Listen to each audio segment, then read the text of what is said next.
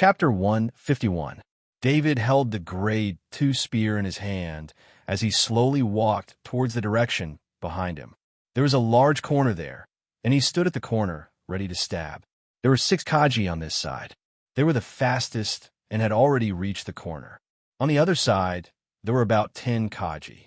They were slightly slower than the 6 Kaji. Of course, the 2 groups of Kaji had obviously compared the time. Perhaps it was because of the difference in strength that one group was faster than the other. Furnace, there's an ambush on my side. Be careful on your side. David warned Furnace while preparing for battle. David, are you okay?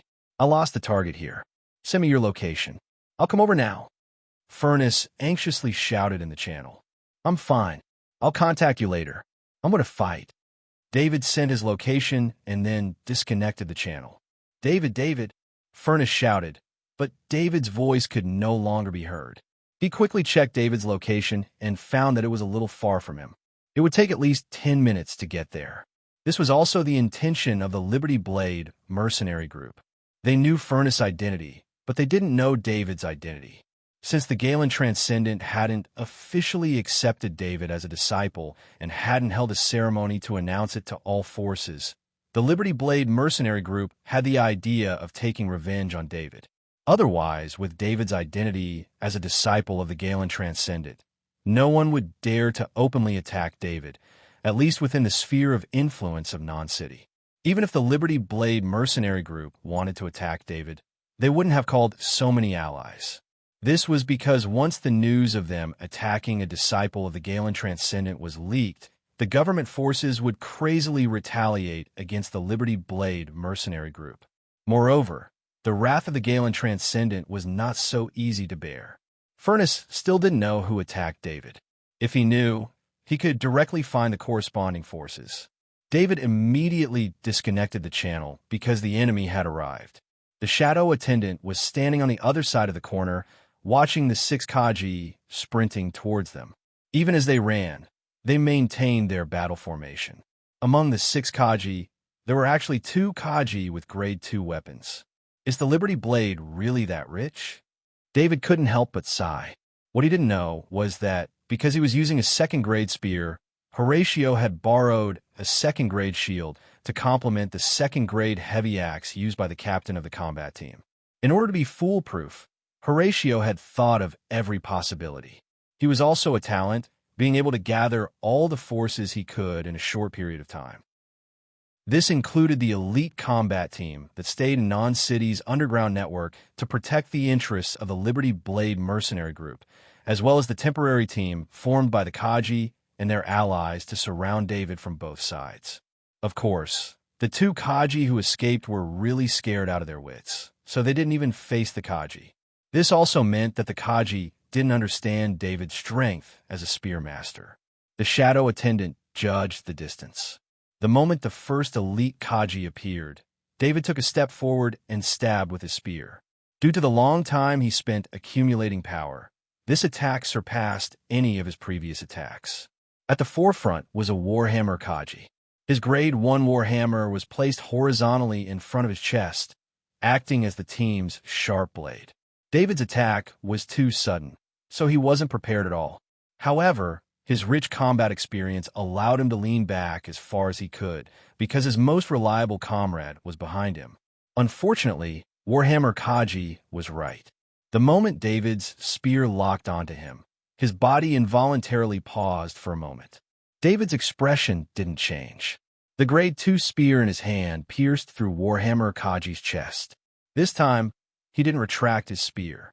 Instead, he lifted Warhammer Kaji's corpse and smashed it towards the Warhammer Kaji, who was holding a grade 2 heavy axe.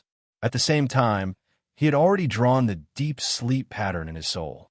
At this moment, he threw it towards the weakest Warhammer Kaji, who was at the back.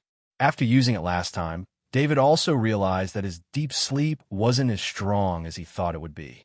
Although he had obtained the inheritance of the brainworm Bewitching Brain and had reached 99% proficiency in deep sleep, the huge difference in the strength of his mental attack made it countless times weaker than the real brainworm Bewitching Brain.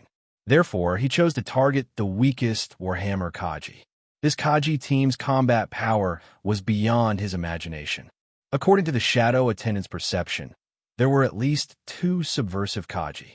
The rest of the Warhammer Kaji were at least intermediate level or above. David's instantaneous attack wasn't over yet. In his soul fortress, the spiritual arrow was also activated. The spiritual arrow was similar to the deep sleep pattern. It was invisible and invisible. It silently hit the heavy axe Kaji on the right. After being hit by the spiritual arrow, the heavy axe Kaji's body trembled. His soul felt as if it was pierced by a long sword and then stirred with force.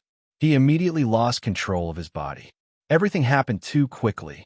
The 6-man elite Kaji team was attacked by David in a short time. Originally, they couldn't see each other, so it was impossible for such a targeted attack to happen. At the same time, a Kaji attacking an elite Kaji team was an act of suicide. However, David's attack methods were too rich. First, he killed the Warhammer Kaji at the front. Then he used the corpse to block the strongest level 2 heavy axe Kaji in the team. He used the deep sleep pattern to affect the spear Kaji at the back and used the spiritual arrow to attack the heavy axe Kaji on the right. In the entire elite team, only 2 Kaji weren't affected. One of them was the shield Kaji with a level 2 spear, and the other was the Warhammer Kaji behind him. The elite Kaji team's configuration was very comprehensive. A shield Kaji, a spear Kaji, 2 Warhammer Kaji, and 2 heavy axe Kaji. However, the only 2 Kaji who weren't affected were unable to counterattack David's sudden attack. This was because the shield Kaji had the weakest attack, so he didn't choose to use the level 2 shield to attack David. The shield Kaji chose to protect the heavy axe Kaji, whose soul was attacked by the spiritual arrow. He used the level 2 shield to protect the heavy axe Kaji, who was paralyzed. The last Warhammer Kaji who wasn't affected had a shield Kaji and heavy axe Kaji in front of him. It would take some time for him to charge past them and attack David. David didn't advance rashly. He took 2 steps back and increased the distance between them. Number 2. How's number 5? The level 2 heavy axe Kaji asked through the team channel. The elite Kaji team's temporary chaos made him unable to attack. His number 4 Warhammer Kaji was already dead, and he didn't know if number 5 heavy axe Kaji was still alive. He was extremely wary of David's methods. Captain, number 5's exoskeleton armor reported that he lost control of his consciousness. However, it's getting better. It will take about a minute. Number 2 shield Kaji replied through the channel. What method attacked number 5? Can you find out? Captain Kaji was extremely shocked by David's silent methods. This was even more terrifying than David's terrifying master spear mastery. I've never seen this method of attack before. It's a bit like a mental attack. Number 2 shield Kaji replied with uncertainty. Number 2 shield Kaji replied while carefully holding his level 2 shield to guard against David's next attack. Unexpectedly, David didn't attack them immediately. Instead, he looked at them. David naturally wouldn't waste this opportunity. He was waiting for an opportunity to kill them in one strike.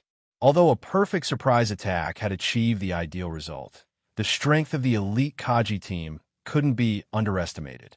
The 2 Kaji with level 2 weapons were both pinnacle Kaji. In a one-on-one situation, David could definitely suppress one of them with his master spear mastery. It was even possible for him to use some methods to kill them. However, in a one-on-2 situation, or even a one-on-many situation, he wasn't confident that he could withstand the attacks of the elite Kaji team. There was a short moment of silence on the battlefield. Both sides maintained a stalemate, but no one attacked first. Chapter 152. Captain Kaji was waiting for number 5 Kaji to recover. At the same time, he was waiting for reinforcements to arrive. David was also waiting. At this moment, in the entire elite Kaji team, Kaji did not notice number 6 Kaji at the very back. Number 6 Kaji stood in place blankly. Although he maintained an attacking posture, in reality, he had already fallen into a deep sleep. In number 6 Kaji's soul, the slumber rune had successfully invaded. Number 6 Kaji's soul was falling into a deep sleep. The slumber rune was also using the energy in number 6 Kaji's soul to transform into an even more terrifying bewitchment rune. If number 6 Kaji was facing the bewitchment overmind directly, he might not have fallen into the trap so easily. But who would have thought that being at the very back of the team, in the safest position, he would suffer the strangest soul attack? In number 6 Kaji's consciousness, he saw the woman he loved in his life. It was a distant memory, but the bewitchment rune activated this memory from the depths of his soul. The joy of seeing the woman he loved made him forget that this woman was already married to someone else. He sank into his own consciousness. He let go of the final defense of his soul, and the bewitchment rune rushed into the depths of his soul like a tide. At this time, David sensed that the soldiers running from the passage behind him were not far away. They would arrive in at most 10 seconds. Obviously, Captain Kaji also heard it. His face hidden behind the helmet revealed a happy expression. Number 5 Kaji let out a groan. Although it had not recovered, it could be seen that it was in the process of recovery. It would not take long for it to fully recover. At this moment, David stepped forward and stabbed out with a rank 2 spear in his hand. His target was Captain Kaji with a rank 2 heavy axe. Captain Kaji was already prepared. He took a step back and used the rank 2 heavy axe to block the spear. Number 2 Kaji supported number 5 Kaji while using his rank 2 shield to block in front of Captain Kaji. David used a feint. He did not force his way into the enemy's formation. 2 Pinnacle Kaji wielding rank 2 weapons were too much of a threat to him. What he wanted to do was to cause chaos in the enemy's formation. This way, he could give number 6 Kaji a chance. Just now, his soul had received a message from the bewitching pattern in the soul of the 6th spear soldier. This was the first time David had successfully bewitched a human, and it was a Kaji.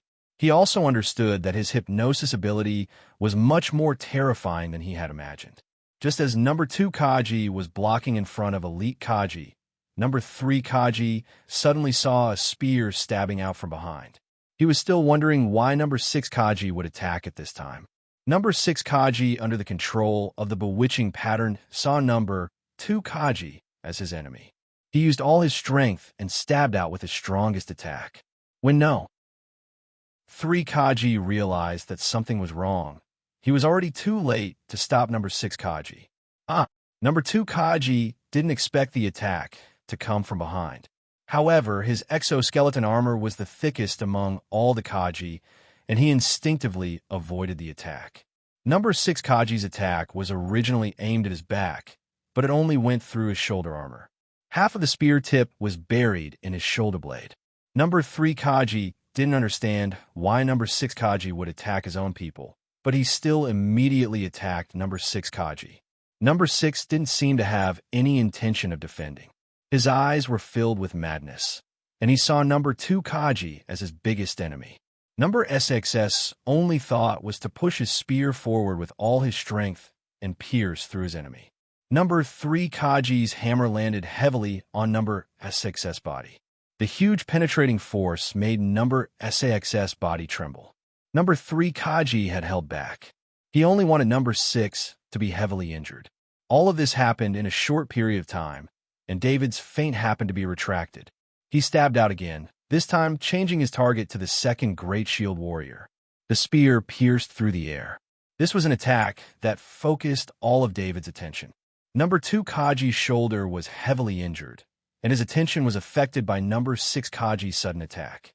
How could he block David's attack? Beside him, Captain Kaji had just retreated. He was also affected by the chaos in his team. He had never encountered such a situation before. By the time he noticed David's attack, his spear had already been pulled out of Kaji's neck. Captain Kaji's heart sank. The team of 6 Kaji had become the fighting force of the Freedom Blade mercenary group in the underground network. Today, only 2 Kaji were still able to fight. While he was still in shock, David's spear attacked him. Number 3, work with me. Although elite Kaji was shocked, his fighting spirit was extremely high. He shouted to his companion as he rushed forward, trying to close the distance between him and David. He knew how terrifying David's spear was. Only by closing the distance could the spear's power be greatly reduced. Of course, from David's continuous attacks, elite Kaji could tell that although David's spear mastery had reached the level of a master, his strength was still very weak. Elite Kaji believed that as long as their weapons collided, he would be able to gain the upper hand. David didn't disappoint him. When the Grade 2 spear and Grade 2 heavy axe collided, Elite Kaji blocked David's stab. As the two second-grade weapons came into contact with each other, the elite soldier captain felt a shockwave pass through him. All the muscles and bones in his body were affected by this shockwave, causing a momentary pause. Although Elite Kaji was surprised, he didn't expect David to be a strength Kaji. However, he didn't panic because the strength of the Grade 2 spear was too weak. He believed that after this collision, David would also receive a powerful backlash. However, out of Elite Kaji's expectation, David did something that no one expected. He loosened his grip, and the Grade 2 spear directly flew out.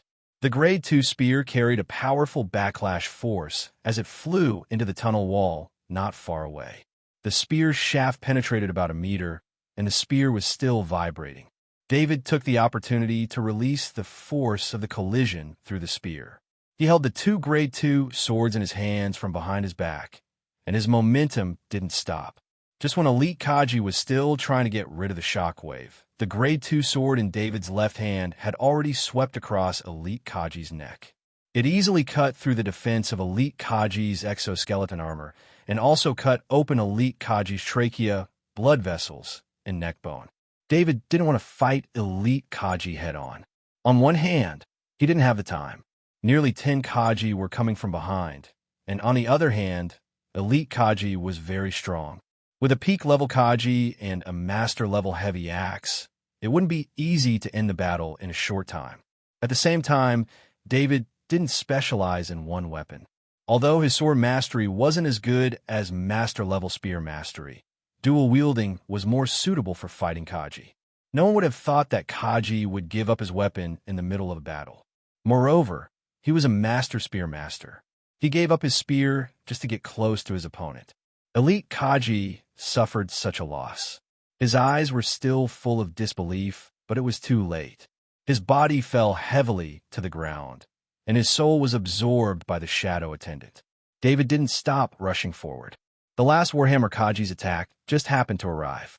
David's left sword slashed at Kaji's wrist, and the sword in his right hand lightly tapped Kaji's head. Warhammer Kaji no longer wanted to fight. He wanted to escape. He was the only Kaji left in the whole team. If he hadn't attacked, he would have already retreated.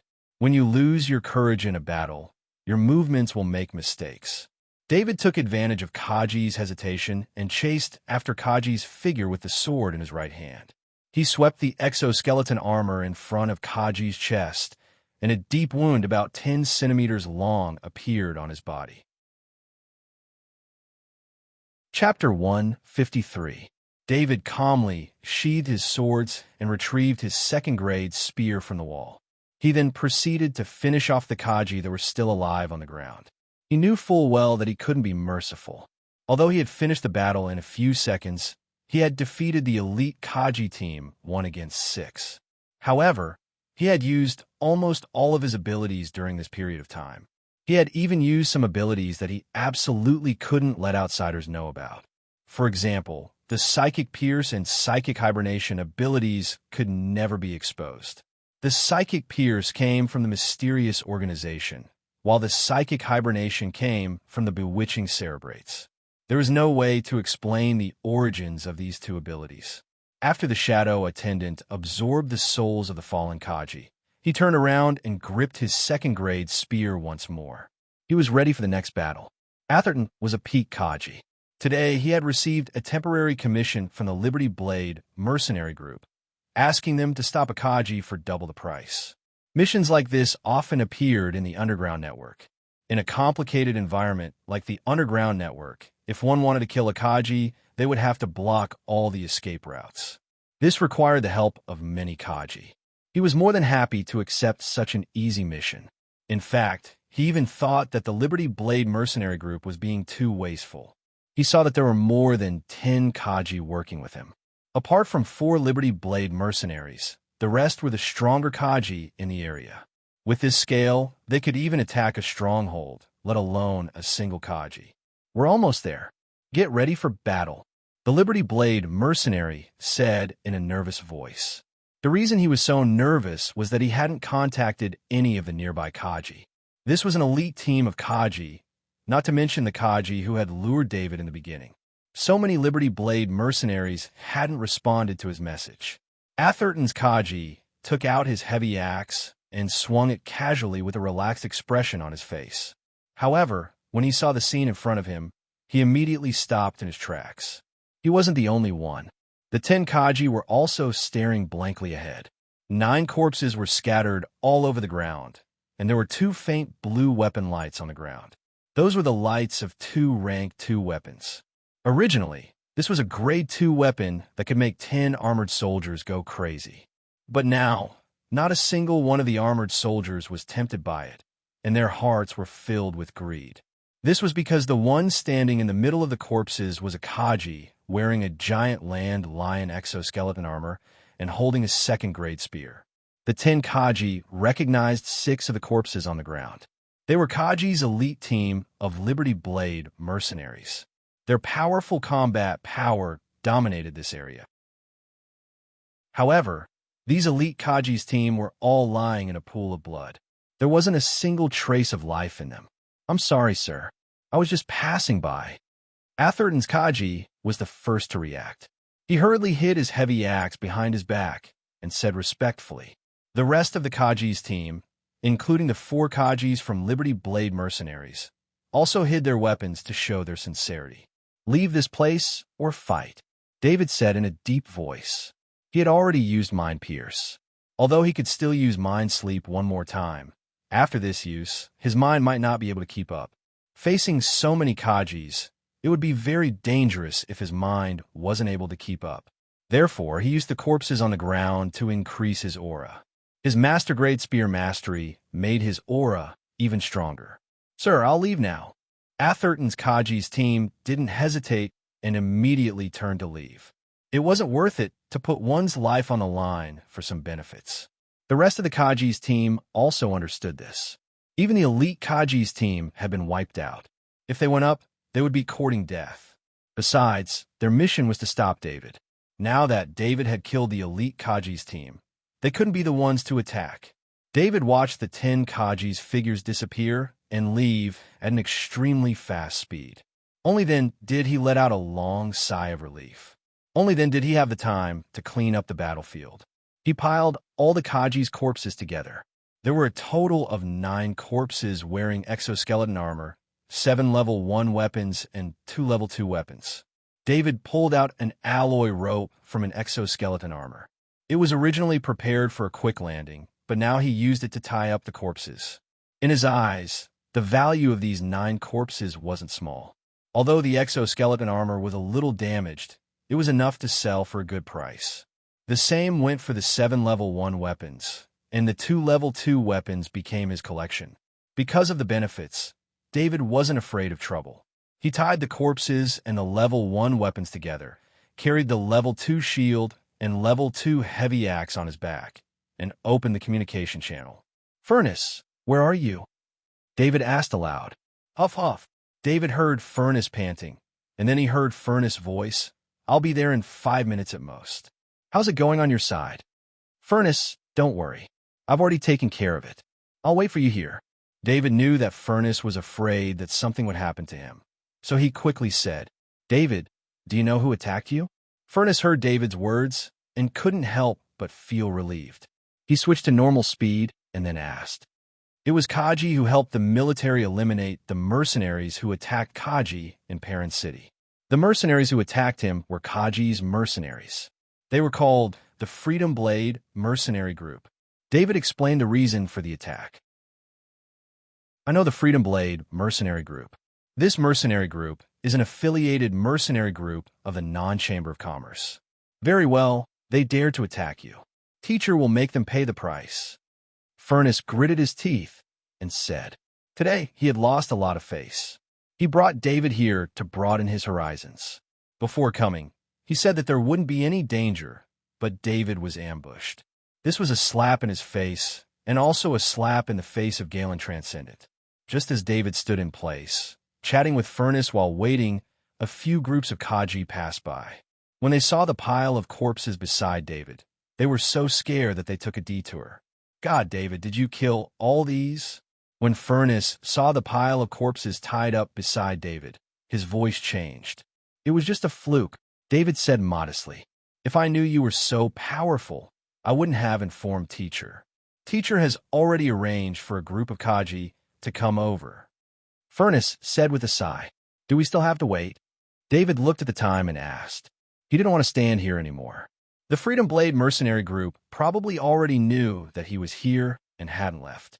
He was a little worried that the Freedom Blade mercenary group would send Kaji over.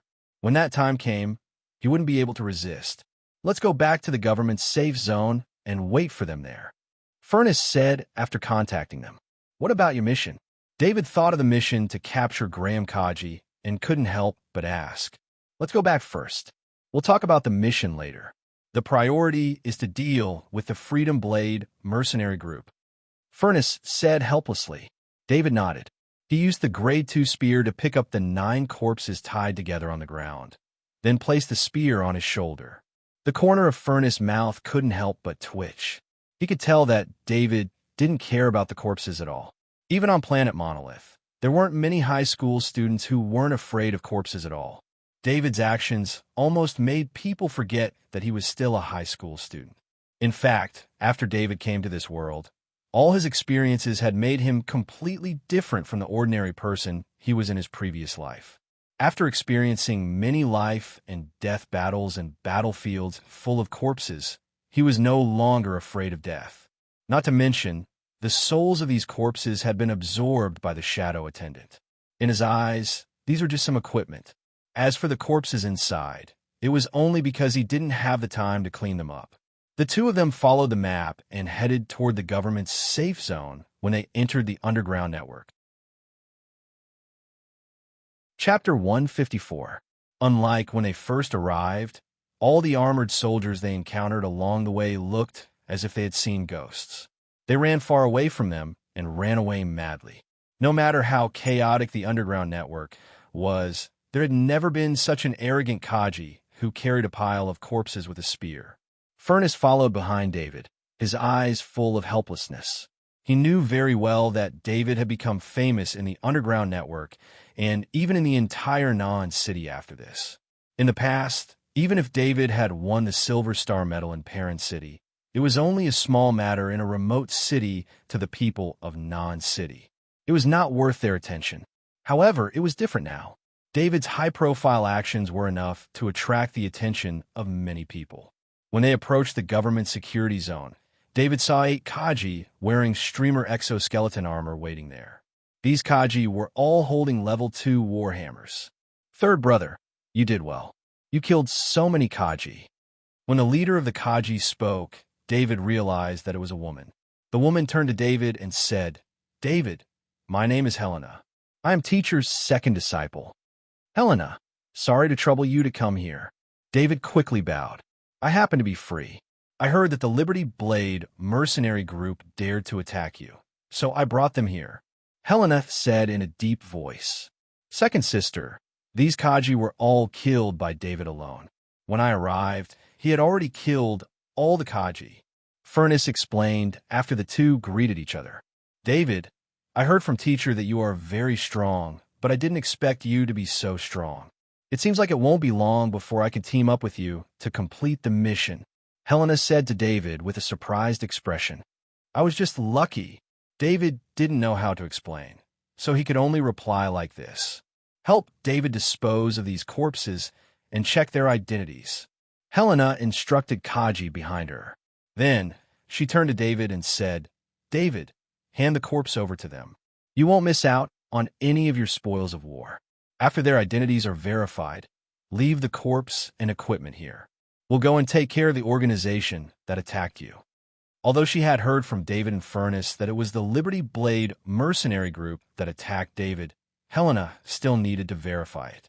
As long as there was conclusive evidence, then Garen Transcendent could publicly retaliate, and Non-Chamber of Commerce would also be in the wrong. It would be hard to say anything. David put down the corpses, and the two Kaji came over to unwrap the corpses one by one. Then, They removed the exoskeleton armor. They were so skilled that David could not help but sigh. Although these Kaji had all become corpses, as long as the identity bracelet that represented their identity was still there, they would know the exact identity of the other party. One Kaji scanned the corpses one by one with an instrument, and the other Kaji moved the 9 sets of exoskeleton armor and first-grade weapons into a safe area. David, what are you going to do with this batch of equipment? Helena glanced at the second-grade shield and second-grade heavy axe on David's back. She did not ask about the second-grade weapons. Instead, she pointed at the equipment that was moved away and asked, I want to repair the exoskeleton armor and get rid of the first-grade weapons, David said indifferently. He was no longer the same person who would be tempted when he saw the exoskeleton armor, and he was no longer the person who would be satisfied with just a first-grade weapon. His vision had long been very high. He already had 5 sets of exoskeleton armor. Although the 5 sets were not very satisfactory, these exoskeleton armors really could not interest him. He was only interested in second-grade weapons. First-grade weapons were no longer in his eyes. Leave it to me. I will get someone to repair it and send it all to the auction house. It'll take some time before I can transfer the credits to you. Helena said with a smile. Helena, thank you so much. David said gratefully. He did not know many people in Non-City. If he really had to deal with it, the value of the exoskeleton armor might plummet.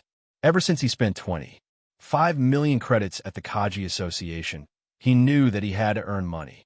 One had to know that he still had to cultivate, maintain the spaceship, and perhaps customize equipment in the future.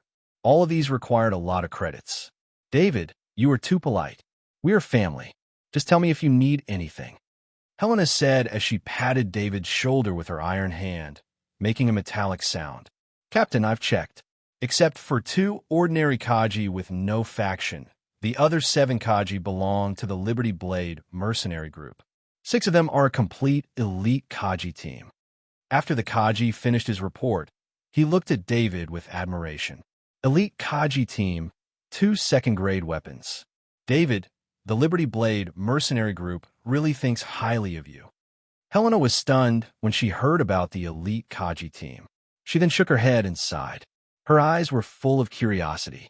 How did David kill such an elite Kaji team? The Liberty Blade mercenary group was not a small faction. They belonged to the Non-Chamber of Commerce. And with the financial support of the Non-Chamber of Commerce, they could naturally attract or nurture the powerful Kaji. It could be said that every Kaji who could join the Liberty Blade mercenary group was an elite among Kaji. Among them, the elites of the elites were chosen, and they were even more valiant in terms of combat power. A mature elite Kaji team lived together, trained together, and fought together. They had a tacit understanding of each other. It would not be easy for a Kaji team of the same number to defeat them, let alone David alone. As they spoke, the Kaji who were dealing with the weapons and equipment returned. Helena waved her hand and said in a deep voice, Let's go to Shelter C-117. That is the Liberty Blade mercenary group's stronghold in the underground network. Today, we will eliminate this stronghold as a way to vent David's anger. After this, we will find trouble with the other strongholds of the Liberty Blade mercenary group. David and Furnace followed behind Helena's team and set off for Shelter C-117. David, second sister, is the captain of the government Kaji Secret Service team. The Kaji Secret Service team is directly under Teacher's command. Furnace whispered to David through the communication channel. What's Helena's strength? David asked curiously. David was very surprised that a female Kaji could become the captain of the government Kaji Secret Service team. It was not that he had never met a female Kaji before. It was just that female Kaji were generally the support type. Second sister is a peak Kaji. She has inherited Teacher's Warhammer mastery and has reached the peak proficiency level long ago. Furnace replied. David was really surprised. Helena was so strong. She was stronger than most male Kaji. As they spoke, they arrived outside Shelter C-117. This is the territory of the Liberty Blade mercenary group. What do you want to do?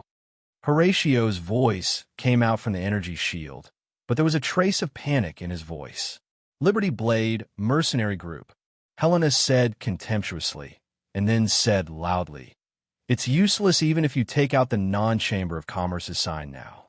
Since you dare to attack David, you have to consider the consequences." Horatio was silent for a while. In fact, he had been commanding the operation. He also found the two Kaji who escaped first. He knew that David was a spear master, and he also knew that David alone killed the elite Kaji team he sent. After knowing this, he understood that David was a genius. What did it mean for such a genius to be working with Furnace? His worry didn't last long. Sure enough, the Kaji Secret Service team of Galen Transcendent came looking for them. At this moment, he didn't dare to open the energy shield no matter what. With the energy shield, he could at least delay some time. He was trying to contact Captain Isaiah, but he couldn't get in touch just now. When he saw the Kaji Secret Service team outside the energy shield, Horatio knew their identity. After being stationed in the underground network for so long, how could he not recognize the Kaji Secret Service team of Galen Transcendent? This was one of the 4 Kaji Secret Service teams in Non-City that were directly under Transcendent. No matter what you are planning to do, you are not welcome here. Please leave immediately, Horatio said in a deep voice. His fingers kept operating on the identity bracelet, but he couldn't get in touch with Captain Isaiah. This situation was almost impossible. The identity bracelet could connect many contacts at the same time. When the captain saw his contact request, he should understand the importance of the matter and would connect immediately. Chapter 155. Commander Isaiah of the Freedom Blade Mercenary Group was currently in a mess. Just a moment ago, the Freedom Blade Mercenary Group was escorting a super-large transport ship out of Na and City's airport, but it was stopped by the military. After contacting the captain of the super-large transport ship, Commander Isaiah learned that the military was conducting a spot check. However, based on the military's level of detail, it would take at least 10 days to complete the inspection of the super-large transport ship. Commander Isaiah didn't need to think too much to know that the military was looking for trouble with the Freedom Blade Mercenary Group. Commander Isaiah wasn't worried about the contraband on the super-large transport ship. However, the cargo on the super-large transport ship was carrying some high-end fruits grown in Non-City. Even if some preservation measures were used, many of these high-end fruits required special preservation and couldn't be stored for more than 10 days. If the super-large transport ship was really detained for 10 days, then the Freedom Blade Mercenary Group's losses would be astronomical. Although these losses were great, Commander Isaiah was more worried about his relationship with the military. They had just eased their relationship with the military not too long ago, so how could something like this happen again? Of course, this wasn't the only thing that happened in the short term. In Non-City, the Freedom Blade Mercenary Group's reception area was visited by Na and City's tax, security, health, and other departments, scaring away the guests who were about to discuss business with the Freedom Blade Mercenary Group. At the same time, the police department also issued arrest warrants for the Freedom Blade Mercenary Group. The names of dozens of Freedom Blade Mercenary Group members were listed on the warrants. Mercenaries were often away from home all year round, so it was common for them to commit crimes of varying degrees. In the past, the Na and Chamber of Commerce would take care of these matters, and the police department would just turn a blind eye to it as long as they didn't commit any crimes in Non-City.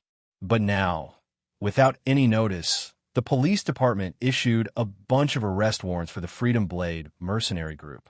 If it was just one thing, then it would be a coincidence, but a bunch of things happened at almost the same time. Commander Isaiah knew that someone was targeting the Freedom Blade Mercenary Group. Only a few big shots in Non-City had this kind of power. However, what he didn't understand was how the Freedom Blade Mercenary Group had offended a big shot in Non-City. Why would they do such a big favor to the Freedom Blade Mercenary Group? After all, the Freedom Blade Mercenary Group wasn't a small mercenary group. On Planet Monolith, the Freedom Blade Mercenary Group was one of the top mercenary groups. Coupled with the Transcendent backing the Na and Chamber of Commerce, there were too few people who dared to make a move against the Freedom Blade Mercenary Group. Commander Isaiah hesitated for a moment before activating a name on his identity bracelet. He stood up straight and waited for the other party's response. Isaiah, I'm aware of the situation. I'm currently asking Sir Hadley for help. President Hume's figure appeared on his identity bracelet as he spoke to Commander Isaiah in a deep voice. President Hume was the president of the Na and Chamber of Commerce. He was also one of the top few people in Non-City. Sir Guild Leader, how did Sir Hadley get involved? Isaiah's leader asked in surprise. How could he not be shocked? The Lord Hadley mentioned by President Hume was the transcendent of the Na and Chamber of Commerce. It was precisely because of the existence of the transcendent that the Na and Chamber of Commerce could stand side by side with the other three major forces. Alerting the transcendent meant that the person targeting the Freedom Blade mercenary group had the same status as the Hadley transcendent. Isaiah, the Freedom Blade mercenary group has been doing well under your leadership. However, some time ago, you offended the military. This time, you attacked a disciple of the Galen Transcendent. Although the Chamber of Commerce has connections, we can't continue like this. After this trouble is resolved, you will retire and become a manager of the Chamber of Commerce. President Hume said indifferently. In fact, if the Freedom Blade mercenary group wasn't so important to the Na and Chamber of Commerce and one of its main fighting forces, President Hume wouldn't want to clean up the mess for the Freedom Blade mercenary group. When the Freedom Blade mercenary group attacked Kaji in Perrin City and caused chaos in the city, President Hume used a lot of his connections to obtain the military's forgiveness. This time, the Freedom Blade mercenary group went even further. They ambushed a disciple of the Galen Transcendent, David, in Na City's underground network. Although David hadn't been announced to the public that he had become a disciple of the Galen Transcendent, who didn't know about it in the upper circles. Sir President, I still don't understand why. Isaiah's face turned pale when he heard that he should retire from his position and become a manager of the Chamber of Commerce. The difference between being a manager of the Na and Chamber of Commerce and being the leader of the Freedom Blade mercenary group was like heaven and earth. Although the Na and Chamber of Commerce was one of the four major forces in Na City and even on Monolith, it was actually a combination of many corporations. The Na and Chamber of Commerce itself didn't have much real power. Even President Hume was only a general coordinator, a leader in name. Isaiah's position as a manager wasn't much better than an ordinary employee sitting in an office. Where did the Freedom Blade mercenary group spend so much on intelligence every year? Don't tell me you still don't know that David is a new disciple of the Galen Transcendent? President Hume finally couldn't hold back his anger and shouted loudly. This kind of behavior was very rare. As the leader of a Chamber of Commerce, he rarely got angry. He had always been particular about making money out of harmony. David is a disciple of the Galen Transcendent. Commander Isaiah's mind went blank. He now understood the reason. He thought of the plan he had arranged. David shouldn't be able to escape. He had a death feud with the Galen Transcendent. However, he immediately thought that if David really died, President Hume wouldn't leave him a way out. Could it be that President Hume wants to trick me into going back so that the Galen Transcendent can vent his anger? The more Commander Isaiah thought about it, the more worried he became. Suddenly, he remembered that Horatio had sent a communication request, but he didn't pick it up because he was in a hurry. He glanced at his identity bracelet. Horatio's communication request was still ongoing. How's the matter? Is David dead? Commander Isaiah typed and sent over. Horatio, who was also very anxious, was delighted when he received Commander Isaiah's reply. He finally got in touch. Seeing the contents of Commander Isaiah's message, he quickly sent over the entire process. Commander Isaiah silently looked at the incident sent by Horatio. His eyes flashed with horror. David had single-handedly wiped out an elite Kaji team and scared away the rest of the Kaji. David himself wasn't injured. Commander Isaiah's heart couldn't help but calm down. As long as David was fine, then there was still room for reconciliation. This also meant that President Hume also wanted to protect him and wasn't ready to betray him. As for the situation that Horatio encountered in Shelter C-117, Commander Isaiah didn't want to ask about it all. He was no longer the commander. Besides, it was Horatio's suggestion that made things turn out this way. If Horatio was in front of him, he would have the thought of killing him. Commander Isaiah thought that President Hume knew everything, so he didn't pass the most accurate information he got from Horatio to President Hume. Break open the energy shield. Helena ordered her 7 subordinates in a deep voice. The 7 Kaji wielding second-grade war hammers didn't hesitate. They rushed to the energy shield of Shelter C-117 and continuously smashed the war hammers in their hands. Energy weapons couldn't be used in the underground network because of the interference of the kryptonite ore. The attacks of the 7 Kaji wielding second-grade war hammers weren't any weaker than energy weapons. The energy shield kept shaking under the attacks. David shifted part of his consciousness to the shadow attendant's body. Then, the shadow attendant flew into the energy shield. He saw that there were only 5 Kaji in exoskeleton armor in the square of Shelter C-117. The rest of the people were hiding in the rooms. Ordinary people couldn't participate in the battle between Kaji. The only thing the ordinary people could do was to wait for the battle to end and let the victor judge their fate.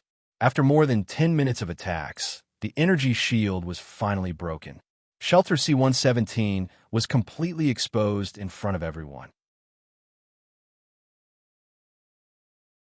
Chapter 156. Horatio looked at the 10 soldiers who entered. Each of them held a Grade 2 weapon in their hands. His heart turned cold. He didn't receive the order to surrender, so he had to resist. Even if he resisted and got caught, it would be better. This was his duty to guard Shelter C-117. If he surrendered without a fight, his life would be over. The Liberty Blade mercenary group would make him take responsibility. Even if he left the Liberty Blade mercenary group with such an experience, no other mercenary group would take him in. Shelter C-117 was not the only stronghold in this stronghold. There were also 5 abandoned mineral veins near the shelter. Although they were abandoned mineral veins, they were attached to large mineral veins, and their output was comparable to that of ordinary low-grade krypton. The most important thing was that there was a super-large defensive shield of Non-City and the powerful military protection of Non-City, which prevented the Zerg from interfering with the mining of minerals. The krypton mines in the wild were all the priority targets of the Zergs. The cost of mining there was high, and the danger was great. The abandoned mineral veins here couldn't compare to it. Kill them, Helena ordered in a deep voice. Her voice was extremely cold and full of murderous intent.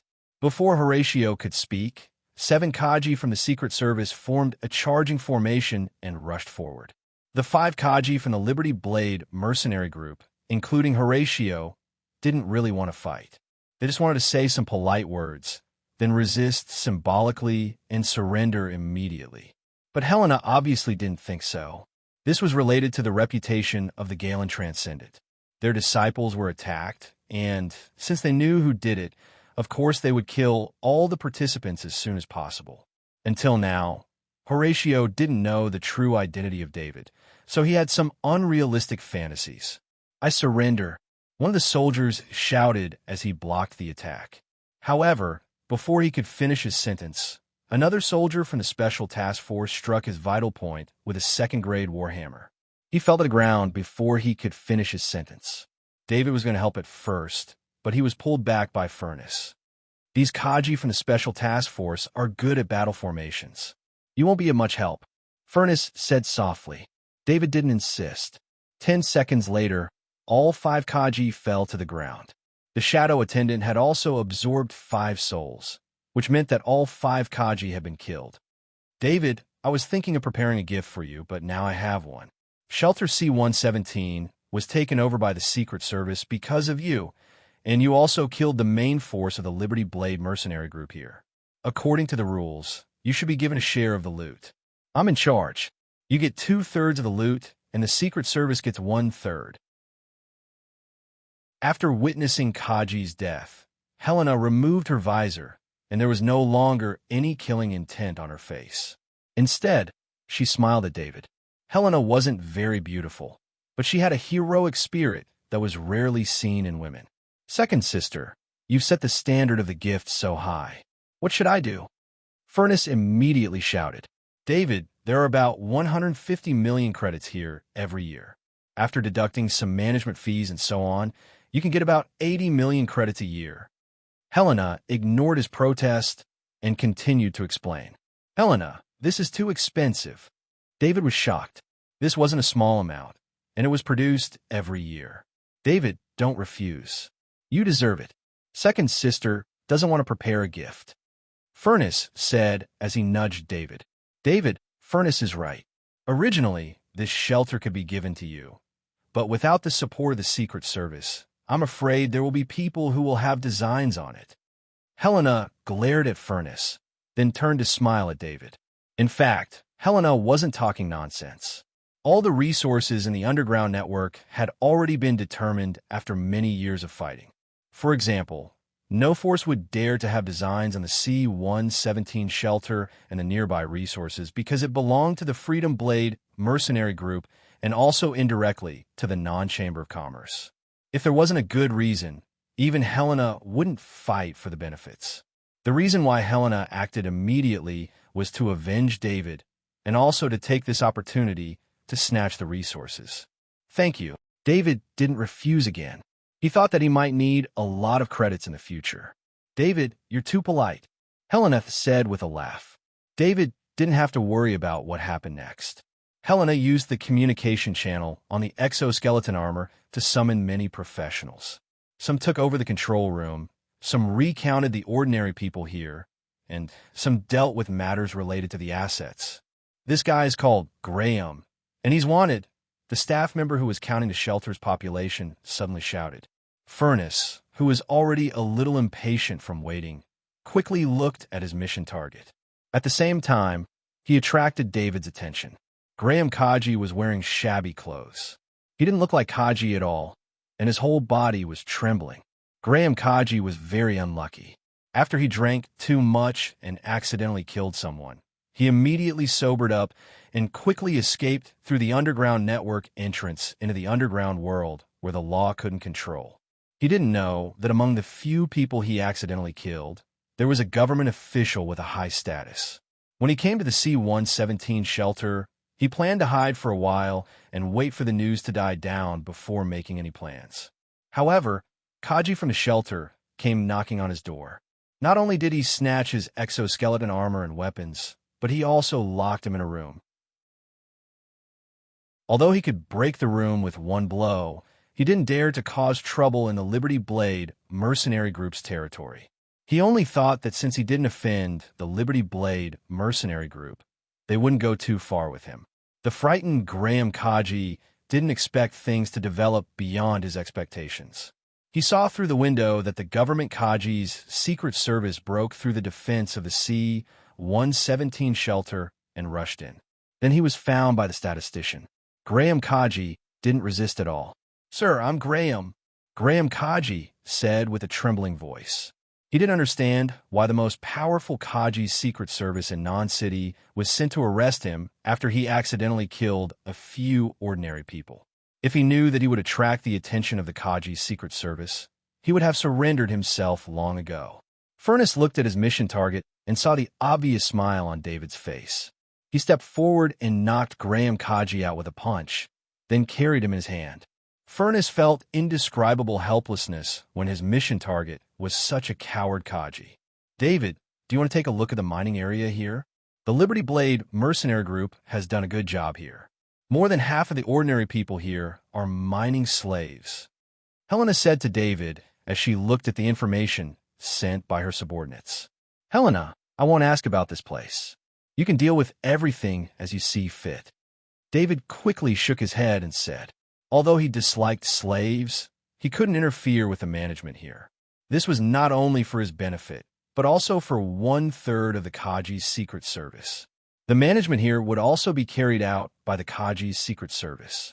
He only got a share of the profit distribution because of his identity as a disciple of the Transcendent Galen. That's good too. You have to learn from teacher and can't be distracted by other things. I will send you the profit here every month along with the account. Helena nodded and said with a smile, Helena, There's nothing for us to do here.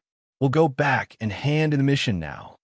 Furnace interrupted while carrying Graham Kaji. After saying goodbye to Helena, the two of them took Graham Kaji to the government security area.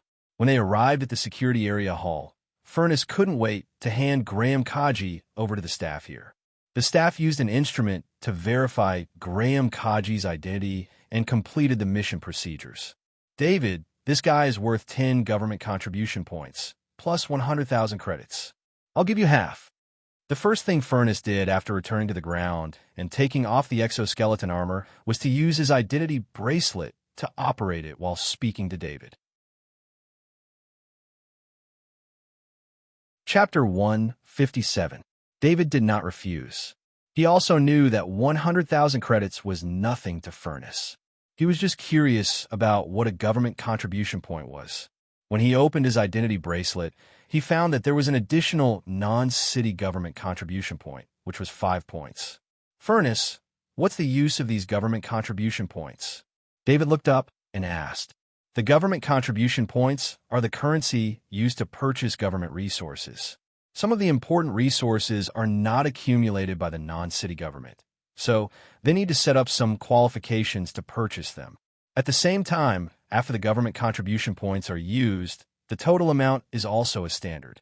After reaching a certain total amount of government contribution points, rare resources can be seen on the government resource website.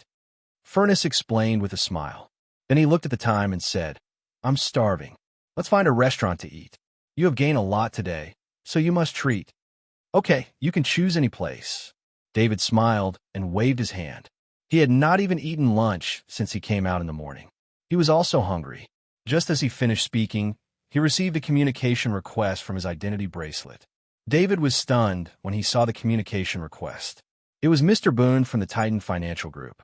He gave Furnace an apologetic look and picked up the call. Mr. David, I heard that you have arrived in Non-City. Are you free now? Can I invite you to dinner? Mr. Boone invited very politely. Mr. Boone, I'm free now. Where are you? David glanced at Furnace. He couldn't refuse such an invitation. He had received a lot of benefits from the Titan Financial Group, and he couldn't just turn his back on them. Mr. David, I'll wait for you at the Garden Restaurant. Mr. Boone seemed very happy and immediately replied. David turned off the voice function of his identity bracelet, then turned to Furnace and asked, Furnace, someone is treating. Do you want to go together? No need, but I'm on the way to the Garden Restaurant. I'll leave after I send you there. You owe me a meal. Furnace smiled and shook his head. I can't forget. David didn't try to persuade him. He still didn't know why Mr. Boone was looking for him. Furnace walked David to the entrance of the Garden Hotel and waved goodbye to David. I'll send your equipment to your home. When David jumped out of the hover car, he immediately saw Mr. Boone, who was greeting him with a smile in front of the restaurant. Mr. Boone looked at David's figure and couldn't help but sigh in his heart. It was just a potential investment. Not many days had passed, and this favor was going to be used up. He didn't know if this was the right thing to do. In fact, he couldn't make a decision at his level. This matter was beyond his control. Mr. David, welcome. Please come with me. Mr. Boone bowed. Mr. Boone, may I know why you are looking for me? David had some friendship with Mr. Boone, so he didn't hold back and asked while walking. Mr. David, young master bonner of the Titan Corporation, heard that you have come to Non-City. He specially asked me to introduce you to him. Mr. Boone replied as he led the way. David's heart skipped a beat. If Mr. Boone was looking for him, it might just be to get in touch. However, young Master Bonner was the heir of the Titan Corporation. His status was extremely high in the Titan Corporation. What would he possibly want from him? David immediately thought of the Freedom Blade Mercenary Group and the Na and Chamber of Commerce. The Titan Corporation was also a major member of the Na and Chamber of Commerce. After guessing the intentions of the Titan Corporation, David didn't say anything else. He simply followed Mr. Boone to a luxurious private room. There was only one young man sitting in the large private room. Just by looking at his temperament, one could guess that he was the Titan Corporation's young Master Bonner. Hello, David, I'm Bonner. I've been looking forward to meeting you for a long time. We finally meet today. Young Master Bonner stood up and introduced himself with a smile after seeing David come in. Mr. Bonner, Thank you for the spaceship. I like it very much," David also said with a smile. Mr. Boone pulled out a chair for David and then left the private room. "Haha, it's just a little toy," Bonner said with a smile as he invited David to sit down. David was a talent with great potential discovered by the Titan Corporation. They had always wanted to invest in him, but David's attitude was somewhat unclear. However, the Titan Corporation still found an opportunity to give him a gift. And this gift became extremely valuable because of Bonner's intervention. It was far more valuable than a normal gift. Originally, this was Bonner's willful behavior. Even if the Titan Corporation's finance department later found out about it, it was just one of Bonner's many wicked interests. However, no one expected David to develop so quickly. He became Kaji, won the Silver Star Medal, and was accepted as a disciple by the Galen Transcendent as soon as he arrived in Non-City. All these achievements made the Titan Corporation feel that this favor was worth it. Suddenly, the Liberty Blade mercenary group openly attacked David in Non-City's underground network. They even had the Galen Transcendent protest directly to the Hadley Transcendent of the Non-Chamber of Commerce. At the same time, the military's Alvin Transcendent also protested to the Hadley Transcendent. The reason was that David was attacked was because David helped the military in an operation. The Liberty Blade mercenary group's actions were a provocation to the military. The huge non-Chamber of Commerce immediately took action and found out about David's past. They also discovered that the Titan Corporation had invested in David. As the person who participated in the investment, Boone was originally the most suitable person to negotiate with David to ease the conflict with the Liberty Blade mercenary group. However, David was a disciple of the Galen Transcendent. Boone was no longer qualified to negotiate with David on an equal footing. If the non-Chamber of Commerce dared to let Boone negotiate with David, perhaps the young David might not say anything. However, what would the Galen Transcendent behind him think? Therefore, the non-Chamber of Commerce found Bonner, who had indirectly established a relationship with David. This was also the reason why Bonner was here. Of course, the non-Chamber of Commerce also paid a considerable price for Bonner to come forward. 2 waiters served dinner. David looked at the waiter's standard etiquette and immediately knew that this was a very formal dinner. Caviar, foie gras, and cream chicken crisp were served first. The portions were not much, but David also understood the preciousness of these dishes. The raw materials used for the caviar and foie gras were specialties of other planets. They were transported from afar and had to be fresh. The price was far from simple. After that, a series of dishes were served. Seafood soup, white milk sauce, sirloin steak, mushroom sauce, raw vegetable salad, cheese, and juice. The whole dinner followed the standard dinner etiquette. The waiters served the right dishes at the most appropriate time. If it weren't for the fact that David was underage and couldn't drink, David believed that the best red wine would also appear on this table. Although the dishes were extremely luxurious, David didn't have much interest in them. He had been waiting for Bonner to say the purpose of today's visit. It's just that Bonner had always maintained the standard etiquette and didn't talk about business during the meal. Instead, he chatted with David about some interesting things. When the dinner was over, Bonner invited David to sit in the rest area, and the waiters served 2 cups of tea. "David, I invited you here today, on the one hand, to get to know you as a young man, and, on the other hand, I was entrusted by the non-Chamber of Commerce to mediate the conflict between you and the Liberty Blade mercenary group." Bonner picked up the teacup, took a sip, and said the reason with a smile. David had already guessed it in his heart, so he wasn't surprised to hear Bonner say this. It's just that the other party seemed to have overestimated the friendship between him and the Titan Consortium. Although the Titan S-600 transport spaceship was indeed extremely luxurious, it was not what David wanted, nor was it a necessity. Perhaps he would make some concessions for other small matters for the sake of their friendship. But the Liberty Blade mercenary group had attacked him. If it weren't for his strength, he would have died in the underground network by now. How could such a great hatred be settled with just a few words from Bonner? Not to mention that this also involved the Galen Transcendent and some interests of related interest groups. Chapter 158. Mr. Bonner, Are you trying to use the Titan Consortium's investment to build a friendship with me, to resolve the hatred between me and the Liberty Blade mercenary group? David didn't drink his tea. Instead, he looked at young Master Bonner seriously and asked in a deep voice. Bonner was taken aback when he heard this. He found that there was something wrong with David's tone. What he just said was a conflict, but what David said was hatred. There was a big difference between the two. Bonner immediately recalled the cause of the incident. He found that the non-Chamber of Commerce didn't have much information. They only knew that the Liberty Blade mercenary group sent several Kaji to ambush David, but the operation failed. After that, Galen Transcendent and Alvin Transcendent came forward and attacked the Liberty Blade mercenary group together. They also protested to the non-Chamber of Commerce. However, the most important part of the incident was the attack on David, but there was no specific information. Could it be that it wasn't a simple attack at that time, and something else had happened? In fact, the specific information about what happened in the underground network was not sent back to the non-Chamber of Commerce due to communication problems and the unwillingness of Captain Isaiah. In addition, the Kaji Secret Service led by Helena was too fast. Shelter C-117 was quickly occupied, and all the mercenaries of the Liberty Blade mercenary group were either killed or captured. The follow-up information was not sent back in time. David, I represent the non-Chamber of Commerce today. The captain of the Liberty Blade mercenary group has been removed from his position.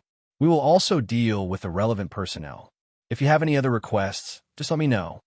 Bonner had no choice but to continue the discussion at this time. He had accepted the benefits of the non-Chamber of Commerce, so he couldn't let it end like this. Mr. Bonner, I will tell Uncle Galen that I will no longer pursue the matter. This is also my gratitude to the Titan Consortium. David looked at young Master Bonner and said in a deep voice. After that, he slowly stood up and continued. I have experienced too many things today, so I will take my leave first. Bonner didn't come back to his senses until David left. He had just heard David address Galen as an extraordinary. Normally, calling him uncle didn't mean much, but after confirming their relationship as master and disciple, he still continued to address Galen in such a manner, so he could understand some of the meaning behind it. In addition, he also understood the hidden meaning in David's words. His relationship with the Titan Corporation was over. David didn't even consider him as a member of the non-Chamber of Commerce. He only talked to him because he recognized his identity as a member of the Titan Consortium. Did I borrow something? Bonner asked himself softly. Master Bonner, David has left. Mr. Boone gently pushed open the door and reported to Bonner softly. Fine, I'll leave. I've completed the task entrusted to me by the Chamber of Commerce. Young Master Bonner exhaled deeply, expelling all his depression, and then said, Mr. Bonner, I just received detailed information about this incident. Do you want to take a look? Mr. Boone continued. The Chamber of Commerce's intelligence system really needs to be cleaned up. Such an important piece of information only arrived now. Bonner said as he received and opened the information. As he read the information, his expression became more and more gloomy. Damn Hume, he's playing with me. He only sent me the information after I finished my discussion with David. Young Master Bonner threw the teacup in front of him away with a wave of his hand and then cursed loudly. His gaffe wasn't without reason. He saw David kill an elite Kaji team of the Liberty Blade mercenary group by himself. Moreover, that elite Kaji team even used 2 second-grade weapons. David had just passed the Kaji Association's Kaji qualification examination, yet he already had such a terrifying record. What kind of talent was this? This was simply a monstrous existence. Moreover, the information also mentioned that David's spear mastery had reached the master level, which made Bonner's heart ache even more. If he had gotten this information earlier, he wouldn't have used up such a monstrous favor for some immediate benefits. This favor should have been deepened slowly until David had completely grown up and the Titan Consortium would have received huge benefits. But now, looking at David's expression when he just left, he knew that the Titan Consortium had not only used up this favor, but also turned this favor into hostility. Mr. Boone stood aside, not daring to speak. He also saw Bonner's rage. For some reason, He had an ambiguous feeling in his heart. When David returned home by public transport hover car, it was already past 10 o'clock in the evening. His exoskeleton armor and several second-grade weapons were all placed in the hall. This was the authority he had given to Furnace. He didn't care about that and applied to connect to the Garen Transcendent Identity Bracelet. David, you're home. The figure of the Garen Transcendent appeared on the identity bracelet. He smiled and said to David, "Uncle Garen, I just got home." David felt his concern and replied, "I agreed to let Furnace take you to the underground network, but I didn't expect you to be in danger. You did very well, and I'm proud of you." The Garen Transcendent continued, "If it wasn't for his agreement, Furnace wouldn't have brought David into such a dangerous place. No matter how strong David was, he was just a minor child. However, the Garen Transcendent agreed to let Furnace take David into the underground network in order to let David know the two sides of this world." When David became his disciple, David was no longer an ordinary person. In order to let David know more about this world, he needed to let David know everything about Non-City. "Uncle Garen, Bonner from the Titan Financial Group, came to find me today. I agreed not to pursue the matter of the Liberty Blade mercenary group. You won't blame me, right?" David said, a little embarrassed. "David, you did the right thing. It's best to repay favors as soon as possible. In the past, you didn't have a foundation and might have needed the support of the Titan Financial Group. But now, you don't need that anymore. Favors will only become more of a burden as you become stronger." The Garen Transcendent said with a laugh. He had a personal experience with favors. Now, as long as he sought out favors from the past, it would not be simple. The only favor he couldn't repay was the favor he owed to David's father, Hans. Of course, that had long since become a solid friendship. The reason the Garen Transcendent treated David so well was because of his relationship with Hans. Due to his cultivation, he didn't have any descendants. Ever since Hans came to him for help, he treated David as his own child. Otherwise, why would a transcendent powerhouse like him personally teach a high school student? After all, any one of his subordinates would be enough to teach David. "Uncle Garen, my decision won't affect your interests, right?" David asked, still worried. "What interest can there be, David? When you become stronger, you'll discover that these interests are trivial." The Garen Transcendent said with a wave of his hand. What happened in Non-City couldn't be hidden from the Garen Transcendent. The Garen Transcendent already knew that David was invited to a banquet by Master Bonner. As for the treatment of the Freedom Blade mercenary group, he just wanted to deter some people, not to destroy the Freedom Blade mercenary group. After all, the Freedom Blade mercenary group was also an important combat force in the defense of the Monolith Star and was under the control of the Non-Chamber of Commerce. Of course, this didn't mean that he was ready to let go of the matter completely. He wouldn't give up the benefits that David got. David's growth required resources. In this regard, he could help David, but David himself also needed corresponding industries. For example, Shelter C-117 was one of the industries he prepared for David. After ending the call with the Garen Transcendent, David had time to pay attention to today's harvest. In the battle in the underground network, there were as many as 14 Kaji who died. Among them, 9 were killed by him, and 5 were killed by the Kaji Secret Service team. The exoskeleton armor and first-grade weapons were all handed over to Helena.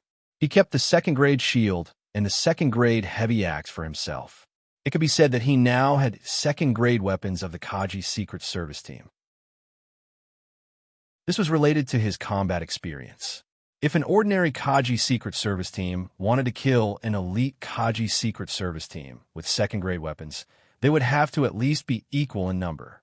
Therefore, the spoils of war after the battle would have to be distributed, unlike David, who had a huge harvest after killing the enemy alone. Chapter 159. As the battle had consumed a large amount of his spirit, David barely managed to finish the day's training and went straight to bed. He did not absorb the shadow attendant's spirit energy. He knew that the spirit arrow and the spirit energy consumed by drawing the slumber rune could be recovered through rest.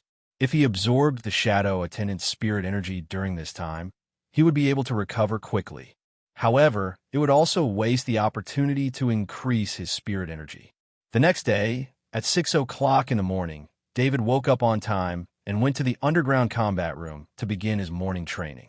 After 2 hours of training, he washed up and went to the dining room. The AI butler here had been replaced by Emma. When he sat down in the dining room, the AI butler, Emma, served him a familiar breakfast. Emma, where did this level 1 strengthened meat come from? David suddenly noticed a level 1 strengthened meat on the dining table and asked curiously.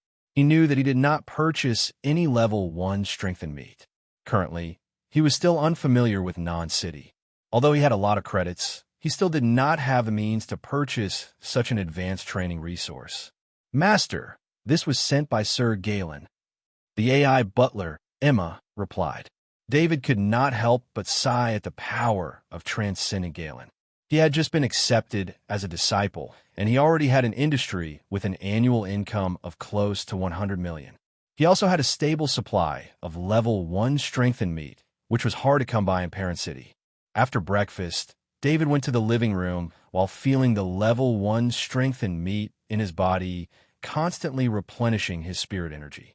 Sitting on the sofa in the living room in the most comfortable position, David pressed his hand on the shadow attendant's shoulder.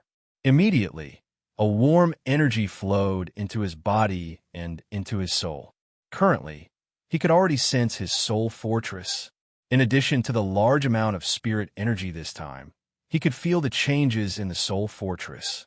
When the warm energy entered his soul, the soul fortress began to tremble slightly. A thin mist began to form inside the fortress, and his soul was slowly becoming stronger. However, the soul energy provided by the 14 Kaji only lasted for a short period of time. He opened his eyes, and a sparkling light flashed through them. Shadow attendant, show me my status panel. David ordered telepathically. Then he saw the change in his spirit value. His will had increased from 502 to 505. 14 Kajis and the soul energy he had accumulated had increased his will by 0.3. He couldn't help but take a deep breath. In a battle of this scale, with so many Kajis dead, his will had only increased by this little bit. If he wanted to greatly increase his spirit, the only way was to go to the battlefield. However, with the shadow attendant's absorption range and the fact that it was 20 meters away from him, the shadow attendant would only be able to absorb the souls within 40 meters. Even if he were to enter the battlefield, he probably wouldn't be able to absorb many souls. David shook his head and cast these thoughts aside. It was too early to think about it now. What he needed to do now was to improve his strength, vitality, and dexterity. His will was already the strongest among all his attributes. He once again sensed the shadow attendant's body. There were 14 more knowledge balls in the shadow attendant's body. Among them, the ones that attracted his attention the most were the 7 yellow knowledge balls. Moreover, the 7 yellow knowledge balls were a very deep yellow. This is non-city after all. The quality of the Kajis here is much higher than in Parent City. David couldn't help but sigh. He had absorbed dozens of Kaji souls in Parent City, but there were very few proficient knowledge balls among them. This time, he had only fought one battle, and among the 14 Kajis, there were 7 proficient knowledge balls. In fact, if it weren't for the Liberty Blade mercenary group sending out the elite Kajis team, there wouldn't be so many Kajis with proficient knowledge. David checked these proficient knowledge balls one by one, the joy in his eyes overflowing with words. Heavy Axe Mastery, 95% proficiency. Heavy Axe Mastery, 60% proficiency. Shield Mastery, 89% proficiency. Spear Mastery, 52% proficiency. Warhammer Mastery, 75% proficiency. Warhammer Mastery, 78% proficiency. Advanced Physical Skills, 66% proficiency. From the first 6 knowledge balls, David could analyze that these 6 knowledge balls came from the elite Kaji's team that he had to use all his abilities to kill. The proficient level knowledge light orb provided by this small team instantly made up for his weaknesses in the Warhammer and Shield. It could also raise his mastery of heavy axes to a level that was extremely close to peak proficient. Of course, the spear mastery with 52% proficiency, was not of much use to him now. What surprised him the most was the advanced physical skills with 66% proficiency. This was the first time he had seen the physical skills provided by the Kaji's team. One had to know that in order to fight and obtain more resources, the strongest ability of the armored soldiers was almost always combat ability. In addition, the improvement in combat was the most obvious. Compared to the proficiency of the physical skills, it was also faster. Therefore, it was hard to imagine how an advanced physical skills with 66% proficiency could appear. What also puzzled David was what the advanced physical skills were, and what was the difference between them and the physical skills he had mastered so far. David glanced at the rest of the knowledge balls. Those skillful knowledge balls were no longer able to attract his attention. He would find some time to slowly assimilate these knowledge balls. He reckoned that they would provide him with very little knowledge and experience. However, although the improvement would be very small, he would not waste any of the knowledge balls. After all, these knowledge and experience were the accumulation of Kaji's life. If he had to experience and learn them himself, he would have to spend a lot of effort and time. Refocusing his attention on the advanced physical skills, 66% proficiency, David could not wait any longer. He wanted to integrate this knowledge ball and master the advanced physical skills ability. What David did not know was that this advanced physical skills, 66% proficiency, knowledge ball came from Horatio Kaji, the supervisor of the C-117 shelter in the underground network. Horatio was assigned to Non-City by the Liberty Blade mercenary group a long time ago and managed the C-177 shelter for many years. For most people, the underground network was a very dangerous place. However, for Horatio, the supervisor sent here by the Liberty Blade mercenary group, the underground network was extremely safe and had a lot of hidden income. Usually, the safety of a shelter was maintained by his subordinates, and no one would cause trouble in the stronghold of the Liberty Blade mercenary group. The safety of the 5 mining areas was protected by the mercenaries Kaji and the elite Kaji team as backup. At least in the years that Horatio had been in the C-117 shelter, he had never needed to personally take action. What Horatio had to do was to coordinate the relationship between the C-117 shelter and other forces, and at the same time, manage the kryptonite mines produced here. It was for this reason that Horatio did not need to consider the improvement of his combat ability at all. Instead, he chose to practice physical skills wholeheartedly. In order to get better results for his physical skills practice, he spent a lot of money and bought a set of advanced Kaji physical skills from the black market. Few people would practice advanced Kaji physical skills because this special physical skill required much more time and resources to practice than the 18 styles of physical skills promoted by the Federation. The difficulty was also many times higher. Without a huge amount of resources and continuous practice, it would be difficult to even reach the beginner level of advanced Kaji physical skills. It was not as good as the 18 styles of physical skills at the proficiency level. Perhaps Horatio had extraordinary talent in this area. After obtaining the advanced Kaji physical skills, he practiced hard. In addition, he used all the income he got from trading in the C-117 shelter to buy resources to improve advanced Kaji physical skills. That was how he managed to improve his mastery of advanced physical skills to 66% proficiency. Over the years in the shelter, not only did his strength reach the peak of Kaji, but his physique was also about to reach the peak of Kaji. Perhaps if Horatio was given more time, he might be able to break through the barrier of Kaji strength. It was a pity that Horatio spent too much time on advanced Kaji physical skills, which made his combat ability very weak. This also caused him to be unable to effectively resist when he encountered Kaji's special task force. In the end, he turned all the experience of practicing advanced Kaji physical skills into this dark yellow light ball of knowledge, which became David's trophy. Chapter 160. Under David's guidance, the Shadow Attendant transferred the advanced physical skill, 66% mastery, knowledge ball into David's body. In an instant, David fell into an illusion. He entered a body that was constantly practicing a special physical skill and felt the body's movements. From the movement of every tiny muscle to the movement of every bone to the flow of blood, it was almost accurate down to the level of the cells. At the same time, a large amount of related knowledge was transferred into David's mind. This advanced physical skill, called Advanced Kaji Physical Skill, was a derivative of many basic physical skills. It was different from the general version of the 18 styles. The 18 styles were suitable for most people. Ordinary people could practice it, and the resources needed were also very little. Of course, after the 18 styles were upgraded, the resources needed to be continuously increased if the effects were to be better. However, the Advanced Kaji Physical Skill was completely different. It was created specifically for Kaji's strength and vitality. To practice the Advanced Kaji Physical Skill, one had to consume a portion of level 1 strengthened meat every day, and after a period of time, one would need to use gene repair fluid to heal the body's internal injuries. From this, it could be seen that the Advanced Kaji Physical Skill was not suitable for ordinary Kaji. Only Kaji who did not need to worry about the consumption of resources had the conditions to practice it.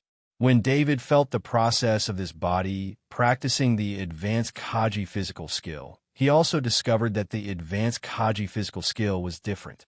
There were a total of 36 styles of the Advanced Kaji Physical Skill, and each style fully exploded the body's functions. 206 femurs and 639 muscles were constantly mobilized during the process of practice. During this period, about 6 billion muscles needed to perfectly coordinate with the 36 movements of the Advanced Kaji Physical Skill. If one was not careful, there would be damage due to the improper coordination between the muscles and bones. Even if the movements were perfect, this violent Advanced Kaji Physical Skill would still cause a certain amount of damage to the body. However, compared to the damage to the body, the increase in strength and vitality was huge. This was like a double-edged sword. If used well, it would steadily increase Kaji's strength and physique, especially his physique. It must be known that Kaji could also reach the pinnacle of strength by practicing the 18 styles of body arts. However, it was extremely difficult to reach the pinnacle of physique. This was also the reason why many pinnacle Kaji were stuck at this level. Even if they had the material conditions to advance, they did not have the courage to take the risk. The illusion didn't last for long. After practicing the Advanced Kaji body arts once, it automatically exited. However, this set of 36 moves, Advanced Kaji body arts, had been engraved into David's soul and had become David's own knowledge. David opened his eyes, a look of surprise on his face. He had never thought that body techniques would be so complicated. Fortunately, he had practiced the soft body technique before. His control over his body had long surpassed the limits of a human body. Otherwise, even with his 66% mastery of advanced body technique, he would still need some time to overcome the limitations of his body. He began to practice the 36 moves of the Advanced Kaji body arts in the living room. As the first move began, his skin started to turn an unusual red color. His blood was being stimulated so quickly that many of his capillaries could not withstand the pressure, causing a large amount of capillaries to bleed. David's body temperature also increased rapidly. Soon, it exceeded the limit of a normal person. His whole body looked like it had just come out of a steamer, white mist rising from his body. The level 1 strengthened meat that had not been completely digested was constantly being forcefully broken down by the Advanced Kaji body arts movements. Even the breakfast he had just finished was turned into energy in a short period of time to replenish his body's huge consumption. At this moment, David's 505 spirit allowed him to accurately compare the small differences between the advanced body technique knowledge he had just mastered and the current practice. He could then adjust accordingly. Perhaps even the powerful person who created the Advanced Kaji body arts would not have thought that someone could accurately practice all 36 moves of the Advanced Kaji body arts on their first try. It must be known that the entire process of practicing the high-grade warrior body technique was actually a process of constantly destroying one's own body. From the first move onwards, the blood, muscles, and bones would be overclocked. After the injury, the level 1 strengthened meat and gene repair fluid would be used to repair the damaged body. During this process of injury and repair, the body would get used to the advanced Kaji body arts practice. David did not pay attention to his body. He was fully focused on how to accurately perform the movements required by the advanced Kaji body arts. When he finished the last move, his mind finally relaxed. Just as he relaxed, he felt pain all over his body, followed by weakness. It was as if he had just finished a long battle. When he looked at his body again, he was shocked to find that his skin was covered with blood scabs. David sensed his whole body and found that not only the surface of his body, but even his muscles had a large area of strain. His bones, especially the bones that he had not practiced before, had cracks on the surface. Fortunately, these cracks were only on the surface of his bones and did not cause any serious damage to his bones. The strain of his muscles was also within his control. These injuries did not affect his normal walking. He endured the pain and walked step by step to the bathroom. The clothes on his body were stuck together with the blood scabs, and he could not take them off. David took out a level 2 military knife from his thigh and cut his clothes. He then rinsed them with water before taking them off. After the blood scabs and clothes were removed, his skin was exposed. His skin was covered with small red dots, and each dot corresponded to the ruptured capillaries in his body. If it was not for the knowledge of the advanced Kaji body arts in his memory that told him that the advanced body arts was not a lie, he would have thought that someone was trying to harm him. Ever since the battle with Officer Kush, he had not suffered such a serious injury. This was under the premise that his constitution was as high as 3. 5. He had 3. 5 times the constitution of an ordinary person. If an ordinary person were to practice the advanced Kaji body arts, then it was very likely that the blood vessels in his body would burst, his bones would be broken, and his muscles would be torn apart. In fact, there was a key content missing from the knowledge that David had received. That was the most basic requirement for practicing the advanced Kaji body arts was to be an advanced Kaji body arts. The reason for this was very simple.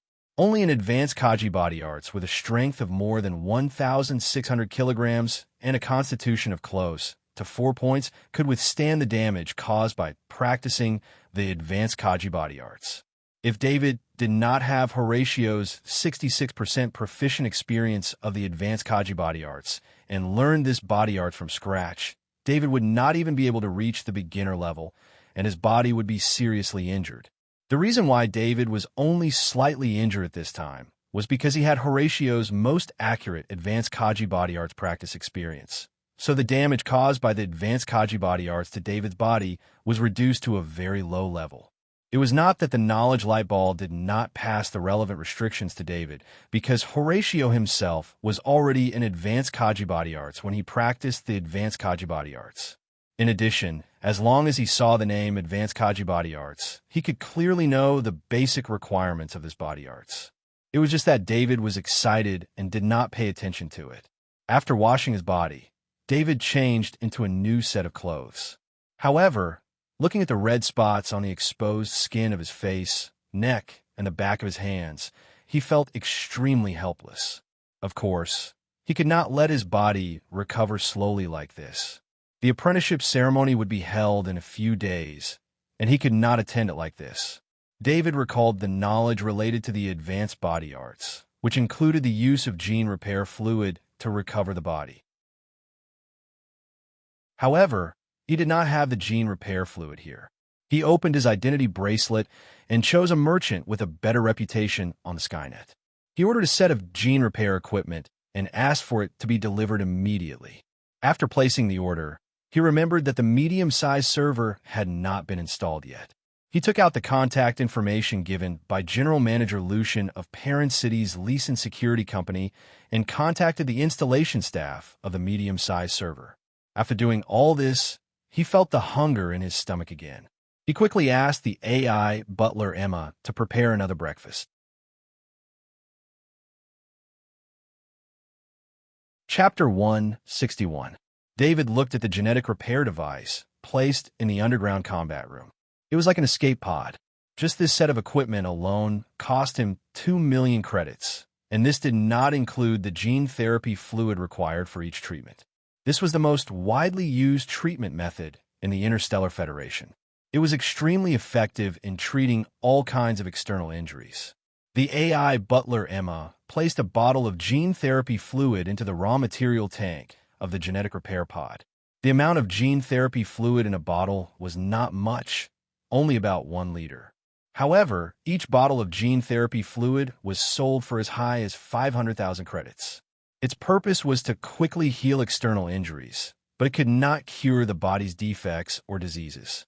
The more serious the injury, the longer the recovery time, and the more gene therapy fluid was required. It could be said that the gene therapy fluid was a way to quickly recover the body by burning money. However, for those who needed to quickly recover their combat strength, or those who did not lack money, this was the best choice. Looking at the liquid in the genetic repair pod slowly turning blue, David removed the military knife, took off his clothes, and jumped in. The liquid in the gene repair cabin contained sufficient oxygen, so David did not have to worry about breathing while he was inside. He was like a fetus in a mother's womb. His body was curled up, and he used this most comfortable position to feel the changes in his body. His bones, muscles, and blood vessels. Every damaged part was nourished by the blue liquid and gradually recovered. David's injuries only looked terrible, but in reality, they were not serious. If it wasn't for the fact that he had to practice the advanced soldier body art continuously every day to achieve the best results, his body would have recovered naturally after a few days of self-recovery. An hour later, when David walked out of the genetic repair pod, the red dots all over his body had disappeared. The injuries on his muscles and bones had also been repaired. As his injuries recovered, he felt the changes in his body after practicing the advanced Kaji body art. He summoned the shadow attendant and activated the attribute panel. He could directly see his own enhancement. Name, David Curse Strength. 3, 63, 1, Agility. 2, 41, 1, Vitality. 3, 63, 1, Spirit. 5, 05, 1. His strength had increased from 1,200 kg to 1,300 kilograms, and his strength had reached 363. At the same time, his vitality had also improved. David was pleasantly surprised to see his strength increase. Until now, he still didn't know that the real benefit of the advanced Kaji body art was not the increase in strength, but the simultaneous increase in strength and constitution. Just like when he wasn't Kaji, he had already grasped the 18 styles of body arts at the proficient level, which allowed his strength and constitution to develop in a balanced manner. This advantage would slowly disappear after he became Kaji. However, at this time, he had obtained a mastery of 66% of the advanced physical skill mastery. This was not something that a novice Kaji like him could master. Even among the advanced Kaji and peak Kaji, there were very few people who could master the advanced physical skill mastery. Everyone's time was limited. Spending a lot of energy and time on the advanced physical skill mastery would inevitably reduce the increase in one's combat strength. Without the corresponding combat strength, one would not be able to obtain the resources for training. This was an endless cycle, which caused most Kaji to lose the idea of training the advanced physical skill mastery. The next day, David resumed his daily training in Parent City. He woke up at 6 in the morning, ate the level 1 strengthened meat, practiced the advanced Kaji body art, and then received the treatment of the gene restoration fluid. Because the advanced Kaji body art consumed a lot of energy and could only be practiced once a day, David only consumed 1 portion of level 1 strengthened meat and 1 portion of gene restoration fluid every day. However, the consumption was not something that an ordinary person could bear. Even if David still had 20 million credits, he could not support this consumption for a long time. A bottle of gene restoration fluid cost 500,000 credits, and with the level 1 strengthened meat provided by Galen Transcendent, David finally understood the huge amount of resources needed for training. After completing all the training of mastery, it was already noon. After lunch, he finally had some free time. The medium-sized server was installed in the study room on the first floor. He went to the study room and began to think about the issue of credits. Although Shelter C-117 and City's underground network had 2/3 of his income, he did not know whether the income was monthly or yearly. Even if it was monthly, it would take at least a month to receive the credits. However, the amount of credits he had now might not be able to support a month's consumption. Although the 500,000 credits in his hand could last for more than 30 days, he had just arrived in Na'an City, and there were too many things that he needed credits for. He opened the management page of Landscape Investment Company on the medium-sized server and looked at the contents of two investments. Parent City's Central Hotel and West City Hotel each had 40% shares.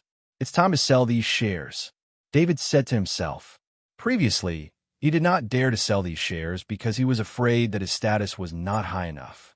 An underage child with such wealth could not help but be coveted. However, with his current status, the shares of two hotels in a small city was a trivial matter. David did not know much about stocks. Whether it was in his previous life or this life, he had never dealt with stocks. He also did not plan to do this himself. He thought of his good friend Myron in Parent City. He looked at the time and then dialed a contact request. David, have you settled down in Na'an City? I am applying for permission to go to Na'an City. I will be there in about 3 weeks. After connecting his identity bracelet, David heard Myron's voice.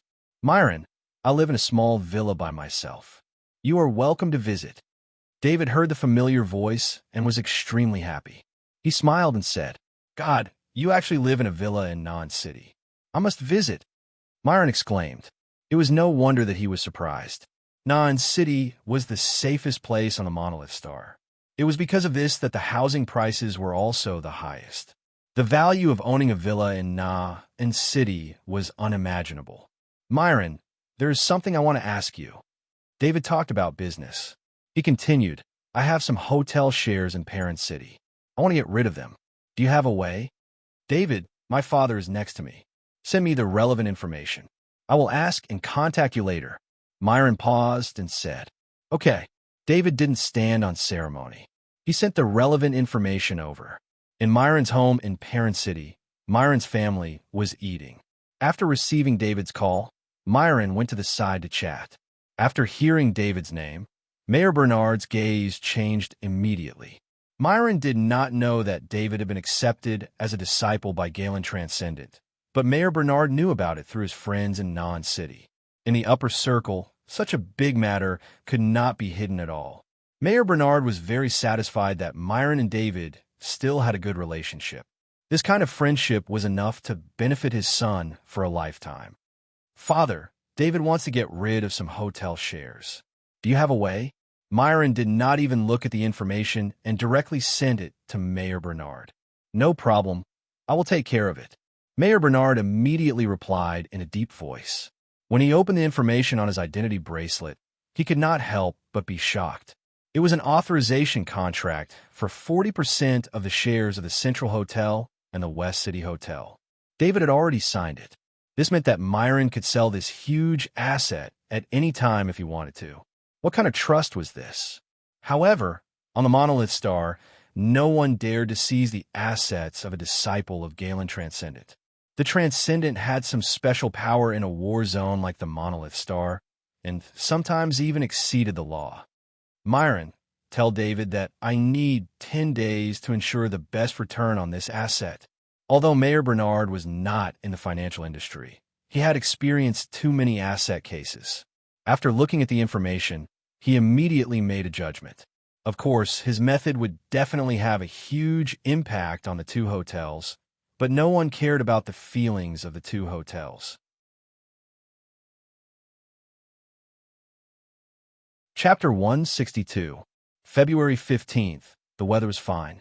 After practicing the advanced Kaji body technique, in the morning, Furnace went to David's villa to recover his body in the gene repair cabin.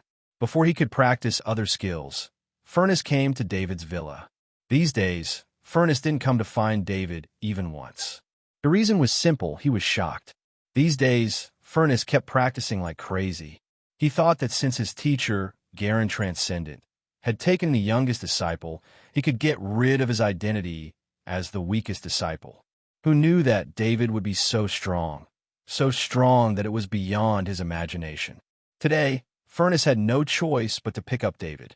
He needed to take David to buy a set of formal attire and take care of his hair before attending the apprenticeship ceremony in the evening. David, why do I feel like you've become stronger again?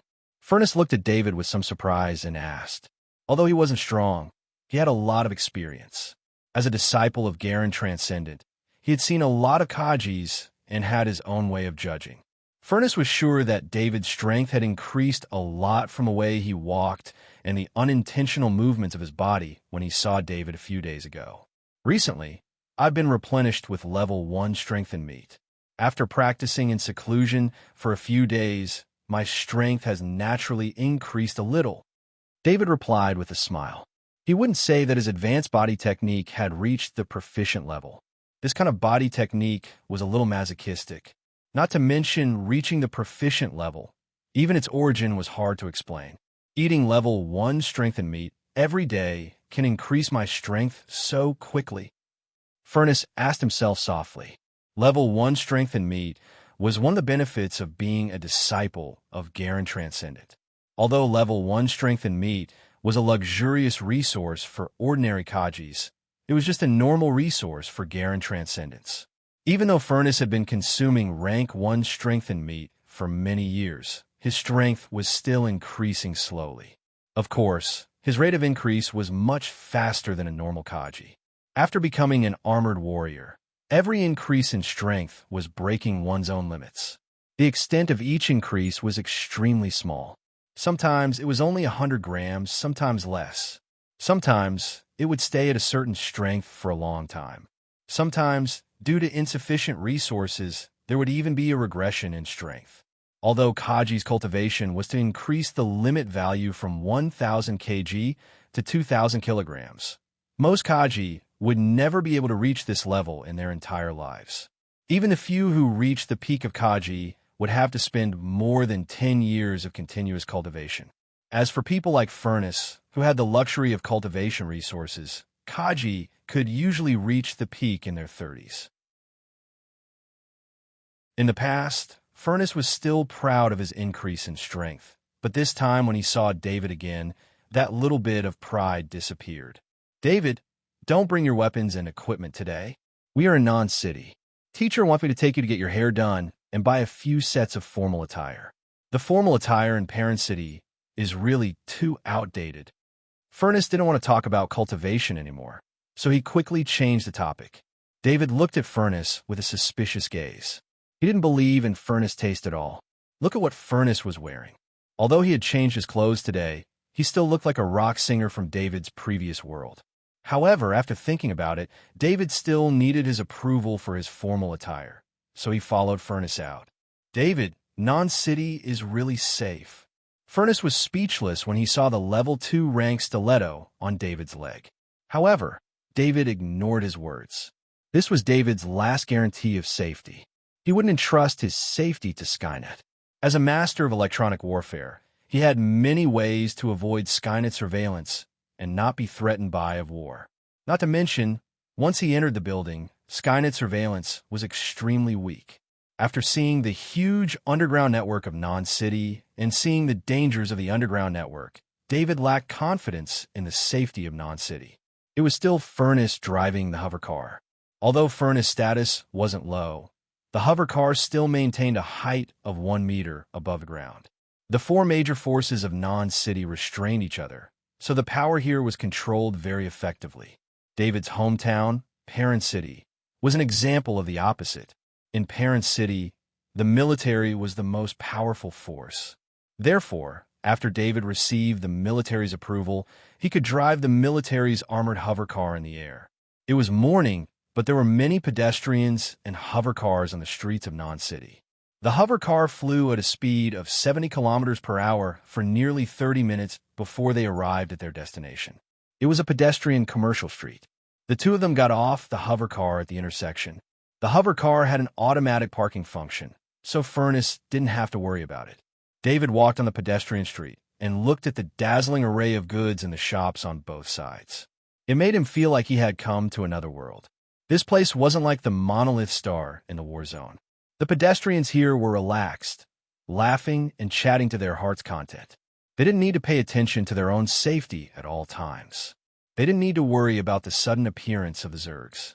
If David hadn't seen the underground network before, he would have thought that this city was as peaceful as heaven, as the legend said. "Mr. Furnace, welcome." When the two of them walked into a Faraday fashion salon, a beautiful attendant came forward and bowed to Furnace with a smile. "Is Tony here? I have made an appointment." Furnace nodded and asked with a smile, "Master Tony is waiting for you. Please follow me." The attendant led the two of them to the inner room. David also saw Master Tony, who Furnace had made an appointment with. He was a 30-year-old man wearing apple green pants, a tight white shirt, and a pink vest. His fingers unconsciously formed an orchid shape out of habit. "Furnace, are you going to let me get a haircut here?" David asked hesitantly. When he saw Master Tony, he had the idea of leaving. "David, Tony is the best stylist in the entire non-city. My style was designed by Tony." Furnace introduced to David with a smile.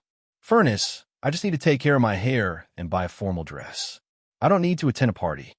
David gritted his teeth and said, "Mr. David, with your figure and face, coupled with your temperament, as long as I design an appropriate style for you, you will be perfect."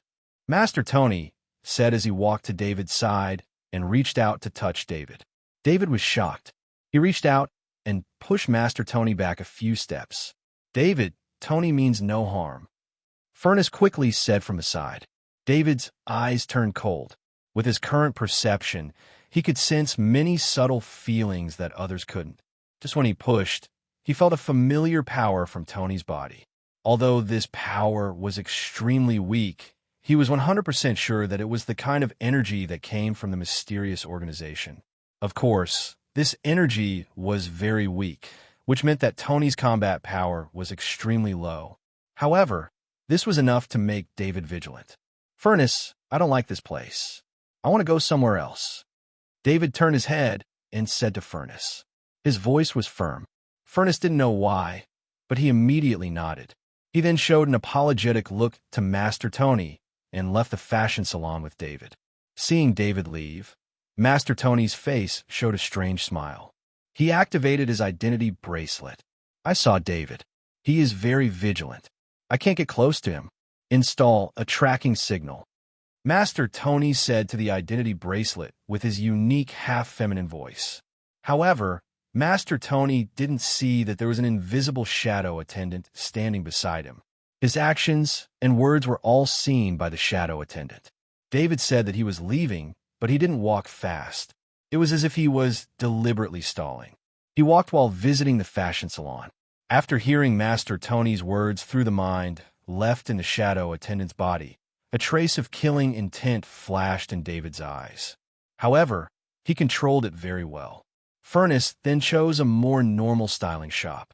David took care of his hair and ordered 3 sets of formal wear from an old-fashioned store. Only then did he finish his preparations before becoming a disciple.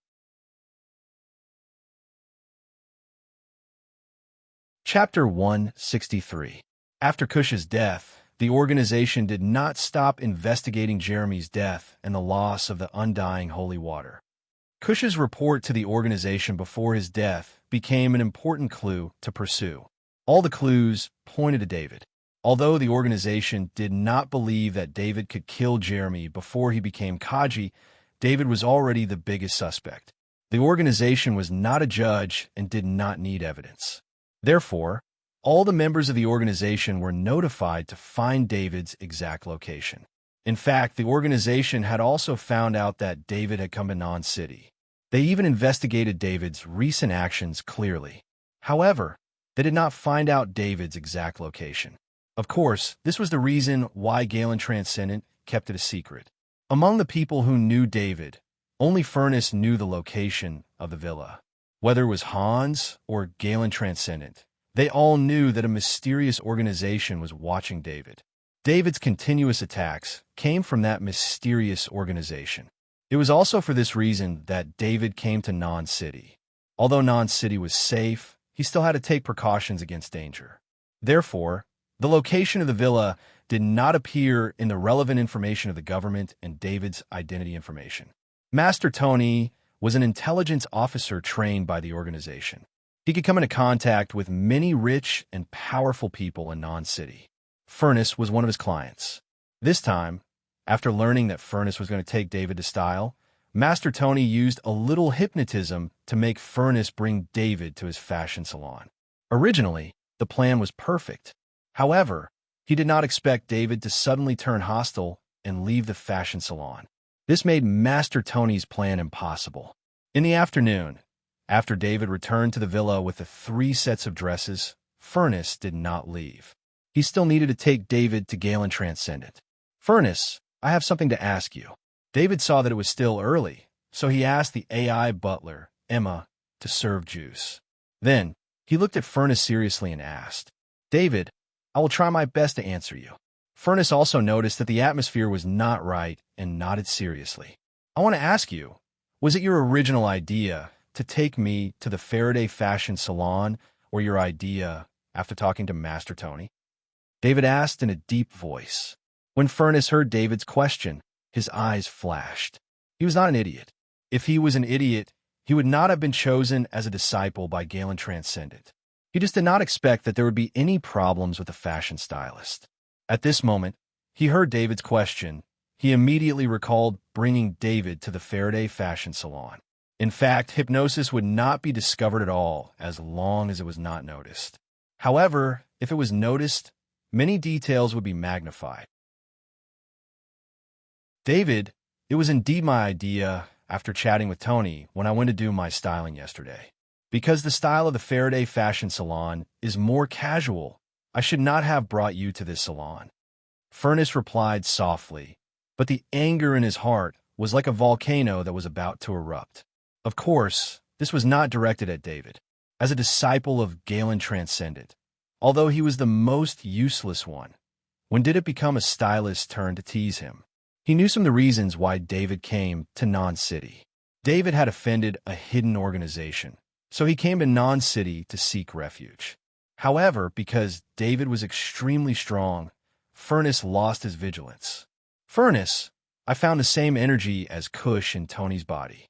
I will not be wrong about this." David said his judgment in a deep voice. "David, report this to the teacher. Maybe we can find some information about the organization that is dealing with you from Tony's clues."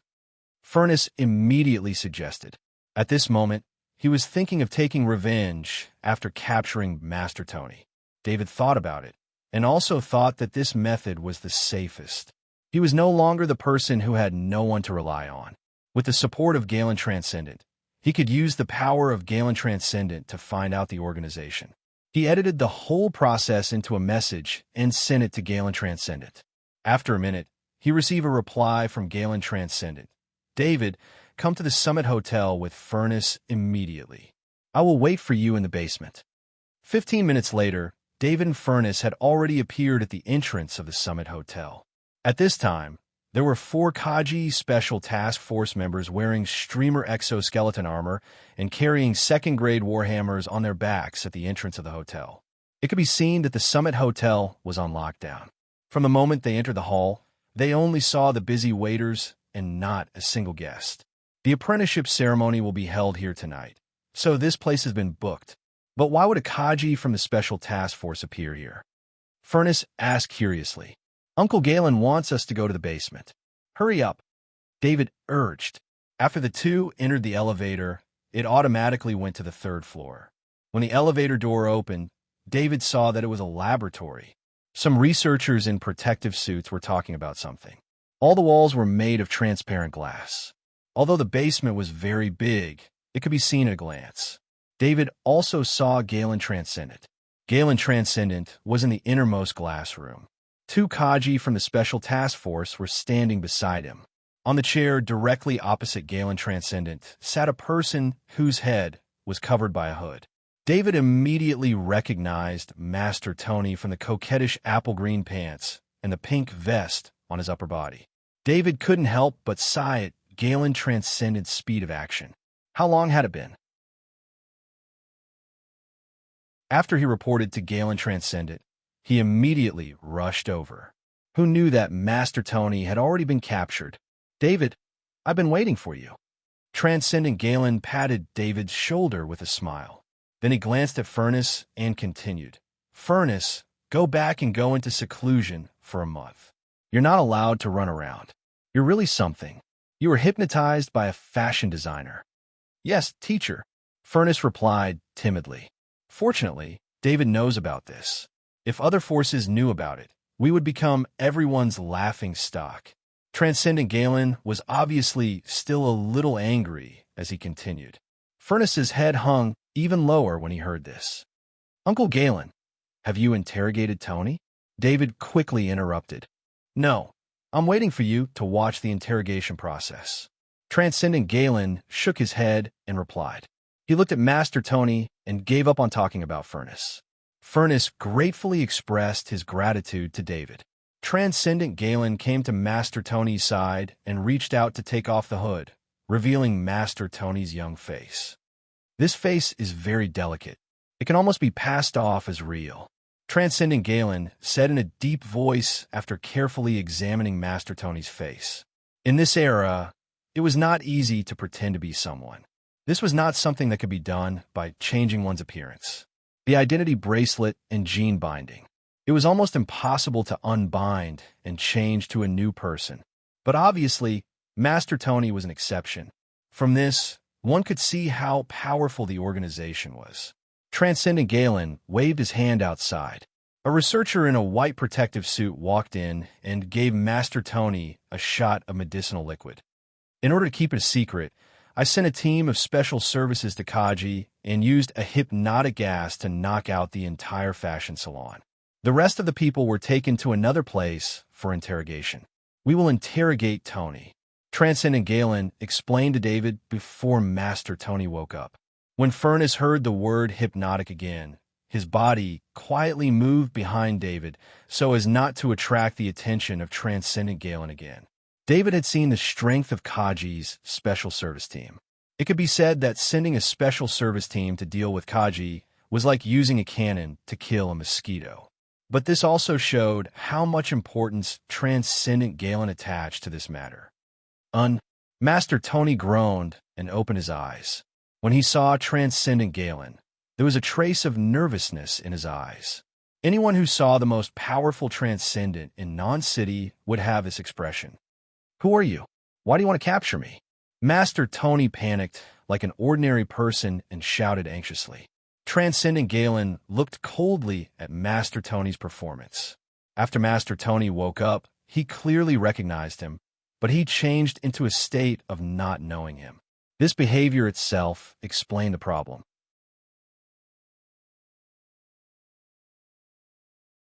Chapter 164. Tony, although it's a disguise, I'll call you by this name for now. Can you tell me what I want to know? Garen Transcendent's eyes flashed with a powerful aura as he asked in a deep voice. I'm just a stylist. I don't know what you're talking about. Master Tony still looked panicked as he shouted. Tony, I know you know me. You should also know where this place is. Since you're here, you can't refuse to tell me what I want to know. Here, we'll make you tell us everything from your body to your soul. However, I have an important ceremony coming up, so I hope you can take the initiative. Garen Transcendent continued. He was now 100% sure that Master Tony wasn't an ordinary person. How could he be an ordinary stylist if he could still act under the suppression of the Transcendent's aura? No, I don't know you. What you're doing is illegal. This is Non-City. It's a place with laws. Master Tony's expression remained unchanged as he shouted. Garen Transcendent turned his head and nodded to the researcher beside him. The researcher took out a small bottle from the medical box beside him and put it on a syringe before approaching Master Tony. Perhaps Master Tony understood what this medicine was. His eyes flashed with fear as his body couldn't help but shrink back. However, there was no way for him to dodge as he was fixed on the interrogation chair. He could only watch as the medicine was injected into his body. David, I called you here today to let you experience the current interrogation methods. No matter what, you have to pay attention to your own safety. Don't let yourself fall into the hands of the enemy. Garen Transcendent explained to David. Uncle Garen, what does this medicine do? David curiously asked Garen Transcendent as he looked at Master Tony, who had an extremely ugly expression after the medicine was injected into his body. This is a type of genetic medicine. It can greatly enhance the pain nerves of the human body. Even if a gust of wind blows, the user will feel a sharp pain all over his body. Garen Transcendent replied with a smile. David felt a chill in his heart. He also understood why Master Tony's expression was ugly at this moment. Even the wind would cause extreme pain to his skin. At this moment, Master Tony's clothes were like torture instruments that tortured him. This is only the first step of the interrogation. Extreme pain is the best way to destroy the opponent's spiritual defense. If he can withstand the first step, we will use the truth-telling potion. If the truth-telling potion doesn't work, we will use a more powerful soul-disrupting potion. The longer he can withstand it, the more severe the damage to his body and soul will be. As long as we use the soul-disrupting potion, he will become an idiot after the interrogation. Transcendent Galen explained to David in a soft voice. At the same time, this was also a psychological attack on Master Tony. Every word he said was targeted at Master Tony. Master Tony's endurance was beyond the expectations of Transcendent Galen. He thought that an ordinary person without much fighting ability would not be able to withstand this kind of pain. Of course, when Transcendent Galen thought that Tony didn't have any combat ability, he only meant that Tony's combat ability hadn't reached the level of a soldier. To Transcendent Galen, Tony was just an ordinary person. The researcher stepped forward and used a pair of medical scissors to cut open Master Tony's clothes. He then took out a soft brush and began to brush Master Tony's body under the horrified gaze of Master Tony. Master Tony let out a shrill scream. He wanted to struggle, but his struggle brought him even more pain. The friction between his skin and the interrogation chair was even more painful than the soft brush. David stood aside and watched. He did not like this method. He preferred to kill his enemies directly. However, in order to find information about the mysterious organization, this method was necessary. Sir, he has undergone interrogation tolerance training. After Master Tony fainted, the researcher reported to Galen Transcendent Galen. Galen Transcendent Galen nodded. He could also see this point. If an ordinary person suffered this kind of pain, even if they did not know what to say, they would still spill out their secrets. They would not be like Master Tony, who only screamed and did not have any intention of speaking at all. Use the truth serum, Galen Transcendent Galen ordered in a deep voice. The researcher then took out a medicine bottle from the medical box and placed it on a syringe. He then injected it into Master Tony's body. After the truth serum was injected into the unconscious Master Tony's body, he began to spasm. His whole body twitched, and the twitching became more and more serious. Galen Transcendent Galen stepped forward and grabbed Master Tony's arm. However, he found that Master Tony's life was quickly draining away. Damn it, his soul has been locked. As long as we use any medicine that touches the soul, he will die immediately. Galen Transcendent Galen said in a deep voice. When Galen Transcendent Galen let go of his hand, Master Tony had already collapsed on the interrogation chair. The shadow attendant then took the initiative to step forward and absorb Master Tony's soul into his body. David, the organization targeting you is very strange. To be able to lock your soul means that this organization has a master in the field of souls. This kind of person is rare even in the Interstellar Federation. Galen Transcendent Galen turned to David and said in a serious tone. He was very disappointed today. He had personally tried to interrogate Tony, but he still failed. However, because of this, he deeply felt how strange the organization targeting David was. Uncle Galen, I will be careful. David nodded and said, Actually, you don't have to worry. Your safety in Non-City is not a problem. However, you have to be more careful every time you leave Non-City. Galen Transcendent Galen said with a smile. He did not want David to stay in Non-City forever. David was a genius and needed space to grow. Without experiencing battle and danger, David would not be able to grow quickly. Coupled with David's current combat power, as long as the Transcendent did not make a move, David still had the power to protect himself. If there is any progress in the interrogation of the other people in the fashion salon, I will let you know. You go rest for a while. The ceremony is about to begin. Galen Transcendent Galen patted David's shoulder and said, "Yes, Uncle Galen." David nodded and replied. He also knew that even Master Tony did not have any results from the interrogation, let alone those ordinary people who could not even be considered as members of the organization. Fortunately, David already knew that the mysterious organization was targeting him again, so he was prepared. David returned to the room that was originally arranged for him on the top floor of the 15th floor. Furnace was also very busy at the moment. He had to greet the guests from various forces, so only David was in the room at the moment. David came to the bedroom and controlled the shadow attendant to look around. He did not find any surveillance equipment, so he called the shadow attendant to his side. He pressed his hand on the shadow attendant's shoulder, and a trace of warm energy flowed into it. However, he did not pay attention to this bit of soul energy. This trace of soul energy could provide him with very limited improvement. He was more concerned about the ability that Master Tony brought to him. He prayed in his heart that it was not some deceptive stylist ability. If that was the case, he would rather not fuse with this ability than have his taste become like Master Tony's. In the shadow attendant's body, except for the yellow ball of knowledge of the night breathing technique, 80% proficiency, conditions not met. The other original balls of knowledge had been fused and absorbed by David. At this time, there was an additional dark yellow ball of knowledge. David's mind moved, and the dark yellow ball of knowledge turned into a ball of knowledge with a text label. Divine language, 99% proficiency. When David saw divine language, 99% proficiency, the first thing that came to his mind was the language of the great world of God. Because the Interstellar Federation had experienced so many years of development, some small languages had long become a thing of the past.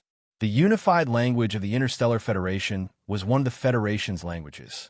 When he saw the divine language, 99% proficiency, ball of knowledge, it made him think that the mysterious organization and the great world of God had a great relationship. If it was not for the time being, he would have directly fused with this divine language, 99% proficiency, ball of knowledge.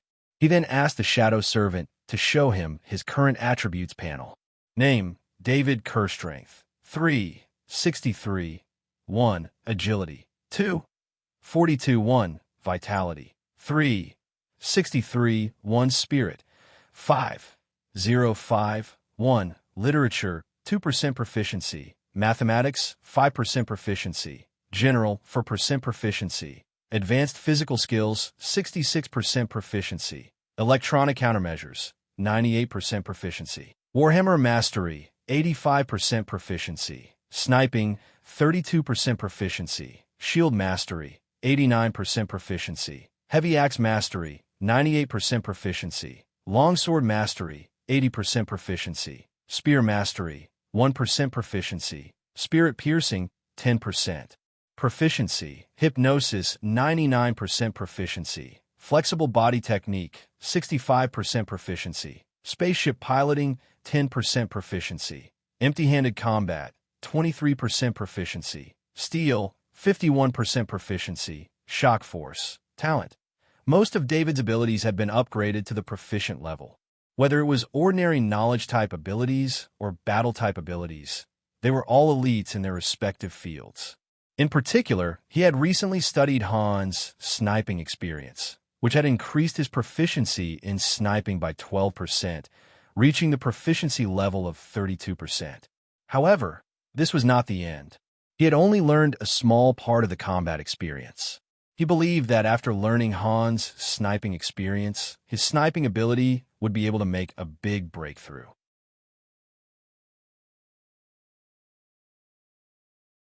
Chapter 165. The entire street in front of the Summit Hotel was sealed off at night. Only guests with invitations could enter the street. Furnace was wearing a very formal suit this time. He was not in a very good mood, so he forced a smile and stood in front of the Summit Hotel to welcome the guests. Of course, the waiters here were mainly responsible for guiding the guests. Since the Summit Hotel was completely closed, there were enough waiters to participate in the service.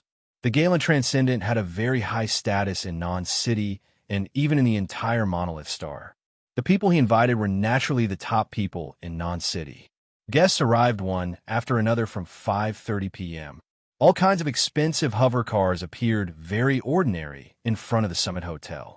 The Galen Transcendent valued David very much.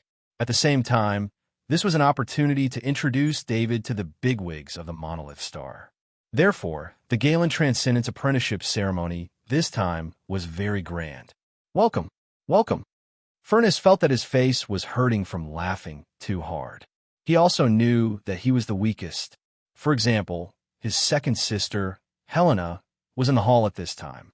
She only needed to entertain some very important guests. As for the first disciple of the Galen Transcendent, it was not suitable for him to participate in such a lively event for a long time due to special reasons. Furnace, are they all here? Just as Furnace was a little distracted, he heard a powerful voice. It was the Transcendent Alvin, who was wearing a general's uniform. Transcendent Alvin, the other Transcendent are already on the second floor. Teacher told me to wait for you here. I will take you there now. Furnace quickly said with a bow. He also let out a long sigh of relief. The last Transcendent had arrived. Now, he finally did not have to welcome guests to the door. David was led to the small hall on the second floor by a waiter. He heard the laughter inside at the door. David, come and greet the elders. Galen Transcendent waved his hand and said with a smile when he saw David coming. David hurriedly walked in. There were only a few people in this small hall who had come to participate in the ceremony, but their status was equivalent to that of Galen Transcendent. They were the other 5 Transcendent. In this small hall, all the Transcendent members of the entire Monolith planet were gathered. Aside from the attendants, there were no other members of the younger generation. This meant that this was a private gathering among the Transcendent members. When the Transcendents saw that Transcendence Garen had invited David over and even introduced him, they couldn't help but be stunned. In this kind of gathering among the Transcendent members, the juniors who participated in the past were all direct descendants of the Transcendent. They did not expect Galen Transcendent to invite David over. This clearly showed how important David was in Galen Transcendent's heart. Galen, you can't do this. I didn't even prepare a decent gift in advance. Transcendent Alvin looked at David, who was greeting him, and glanced at Transcendent Galen as he complained. It was not that he did not prepare a gift. It was just that the previous gift was very ordinary. It was just an ordinary gift for the apprenticeship ceremony, worth about 500,000 credits. However, it was obviously not possible now. Galen Transcendent introduced David to the other Transcendent members as his own child. Naturally, he had to give a suitable gift. Alvin, you can't say that. I used to give out gifts all the time. Now that I finally have the chance to receive a gift, you can't go back on your word. Transcendent Galen laughed. Fine, fine. This time, I got a claw from the Spatial Ripper. I'll send it over later. Transcendent Alvin said helplessly as he waved his hand. David, hurry up and thank me. Transcendent Galen said to David with a proud smile. Thank you, General Alvin. David hurriedly thanked him. David, work hard. It's just a claw anyway. It's useless for me to keep it. Alvin replied with a smile. In fact, items that could be collected by Transcendent Alvin as spoils of war were not bad, let alone a claw from a level 3 insectoid Spatial Ripper. After all, this was a level 3 material. Every level 3 material had a sky-high price in the Interstellar Federation. Even if the Spatial Ripper was not good at attacking and the claw on its body was not as good as a level 3 material, it was still more precious than all level 2 materials. Galen, Alvin, I wonder if the two of you are acting. Mervyn Transcendent of the Kaji Association glared at Transcendent Galen and Alvin Transcendent, then turned to David with a smile and said, David, my gift is also a claw from the Spatial Ripper. I got it together with Alvin. Then, Barkle Transcendent of the military and Hadley Transcendent of the non-Chamber of Commerce both gave spatial ripperclaw as gifts. This was also the lowest value of the spoils of war from the last insectoid invasion. It was just right to present. The four Transcendent who gave gifts all looked at the only one who did not participate in the war, Transcendent Daryl. Transcendent Daryl was also speechless. He did have spatial ripper materials in his hands, but he paid a huge price to get them from the people in front of him. He did not exchange for things that were too low in value at all. At this time, he did not know what gift to give for a while. Daryl, I heard that you also have the authority to open the Kaji Association mission. Transcendent Galen reminded softly. As one of the two Transcendent of the Kaji Association, Transcendent Daryl did have some privileges, but these privileges were also limited. It should be known that they were not omnipotent in the Kaji Association. The Kaji Association was a super large organization. The Monolith Kaji Association was just a branch. All the operations of the Kaji Association had strict rules. Transcendent Daryl had the authority to directly open the mission system of the Kaji Association regardless of the identity of the Kaji Association every 3 years. Transcendent Galen wanted this authority. Compared with the government's missions, the Kaji Association had more types of missions and more choices, which were more conducive to David's growth. David is the child I like, so I'll give him that spot. Daryl Transcendent glanced at Galen Transcendent and then said to David with a smile. David was a little dumbfounded. After meeting the 5 Transcendent in the small hall, he got 4 Space Ripper Claws and a participation spot in the Kaji Association's mission system. He didn't know that this opportunity was not easy. Transcendent Galen had no children of his own. This was introducing him to the Transcendent of the Monolith Star as his own child.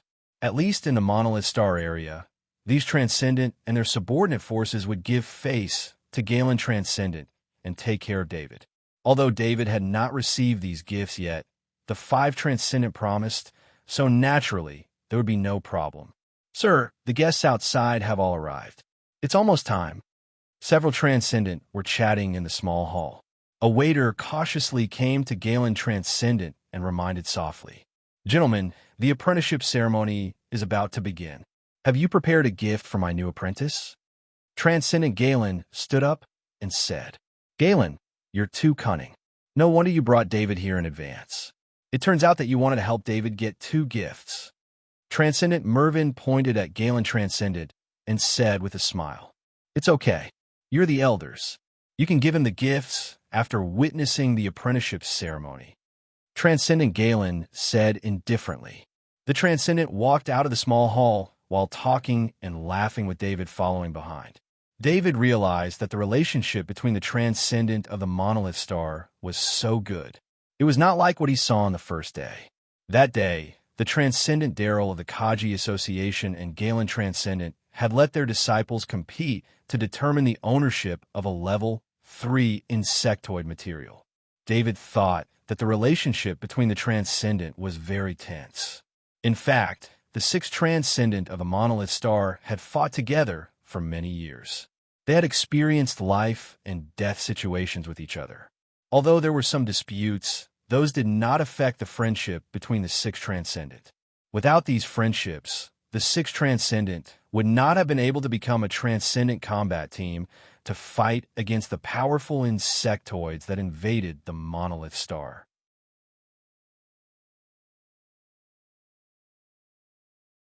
Chapter 166.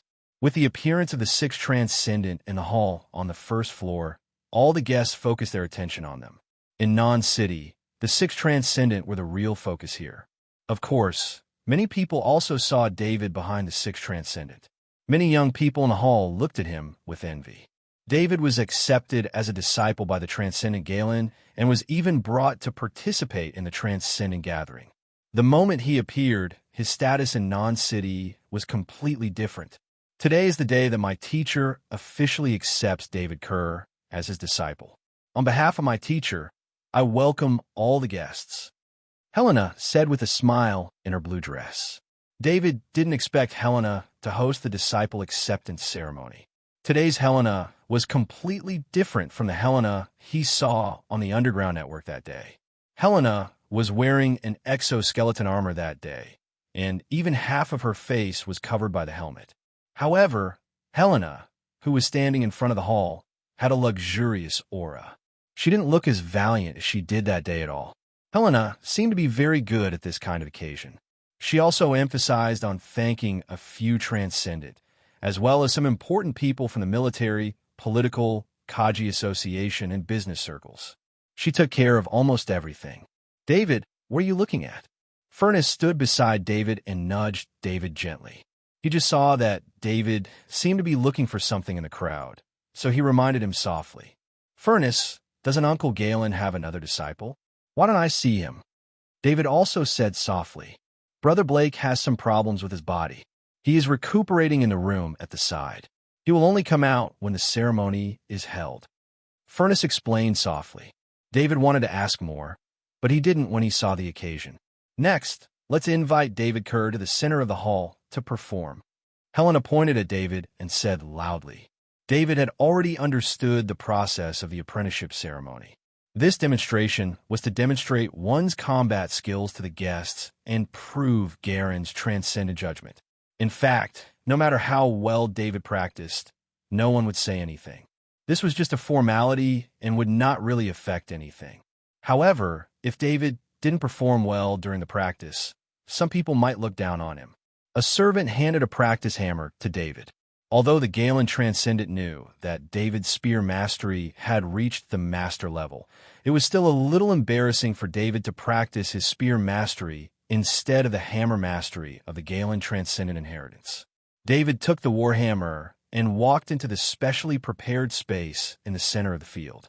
"I wonder if David's warhammer has improved," Alvin Transcendent, who had seen David's battle, said with a smile. "It's not that easy to improve. It's impossible to improve in such a short time." Mervyn Transcendent, who had also seen David's battle, shook his head and said, Alvin Transcendent couldn't help but sigh when he thought of David's spear mastery. "It's a pity that I'm one step behind Garen. If I saw David's spear mastery first, I would never let Garen take David as his disciple. It's a pity. It would be more interesting if David used a spear." Hadley Transcendent interjected. The reason why these Transcendent were willing to take out the materials of the Level 3 Insectoid Spatial Ripper was not only because of the Galen Transcendent, but also because of David's terrifying talent. Although the claws of the Level 3 Insectoid Spatial Ripper were slightly weaker than the claws of ordinary Level 3 Insectoids, they were still extremely precious materials. These materials were normally only circulated in the Transcendent and would never appear in Kaji's ranks. Kajis had trouble dealing with Level 2 Insectoids, let alone Level 3 Insectoids. Kajis had no way of coming into contact with Level 3 materials. In the field, David began to practice the Stormhammer technique.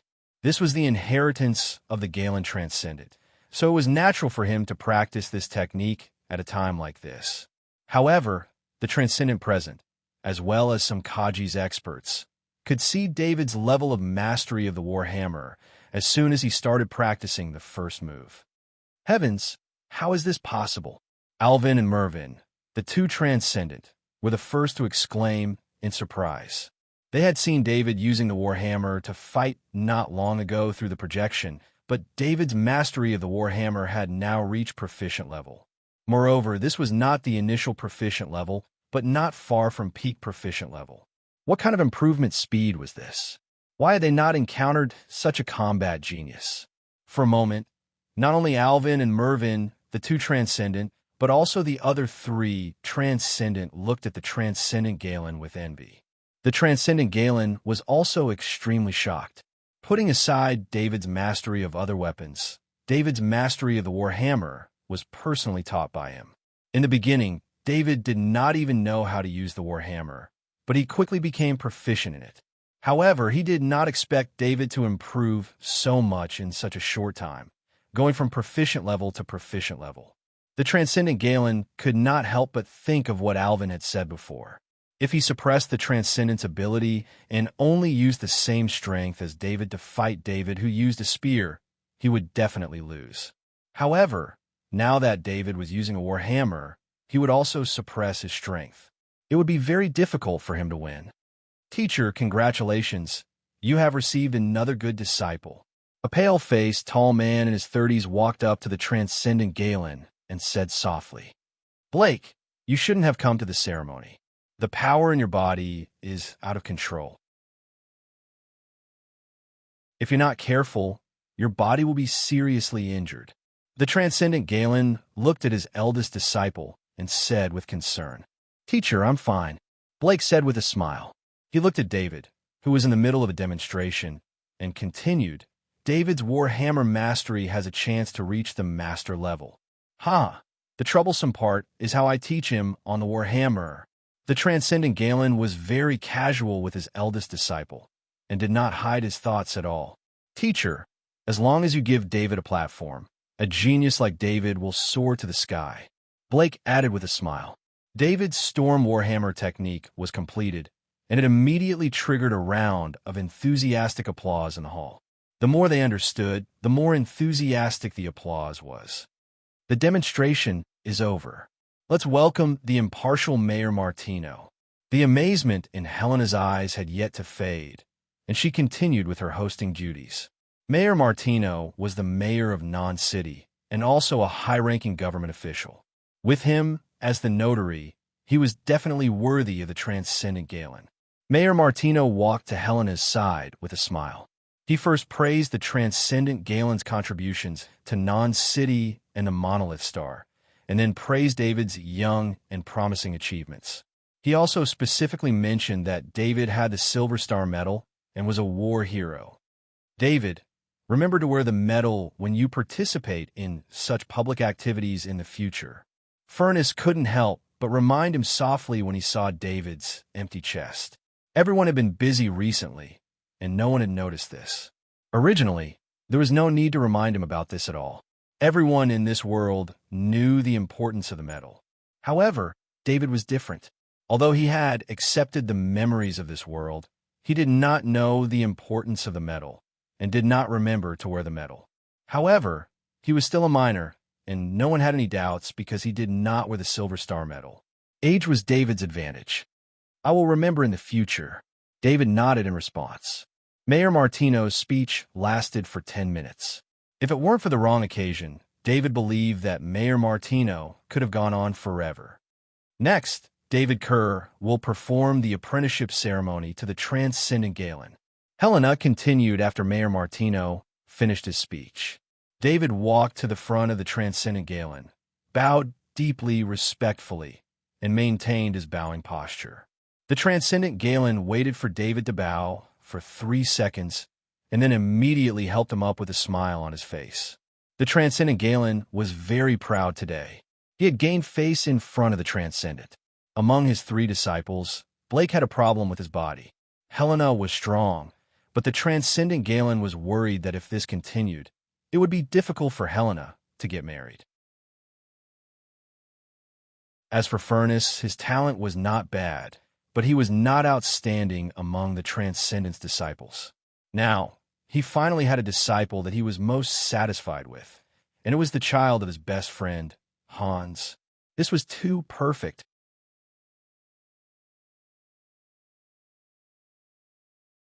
Chapter 167.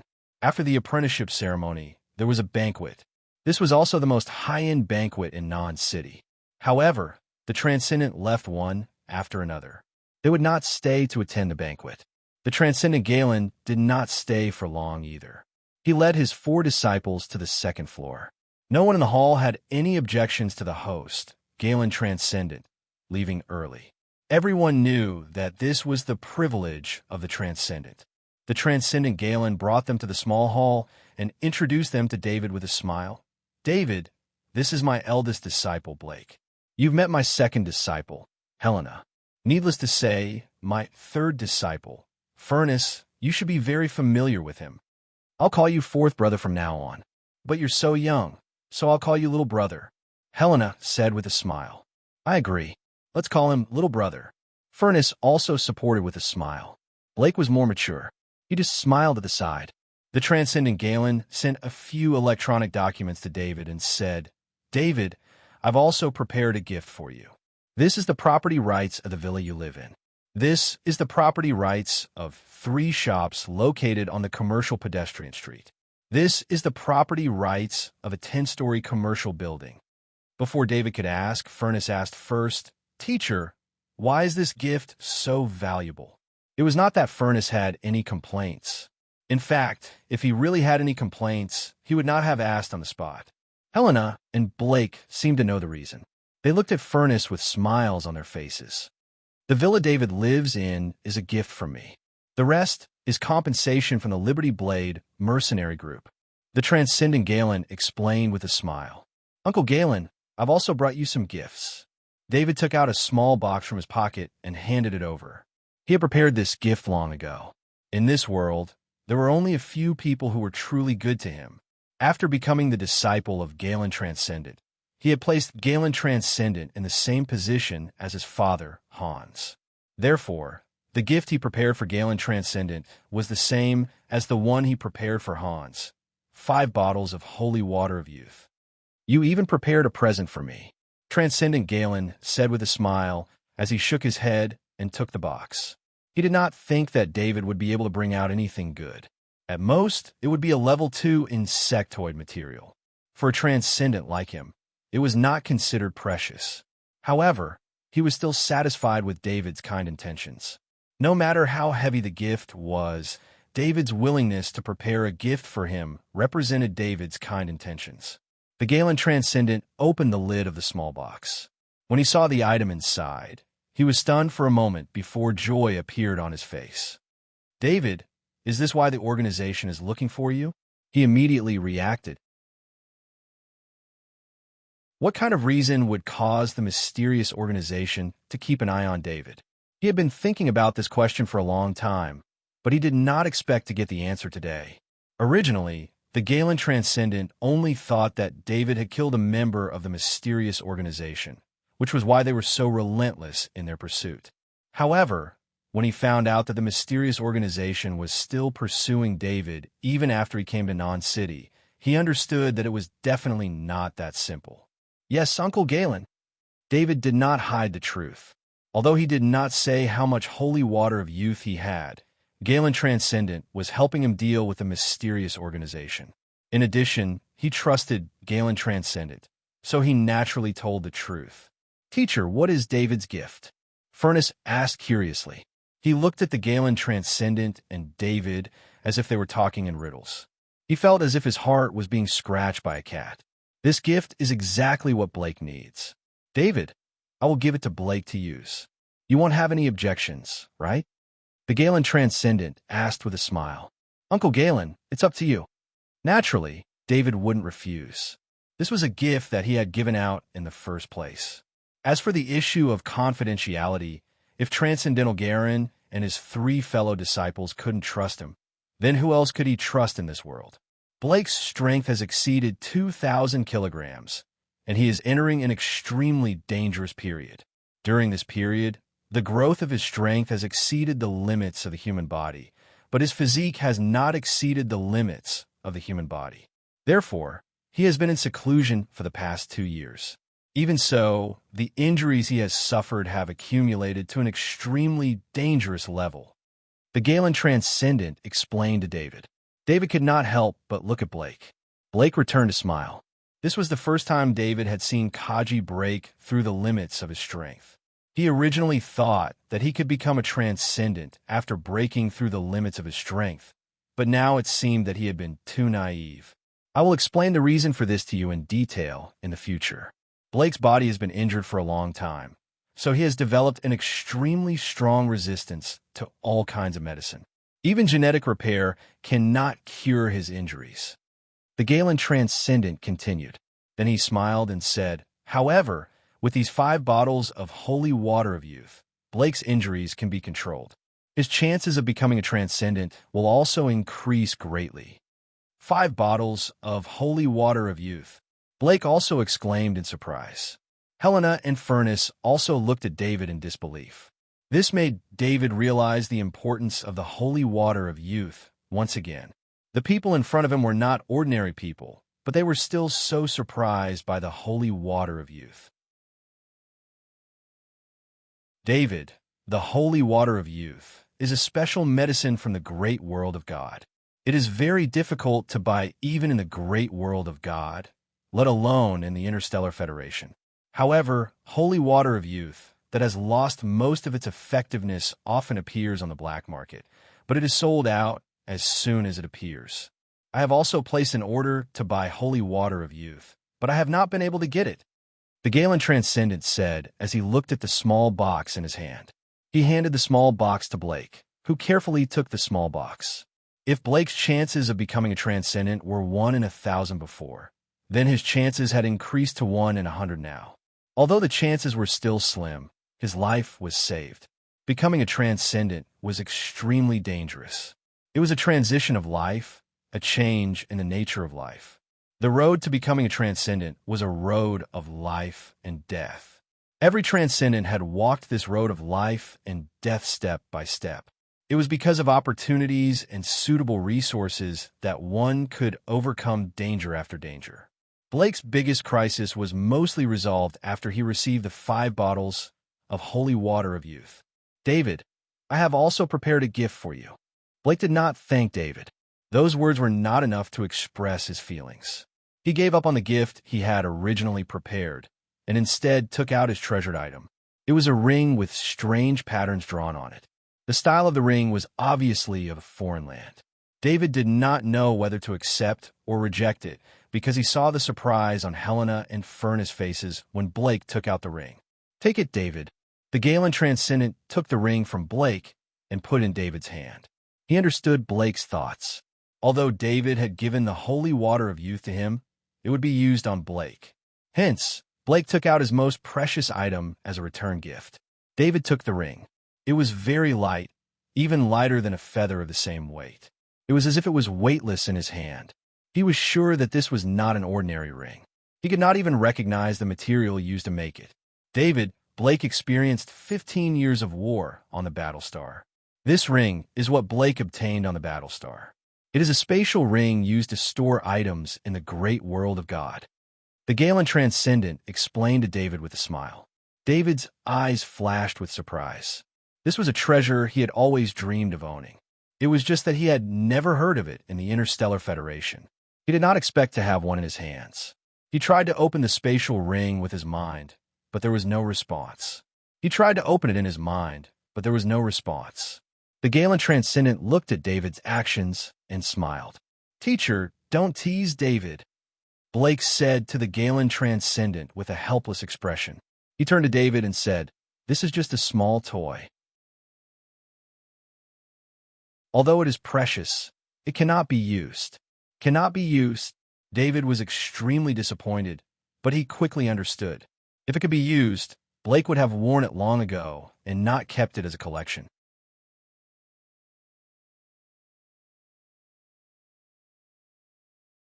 Chapter 168. David, as long as you become a Transcendent, you'll be able to use the spatial storage device created by the Federation. Galen Transcendent smiled and comforted David when he saw the disappointment on his face. He waved his hand as he spoke, and a level 2 war hammer appeared in his hand. It was impossible to hide such a large war hammer on one's body. Only a spatial storage device could possibly store it. Under David's envious gaze, Galen Transcendent put away the level 2 war hammer and revealed the wrist guard on his arm. It was a metal wrist guard. The surface of the wrist guard was densely packed with thin circuits. It looked like an intricate mechanical component with a strong sense of technology. You don't have to think about it now. This kind of technology requires the power of a Transcendent to activate. The materials are also very scarce. The Federation only allows Transcendent to purchase them, and each Transcendent is limited to one. Galen Transcendent explained with a smile. David nodded. His desire to become a Transcendent had strengthened. Although he saw Blake's condition and knew that it was not easy to become a Transcendent, he had a huge advantage over the ordinary Kaji. The Shadow Attendant was where his confidence to become a Transcendent came from. Blake, go and rest first, Galen Transcendent hurriedly said when he saw the pain on Blake's face. Teacher, I'll take my leave first. Blake bowed to Galen Transcendent and said. He then forced a smile and said to David, "My body can't take it anymore. I'll rest for a few days with the holy water of youth. I'll visit you again." David also returned a smile. He had a very good impression of Blake. He was calm and had a trustworthy temperament. "Furnace, Helena, go and help greet the guests. I have something to discuss with David." Galen Transcendent said to Helena and Furnace. Knowing that Galen Transcendent had something to discuss with David, the two of them bid farewell and left the small hall. Only David and Galen Transcendent were left in the small hall. "David, I want to talk to you about your future development." Galen Transcendent pointed at the seat opposite him and gestured for David to sit down and said with a smile, "Uncle Galen, I'll listen to you." David knew that Galen Transcendent would not trick him, so he replied directly, "With your current strength, you're already considered one of the strongest Kaji on the monolith star." Galen Transcendent looked at the overly young disciple opposite him and said. When he saw that David was a little embarrassed by his praise, he continued, "But this is only the monolith star. The Federation is very big and there are many young geniuses. Although these geniuses are not as well-rounded as you, some of them are even more powerful than you." David was not surprised by this. The Federation had a population of trillions. Although he had the help of the Shadow Attendant, his foundation was still shallow. Compared to those geniuses who had been using precious resources since young, the fact that Galen Transcendent could compare David with those geniuses was already a sign of how much he valued David. "David, your goal used to be non-university. But for the current you, non-university can no longer help you improve." Galen Transcendent continued, "Uncle Galen, do you mean that I don't need to go to university?" David couldn't help but ask.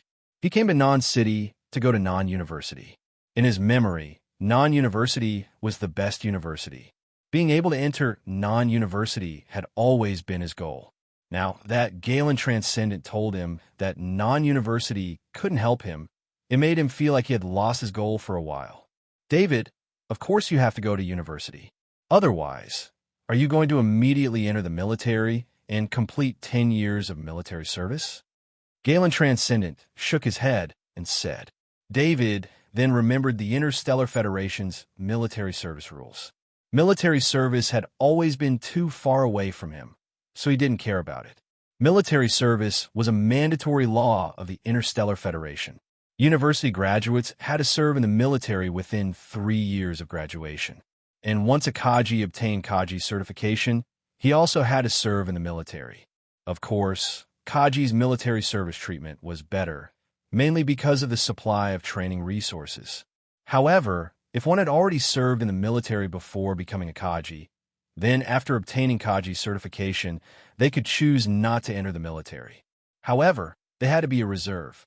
Of course, not everyone could enter the military. If one didn't meet the requirements in physical, intelligence, mental, and other aspects, they would be rejected. Physical fitness was the basic guarantee of a soldier. Many people were rejected on this point. Their body didn't have any diseases. At the same time, their coordination, athletic ability, vision, hearing, and other aspects had to meet the standards to enter the military. Intelligence was divided into different branches of the military and had different standards. This test determined the impact of promotion after entering the military. In terms of mental health, some testing equipment was used to determine whether or not one had any mental-related diseases. At the same time, the person and their family needed to be checked to ensure that they and their immediate family members didn't have any criminal records. In fact, the young people who entered the military every year were the cream of the crop. A large number of people who wanted to enter the military couldn't fulfill their dream of becoming a soldier. In the Interstellar Federation, entering the military was the dream of most young people because the military was the quickest way to promotion. On one hand, this came from the intensive publicity of the Interstellar Federation. Countless news, movies, songs, and so on guided the citizens to respect the military and yearn for the military. On the other hand, with the development of technology, most industries couldn't be promoted quickly. Many jobs might be busy for their entire lives, but their social status couldn't be promoted. Some people wanted to obtain a higher social status, some wanted to obtain more power, some wanted to become a hero, and so on. There were all kinds of reasons that made the citizens of the Interstellar Federation want to enter the military. Entering the military was a selection process, and the lower entry rate made the citizens even more desperate. If David didn't plan to go to university, he would have to consider entering the military as soon as he came of age. With his qualifications, he would definitely enter the combat ranks. After 1 or 2 years of baptism in low-intensity battles, he would enter the battle star. However, with David's rapid growth, it wasn't a wise choice to enter the military now. What he needed now was a better learning opportunity and a stronger strength. "Uncle Galen, what should I do?" David asked. "You'll be taking the college entrance exam in about 4 months. With your Kaji strength, your physical skills test results will definitely be very high. I'll apply for the first college of Iridia for you. That's where geniuses should go." The Galen Transcendent smiled as he spoke the results of his recent consideration. Regarding the monstrous David, the Galen Transcendent had been thinking for a long time about how to develop David's potential. David was the most talented child he had ever seen, and he had a deep relationship with him. This made him think for David and wholeheartedly plan the most suitable path for his development. The first college of Iridia? David tried to recall, but couldn't find any relevant memories. However, he had some understanding of the name Iridia from his general knowledge. The Iridia star system was a large star system near the war zone. There were as many as 80 administrative planets. The first college of Iridia is located on the main planet of the Iridia star system, Lunca star system. It's the best university in the Iridia star system. It's a gathering place for geniuses. If you can enter the first college of Iridia, your path to becoming a transcendent will be much smoother. The Galen Transcendent smiled as he explained. David began to hesitate. If he left the monolith star and the war zone, he would face fewer deaths. Of course, this would be helpful for his safety, but at the same time, it would affect the chances of the shadow attendant absorbing souls. "David, if you enter the first college of Iridia, you will study there for 4 years. After you graduate and complete your military service, you can choose to come back. Of course, you can also choose to stay in the Iridia star system. It's more peaceful there."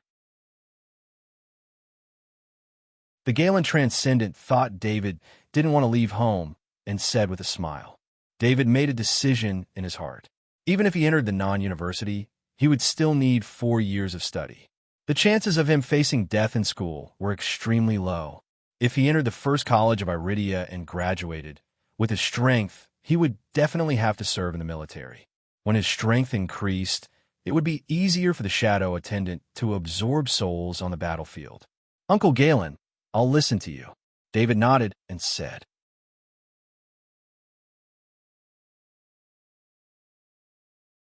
Chapter 169. Transcendent Galen laughed heartily. "All right, I'll handle the relevant procedures. You just need to take the college entrance exam in June." He did not mention the trouble involved. The first college of Iridia was no ordinary college. Even though he was the Transcendent, he still needed to pay a considerable favor to send David to the war zone, and this was under the condition that David's results were excellent. "Uncle Galen, I'll have to trouble you." David was naturally aware of this. At such a great distance, how could the best college among the 80 administrative planets of a star field be so easy to get into? Transcendent Galen waved his hand and said, "Child, there's no need to be so polite with me. You're now officially my disciple, so I'll tell you some things about cultivation. Don't mention what I'm about to say to anyone else, as there will be some history that even the government won't acknowledge." David immediately sat up straight. He knew that he was very likely to hear some secrets about this world.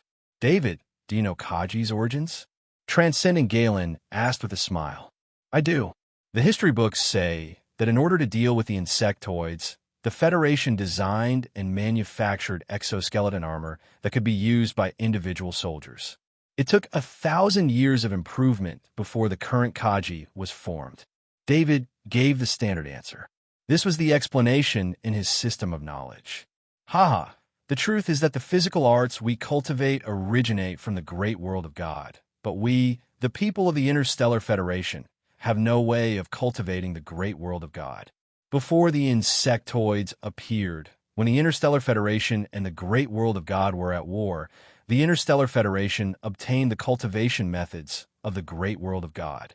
At the time, the Interstellar Federation could only rely on its massive fleet to contend against the experts of the great world of God. Almost all of Worcester's resources were monopolized by the great world of God. During that period, the scientists of the Federation conducted crazy research. Countless great world of God prisoners and Federation prisoners on death row, and even some elite soldiers became experimental targets. When the insectoids invaded planet Battlestar, the Interstellar Federation and the great world of God worked together. Due to the strength of the insectoids, the great world of God released some low-level cultivation methods to the Interstellar Federation in order to increase the individual strength of the Interstellar Federation to resist the insectoids. At that time, the survival of the race was at stake, and the law gave the scientists more rights. After they received the support of the great world of God, they started even crazier experiments. In the following 1,000 years, a complete body technique training system was created. A super strong exoskeleton armor that could only be used by Kaji appeared, and the first generation of Kaji appeared. Transcendent Galen explained the history with a smile, but his smile was full of vicissitudes of life. Why don't we directly use the great world of God's cultivation methods? David asked curiously. He had heard that the experts of the great world of God could single-handedly kill powerful level 2 and level 3 insectoids, and even fight against level 4 insectoids.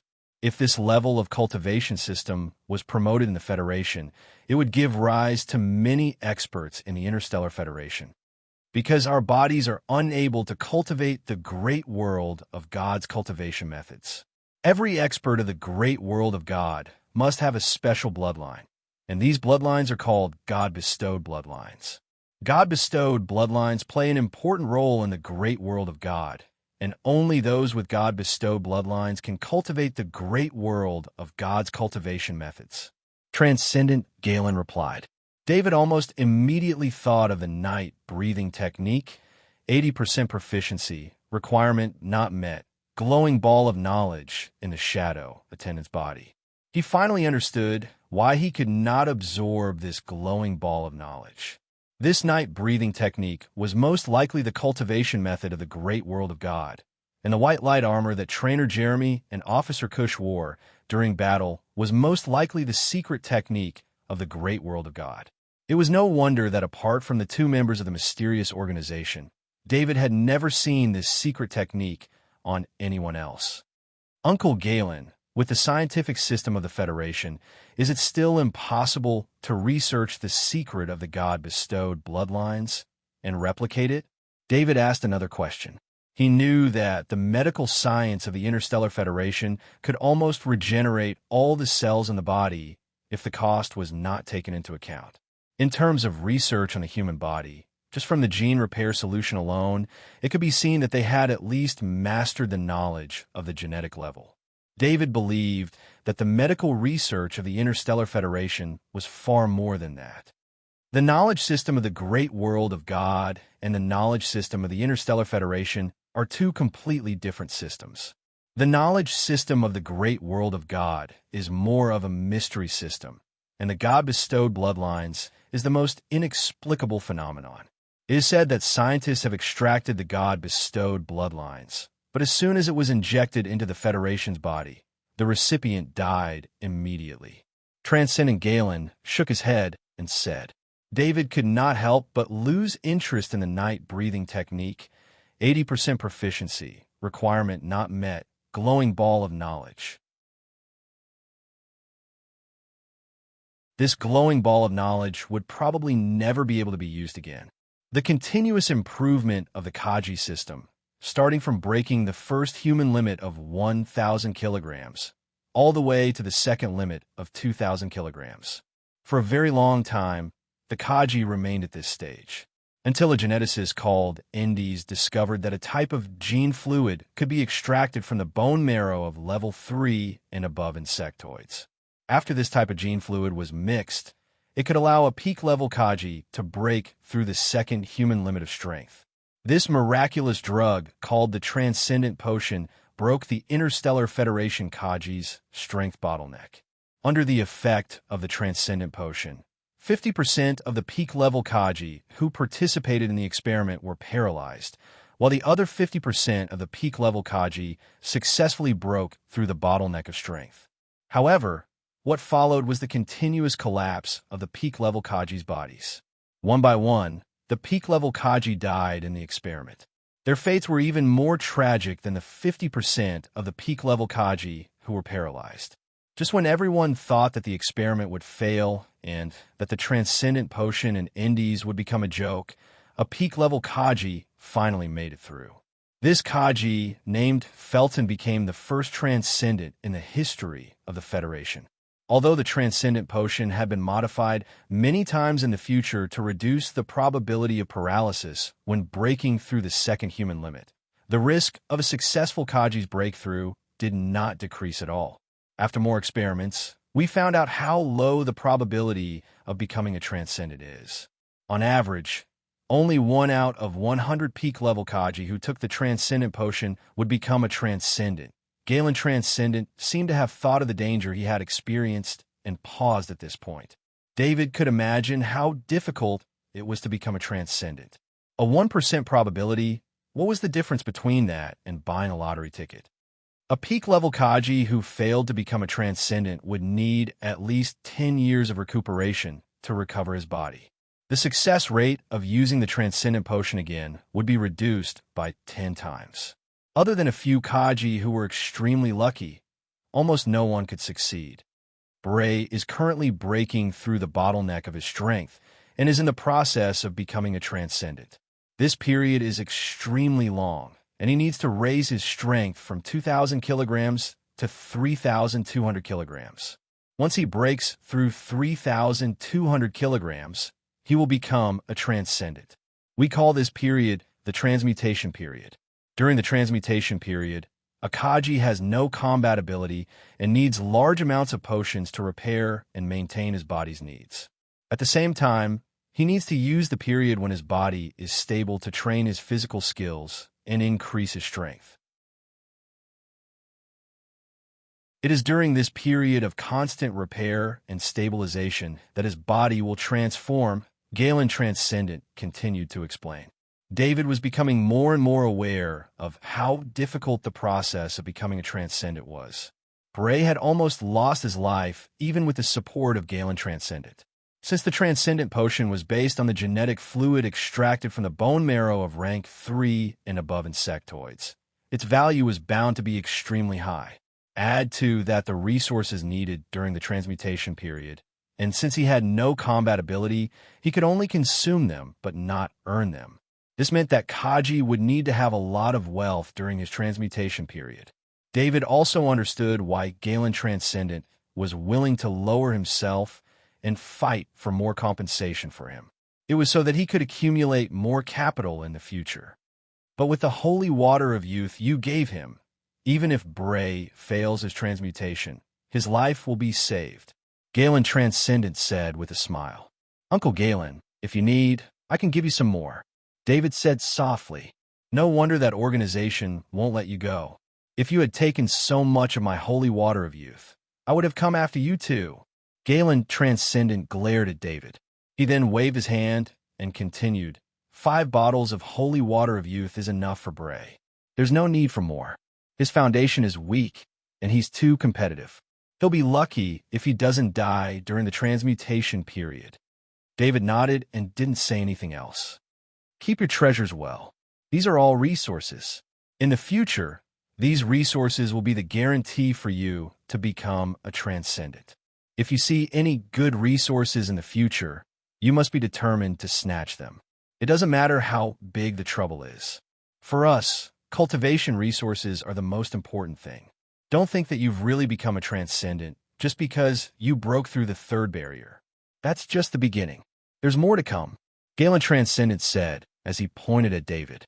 He was very satisfied with David's honesty, but he wasn't happy that David didn't value the resources in his hands. That was why he reminded David. David, the first college of Iridia has more advanced conditions for becoming a transcendent.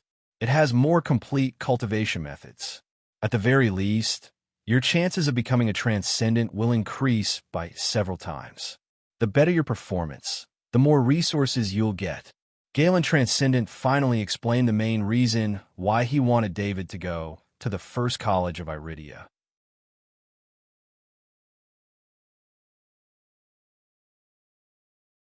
Chapter 170. Sir, the 5 transcendent sirs have sent gifts. An attendant reported softly at the door. Transcendent Galen stopped introducing David. He had said everything that needed to be said. He smiled at the door and said, "They're quite fast. Send them in."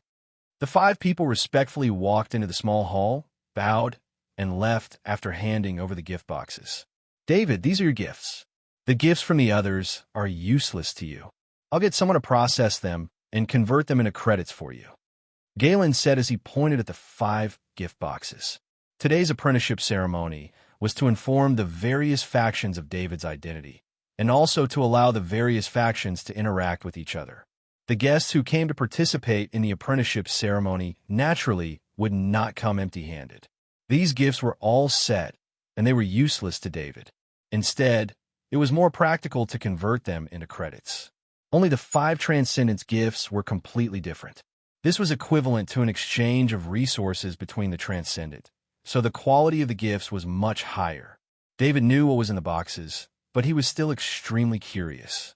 This was because 4 of the boxes contained the same item, claw spikes from the Spatial Ripper, which were quasi-grade 3 materials. He opened the first box, revealing a spike glowing with a faint green light. This spike was not as big as he had imagined. David knew that the 4 Transcendent would not lie to him, but he still asked in confusion, "Uncle Galen, why are the Spatial Ripper's claws so small?"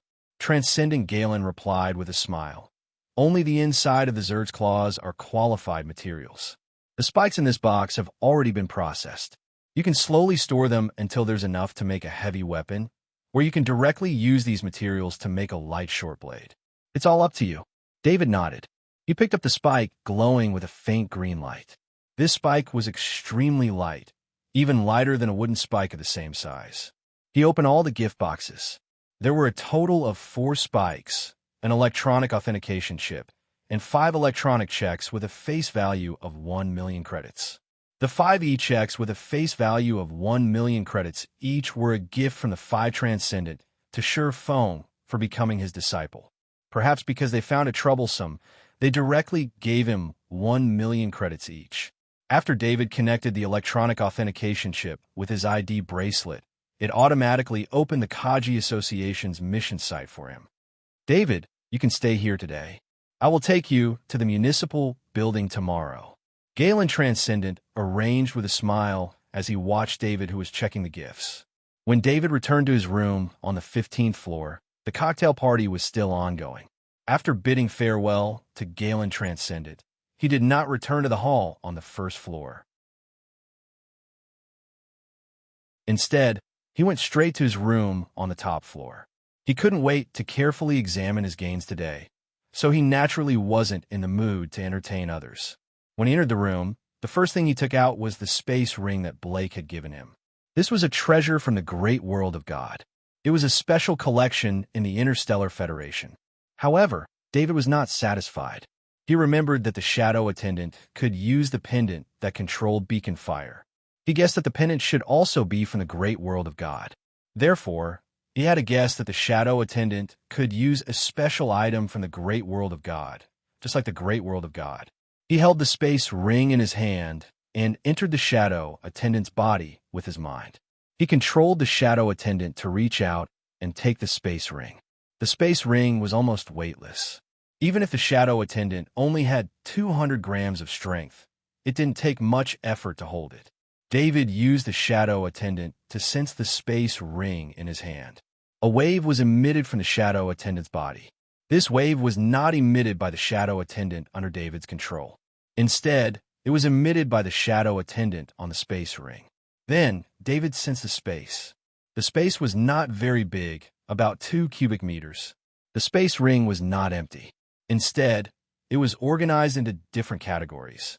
There were some daily necessities, clothes, some bottles, 3 books, a disc full of lines drawn with unknown materials, a bunch of teeth and claws that were shining with blue light, and dozens of sparkling krypton crystals. Success. David was overjoyed. This was the legendary space ring. However, he still calmed down. He only saw the items in the space ring. He still had to try to take them out. Thinking of this, he used the shadow attendant's senses again and focused on the strange disc. The wave turned into a hand and grabbed the disc. Then, the disc disappeared into the space ring. Clang! David heard the sound of a heavy object falling to the ground. He quickly looked over and saw the disc appear out of thin air. However, the shadow attendant's strength was too weak, so the disc fell to the ground. David quickly withdrew his mind from the shadow attendant and went forward to check the disc. Although he did not know what the disc was used for, seeing so many level 2 Zerg materials, he knew that the owner of the space ring could at least kill a level 2 Zerg. Therefore, every item in the space ring could be a rare treasure. He did not want it to be damaged before he could study it. Fortunately, the disc was unexpectedly sturdy. Although it made a loud sound when it fell to the ground, it was not damaged. The disc was about 1 meter in diameter. There were 6 grooves on the surface of the disc. It seemed like it needed to be placed into something. David looked at it carefully for a long time. He also used the shadow attendant to try to control the disc. However, he could not make any changes to the disc. He helplessly put the disc down and thought about how to put it back into the space ring. Then, the shadow attendant followed David's will and put the disc into the space ring. David realized that the space ring did not need his command to store items. The shadow attendant instinctively used the space ring to store items. He once again entered the shadow attendant's body and sensed the space ring. Everything in the space ring appeared in his senses again. As expected, the disc was already in the space ring.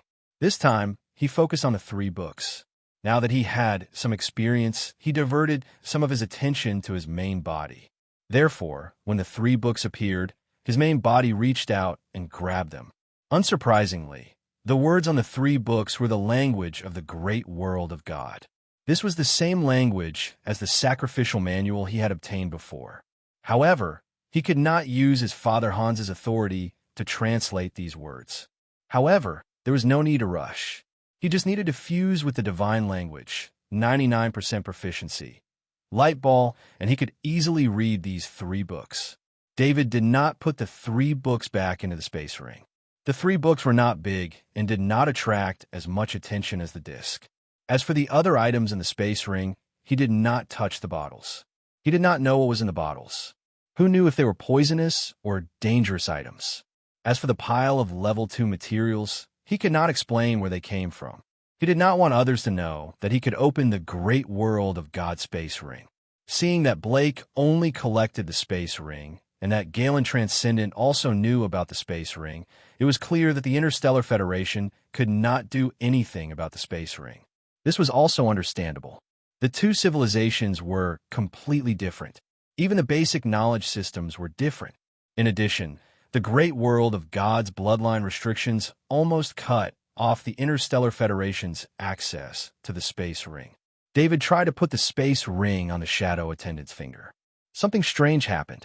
Because the shadow attendant was invisible, the space ring seemed to be floating in the air. When the space ring was put on the shadow attendant's finger, the space ring disappeared with the shadow attendant's body. If it were not for the fact that David could still feel the space ring on the shadow attendant's finger, he would have thought that the space ring had disappeared. David was shocked by what happened in front of him. Even with his master-level knowledge, he could not understand this phenomenon.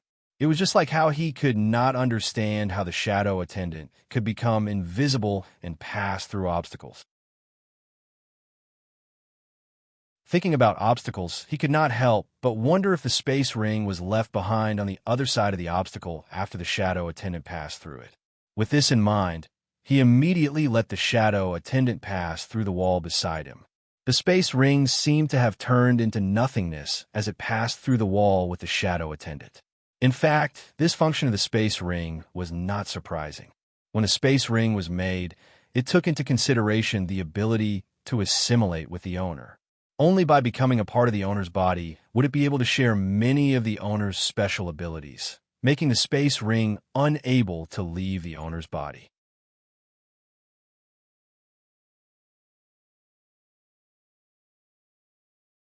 Chapter 171. The Galen Transcendent sat alone in a small hall. After David left, he had been sitting here, a look of helplessness in his eyes. David's talent had exceeded his expectations, and when David took out those 5 bottles of holy water of youth, the Galen Transcendent had a rough idea of where that mysterious organization was headed. Although the Galen Transcendent currently held an extremely high status on Monolith and was the #1 expert of the government, he did not have enough resources. After returning from Warstar, the Galen Transcendent had exchanged all his military achievements for a chance to break through to the Transcendent level, a bottle of Transcendent medicine, and the corresponding resources provided by the military for the breakthrough. Perhaps it was his luck, or perhaps it was the life and death experiences he had experienced on Warstar that made him 1% of miracles. The Galen Transcendent did not continue to remain in the military.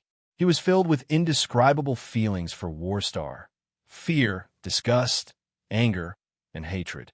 Warstar was the source of all his negative emotions. Many of his friends had died on Warstar, and that was a memory he could not bear to recall. Every time he recalled it, his heart would tremble. For the sake of resources, he had joined the Monolith government, and the government had provided the Transcendent with resources. Because he did not have enough resources, he had obtained most of his cultivation methods from the Monolith government. For the Monolith government, which originally did not have a Transcendent, knowledge related to the Transcendent was extremely scarce. Perhaps David could have received his guidance during the Kaji phase, but from David's current performance, the Galen Transcendent understood that he could provide far too little guidance. In terms of resources, the Galen Transcendent could at most support David until he broke through to the Transcendent level, but without a systematic system of knowledge. While David might be able to become a Transcendent, he would only be like himself, an ordinary Transcendent, a protector of a hostile planet. The Galen Transcendent had very high hopes for David, and he did not want to waste David's talent. Coupled with the fact that he was related to that mysterious organization, sending David to the first college of Iridia was the most logical choice. David was in a room on the top floor, one hand pressed against the shoulder of the shadow attendant in a void. The ball of knowledge of divine language, 99% proficiency, flowed into his body. As the ball of knowledge of divine language, 99% proficiency, entered David's body, an illusion appeared in front of him. First, a large amount of information flowed into his brain, and then he appeared in a study where an old man in a strange robe was imparting knowledge of his. Knowledge of knowledge, knowledge of knowledge of knowledge, of knowledge of knowledge of divine language, and so on of knowledge, of course, of knowledge was knowledge of knowledge of knowledge, of knowledge of knowledge of iridium. Perhaps it was because this was only knowledge related to language. Although the knowledge was extremely complex, the duration of the illusion was not too long. It felt like only a few months had passed in the illusion at most. It was far from as long as the illusion of combatability had lasted for several years or even decades. When David opened his eyes again, he felt as if he had learned a foreign language, and not only could he speak and write, but he also learned how to respond in the correct context. He took out the 3 books in the great world of God, and the words on the books were no longer unfamiliar, but had a strange sense of familiarity. Carrie's Diary, Overview of Magical Items, and Crystal Meditation, the titles of the 3 books explained their contents. David first took out Carrie's Diary, and after opening it, he was stunned because the content inside could not be understood even with his 99% proficiency in divine language. The order of the characters was chaotic, and there was not a single word that could be read completely. Encryption. He immediately thought of the most likely possibility, and could not help but feel extremely disappointed. Perhaps he could use his mastery of the great world of God to use a medium-sized server to crack the encryption. This kind of calculation would not require much resources for a medium-sized server. However, David would have to spend a lot of time and energy, and he also needed to see if the cost and benefits of cracking the encryption were worth it. It was simply not worth it to develop a software to crack the encryption of a new language just for a diary. David shook his head, put down Carrie's diary, and picked up Overview of Magical Items. When he opened the inner pages and saw the content, he could not help but let out a long sigh of relief. The content of Overview of Magical Items was not encrypted, and David could see everything from the content to the pictures. This was a book that introduced items with special effects in the great world of God. There were 35 kinds of magic items recorded in the book, including the dimensional ring that David had obtained. The description of the dimensional ring was as follows. The dimensional ring was made of the heart of the Zerg with the ability of space. After enchantment, it was made of a space storage magic item. The size of the space was related to the quality of the heart of the Zerg and the level of enchantment. David thought of the heart of the Space Ripper that Galen Transcendent and Daryl Transcendent fought over. It seemed that the heart should be the raw material of the dimensional ring. He just did not know if the dimensional ring of the Interstellar Federation also used the same raw material. He continued to flip through the pages, and another completely different world opened to him. He saw a short staff that could trigger fireballs, and the strength of the fireballs could melt special steel, a mask that could breathe in water, an amulet that could provide extra strength to the user, and a necklace that could heal the body after activation.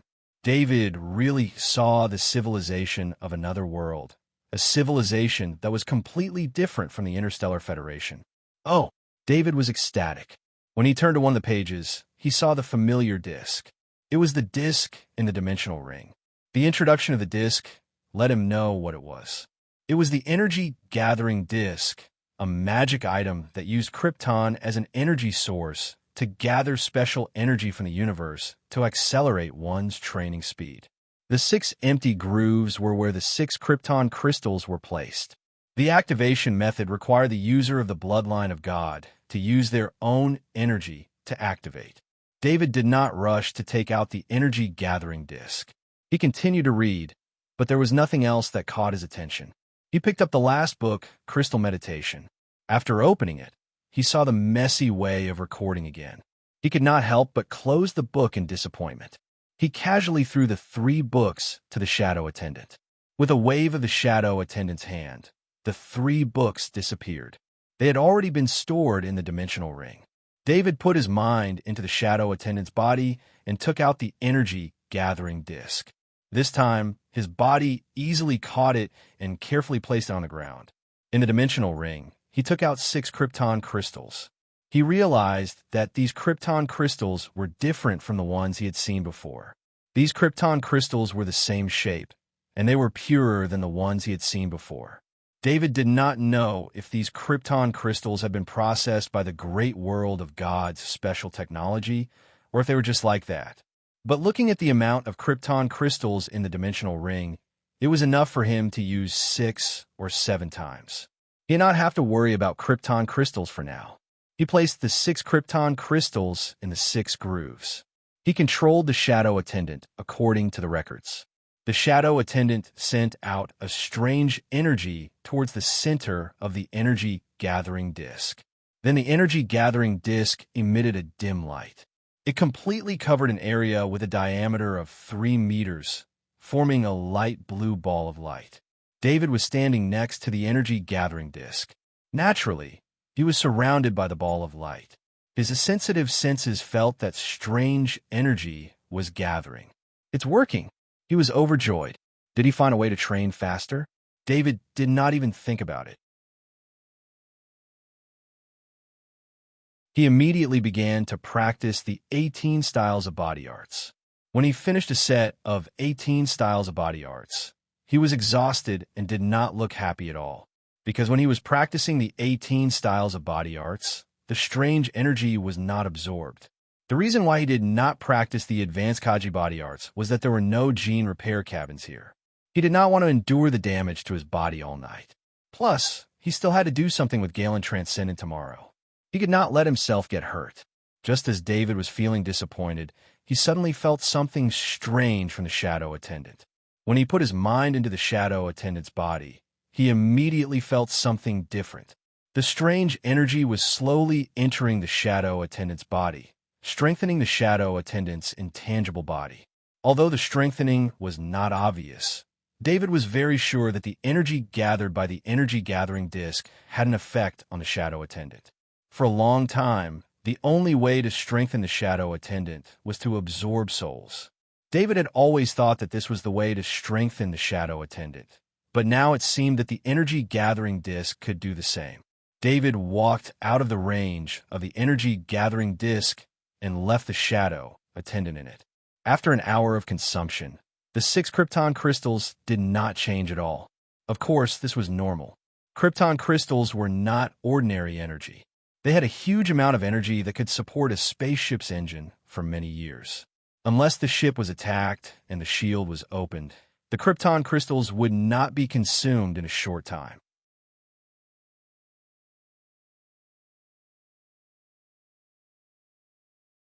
Chapter 172. Although he slept very late last night, David still woke up at 6 o'clock sharp. He opened his eyes and saw the blue ball of light.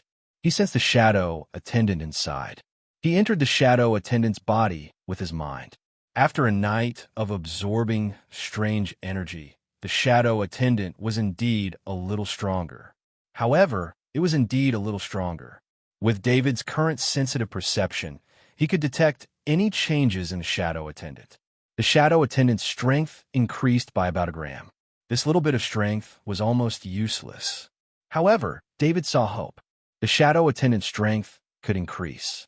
As long as he continued to persevere, perhaps the shadow attendant's strength could reach the point where it could directly attack with a weapon.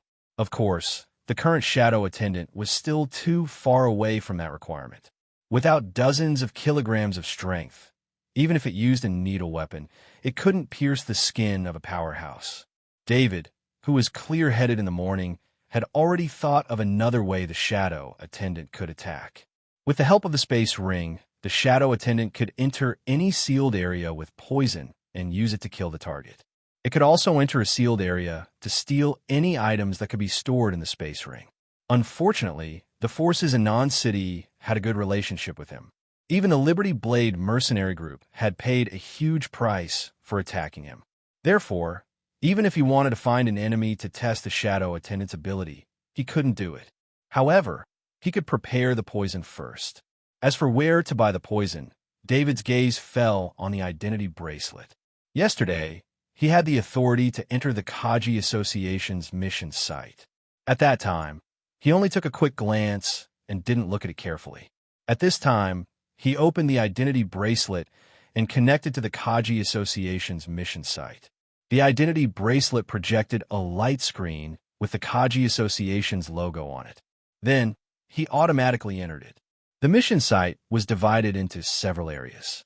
The first was the area for posting missions, the second was the area for listing resources, and the third was the area for discussion. He opened the mission posting area. There were many missions posted from high to low. Because he had the authority of the Transcendent, he could see all the missions of the Kaji Association. On the other hand, ordinary members of the Kaji Association could only see missions with corresponding authority. Most of these missions were to exterminate the insectoids. For example, there were 3 rank 1 insectoids at Route 202, which required a Kaji combat team. Another example was the 15th mine in the west of the city, which required 15 intermediate Kaji and above to guard it. David even saw missions related to the resource planets near the Monolith Star. However, the missions to guard the resource planets all required at least high-level Kaji. The reward for completing a quest was the Kaji Association's contribution points.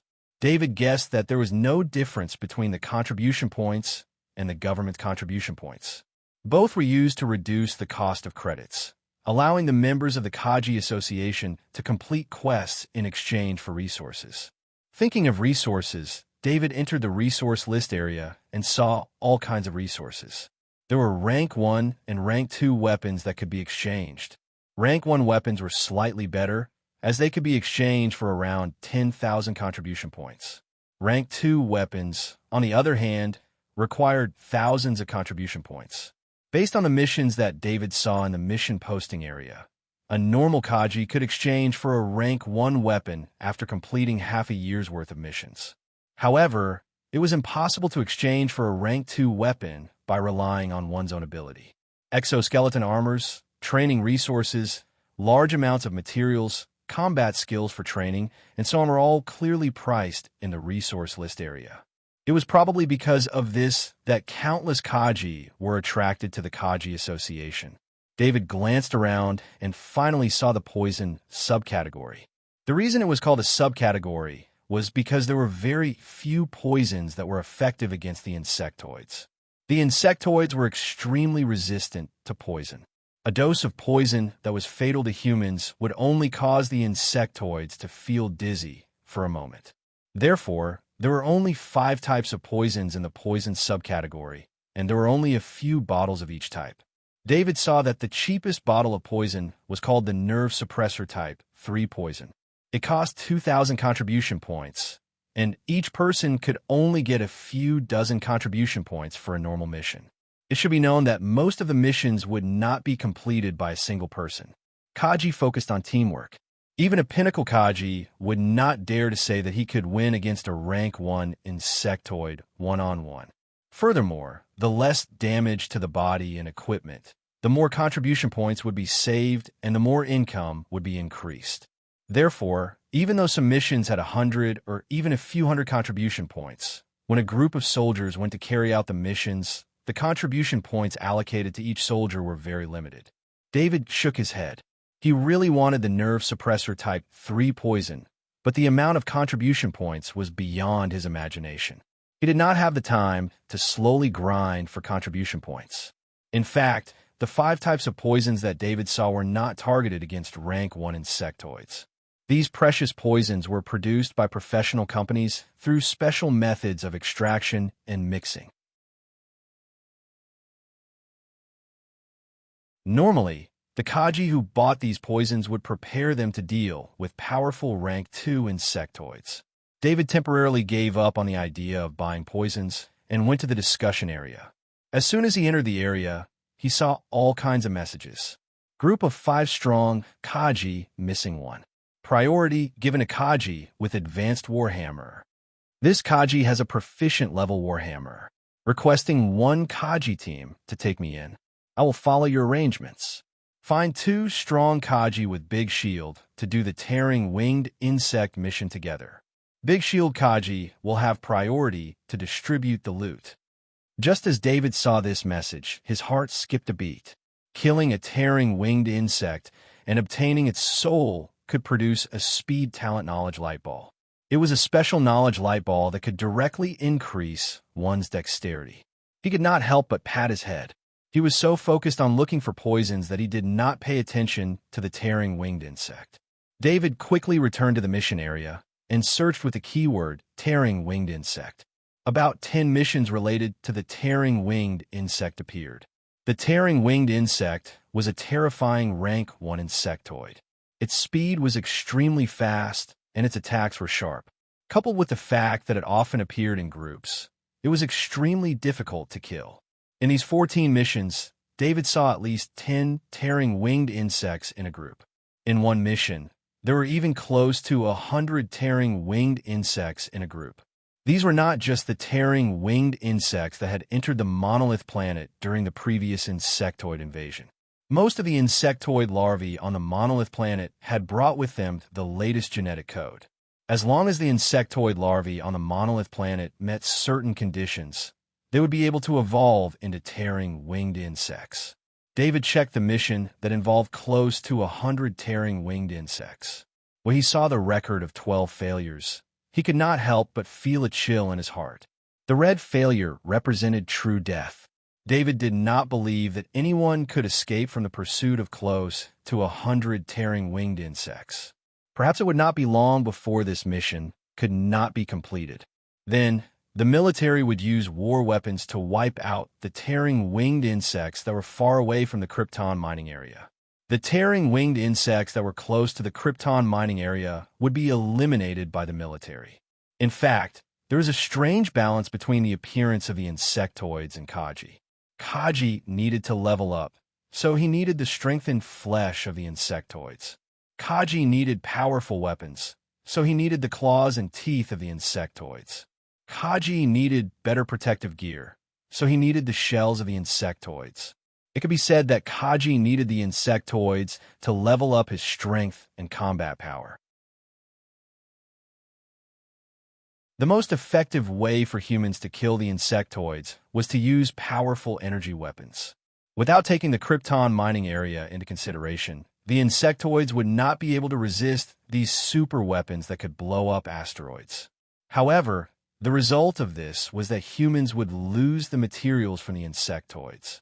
They would lose the opportunity for Kaji to level up. That was why there were so many tearing winged insects missions instead of using powerful weapons to clear them out.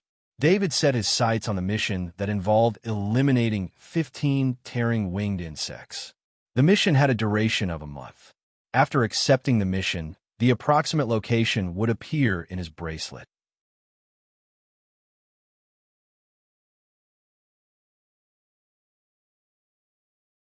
Chapter 173. David chose to accept the mission. His ID bracelet showed that he needed at least 6 Kaji to form a combat team. He could only accept the mission in the name of the Kaji combat team. David had no choice but to return to the discussion area and set the mission number as the search condition. He soon found a few useful messages. The mission to eliminate the ripping winged insects is missing a powerful Kaji shield. Contact anyone who meets the requirements. Considering that he was only going to kill the ripping winged insects to let the shadow attendant absorb their souls, he couldn't participate in the mission as a Kaji. Otherwise, he wouldn't be able to absorb any souls. What profession was closer to the ripping winged insects than a Kaji shield? Even if the ripping winged insects were to die, a Kaji shield had to stand at the forefront of the team. David called the shadow attendant over and activated the attribute panel. Shield Mastery, 89% Mastery. The ability of the Shield Mastery was definitely not low. Of course, this Shield Mastery came from the elite Kaji team of the Liberty Blade mercenary group. Every member of this team was a top-tier Kaji. David opened the message and found a way to contact them. However, he remembered that he still had to meet with the Garen Transcendent today, so he decided to try again when he had time. David, come to the first floor. We're ready to go. David washed up and ate the breakfast that was delivered. It was just 8 o'clock when he received a message from the Garen Transcendent on his ID bracelet. David had the shadow attendant put the energy gathering disc into his space ring. He packed up and went downstairs. The Garen Transcendent's hover car was nothing special, but it flew straight into the sky at an altitude of 100 meters above the ground. The hover car's destination was one of the 4 tallest buildings in Non-City, which was the non-government office building. The hover car did not stop on the ground. Instead, it flew straight to the top of the 90th floor and landed on the rooftop. David, the top floor is my office and training room. Galen Transcendent introduced to David with a smile as he got off the hover car. Is this the highest point in Non-City? David asked curiously as he looked around at the buildings that were obviously much shorter. Non-City's defense system only allows for a maximum height of 90 floors. The military, the Chamber of Commerce, and the Kaji Association also have 90 floors. Do you know why they were built so high? Galen Transcendent pointed at the other 3 tall buildings in the distance. You're trying to show your status, right? David did not have any scruples in front of the Galen Transcendent and spoke the truth. Haha, that's only one of the reasons. The most important thing is that when a Transcendent cultivates, you have to stay away from people as much as possible. Every night, the 60th floor and above will be cleared. The influence on our Transcendent cultivation will also be minimized. Galen Transcendent explained with a smile. What kind of influence will there be when a Transcendent cultivates? David asked, puzzled. You don't have to think so much now. You'll understand when you become a Transcendent. Galen Transcendent waved his hand and replied. The two of them took the elevator to the 89th floor as they spoke. There was no one on the 89th floor. David saw many mechanical guards, all equipped with energy weapons. This floor is the armory of the monolith government. All kinds of cultivation methods and techniques are stored here. This is also one of the foundations of the monolith government, Galen Transcendent explained to David as he went through identity verification. David looked at the 89th floor and knew that it was definitely not ordinary. The 89th floor was right next to the 90th floor of the Galen Transcendent. In other words, this place was under the protection of the Galen Transcendent. After going through identity verification and entering the 89th floor, David realized that it was a huge room. The special construction method made it so that the 89th floor did not have any pillars supporting it. It was an empty and solitary room. In the center of the room, there were 5 lonely old bookcases. The most important information is usually stored in paper.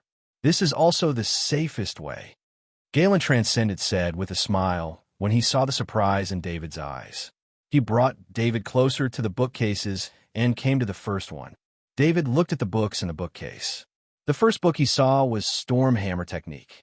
This was the hammer technique he had practiced with the Galen Transcendent. There were dozens of other weapon techniques here. This includes hammer, shield, spear, heavy axe, sniper rifle, long sword, short dagger, and all kinds of common and uncommon Kaji weapon techniques. They were all obtained by the monolith government through various means. Although they're not the best techniques, they are extremely powerful techniques at the Kaji level. They are very useful in improving the mastery of Kaji weapons. Galen Transcendent continued to explain. David did not need to improve his mastery of weapons in this way. He could achieve what Kaji had accumulated over decades of practice by fusing the light balls of knowledge. However, if he wanted to break through to the master level of a certain weapon, it would only be beneficial for him to learn more techniques.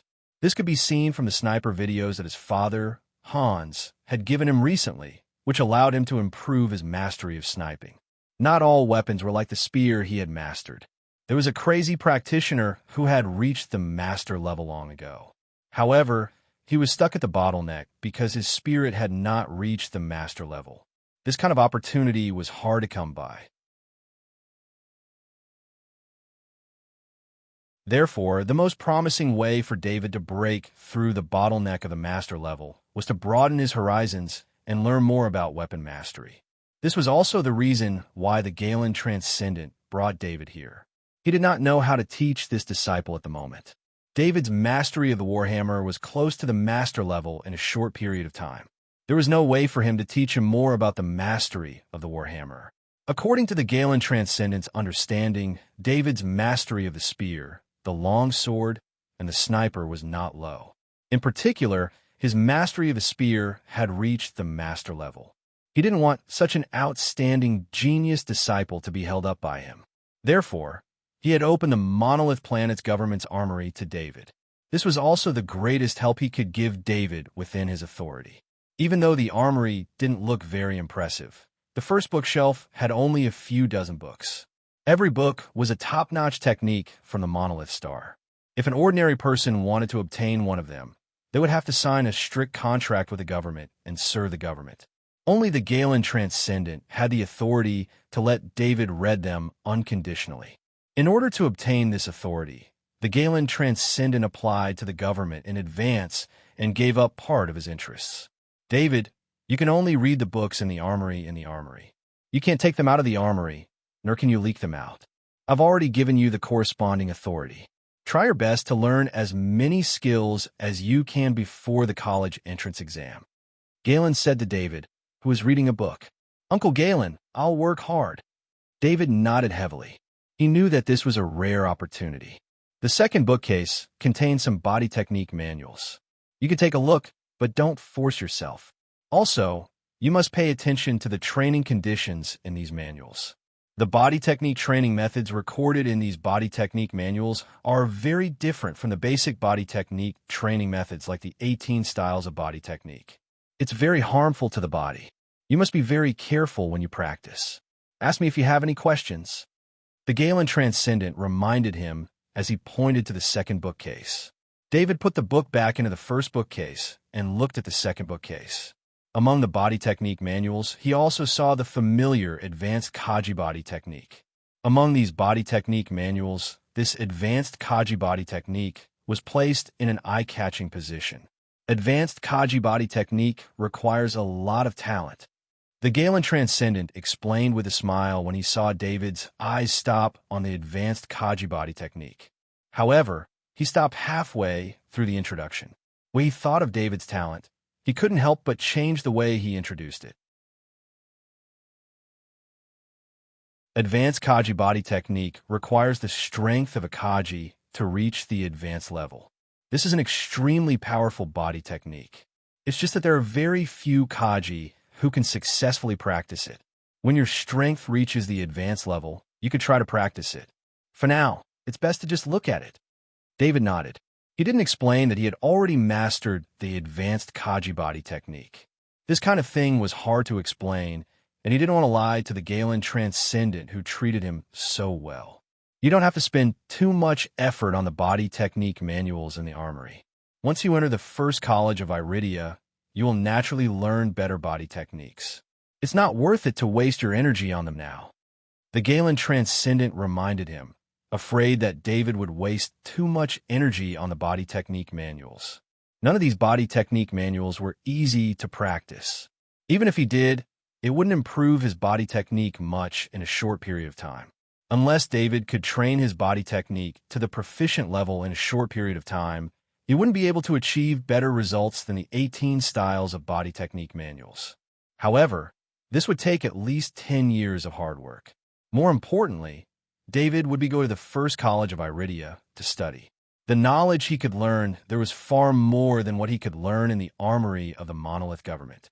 It was the place where the geniuses of the Iridia sector gathered. Countless Transcendent had come from there. This third bookcase contained some training notes. Of course, those who could leave behind training notes here were at least peak Kaji. I also left behind a Transcendent promotion manual. However, the promotion of a Transcendent depends on one's foundation and luck. The notes can only be used as a reference, the Galen Transcendent explained. The third bookcase had the most books. It was filled with books of different sizes. This fourth bookcase contains some worthless loot. You can take a look. Think of it as an eye-opener.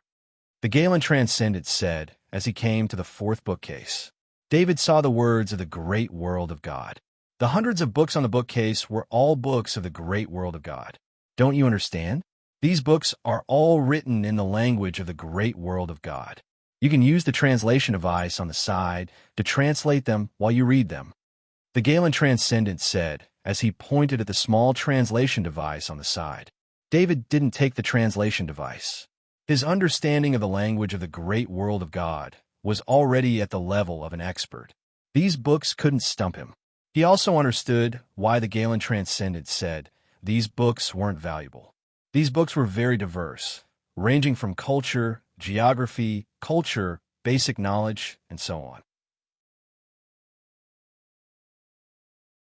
They were all books that had nothing to do with combat. Moreover, because this was the knowledge system of another world, even if someone wanted to research it, the amount of effort it would take would be shocking. The results would also not be in line with the effort. David's eyes quickly scanned through the titles of the books. He had obtained the Great World of God books from the Space Ring. He knew that many important books of the Great World of God were recorded using encryption methods. These kinds of plain text books should be very rare. Thinking of the 3 books he obtained from the Space Ring, only one of them was recorded in plain text. The hundreds of books here were very likely accumulated over many years. Just as David was casually looking through the books, he found a book called Summary of Cipher Texts. He took it out and flipped through the pages. This was a book that recorded the commonly used encryption methods. However, even if a normal person had this book, they wouldn't be able to decrypt it because there were many cultures that the people of the Interstellar Federation couldn't understand. David, if you like this kind of book, I can get you all the scanned copies of the Great World of God books. Transcendent Galen said with a smile when he saw David studying a book of the Great World of God. The books here weren't all that valuable, just that collecting them was extremely troublesome. Because the Interstellar Federation and the Great World of God rarely had the chance to enter each other's world to communicate, and both sides had isolated each other's culture and knowledge, so there were very few books in this world. The main source of these books was Warstar. There were people from both the Interstellar Federation and the Great World of God on Warstar. Sometimes through exchanges, sometimes through the corpses of both sides, it was possible for both sides to obtain items from the other's world, and this included books. Of course, almost all of the books were from the Great World of God.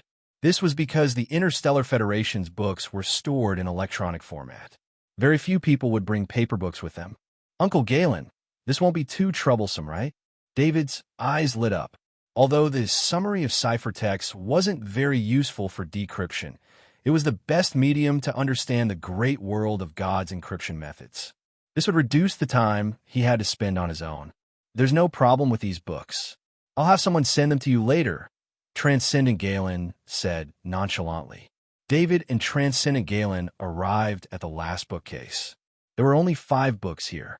The books in this bookcase aren't directly useful to us, but they can provide us with many references. The source of our cultivation system began here. Transcendent Galen looked at the 5 books in front of him, his voice filled with emotion. Analysis of Energy, The Path of a Knight, Energy and Strength, Bloodline Origins, and Introduction to Alchemy Knowledge were the titles of these 5 books.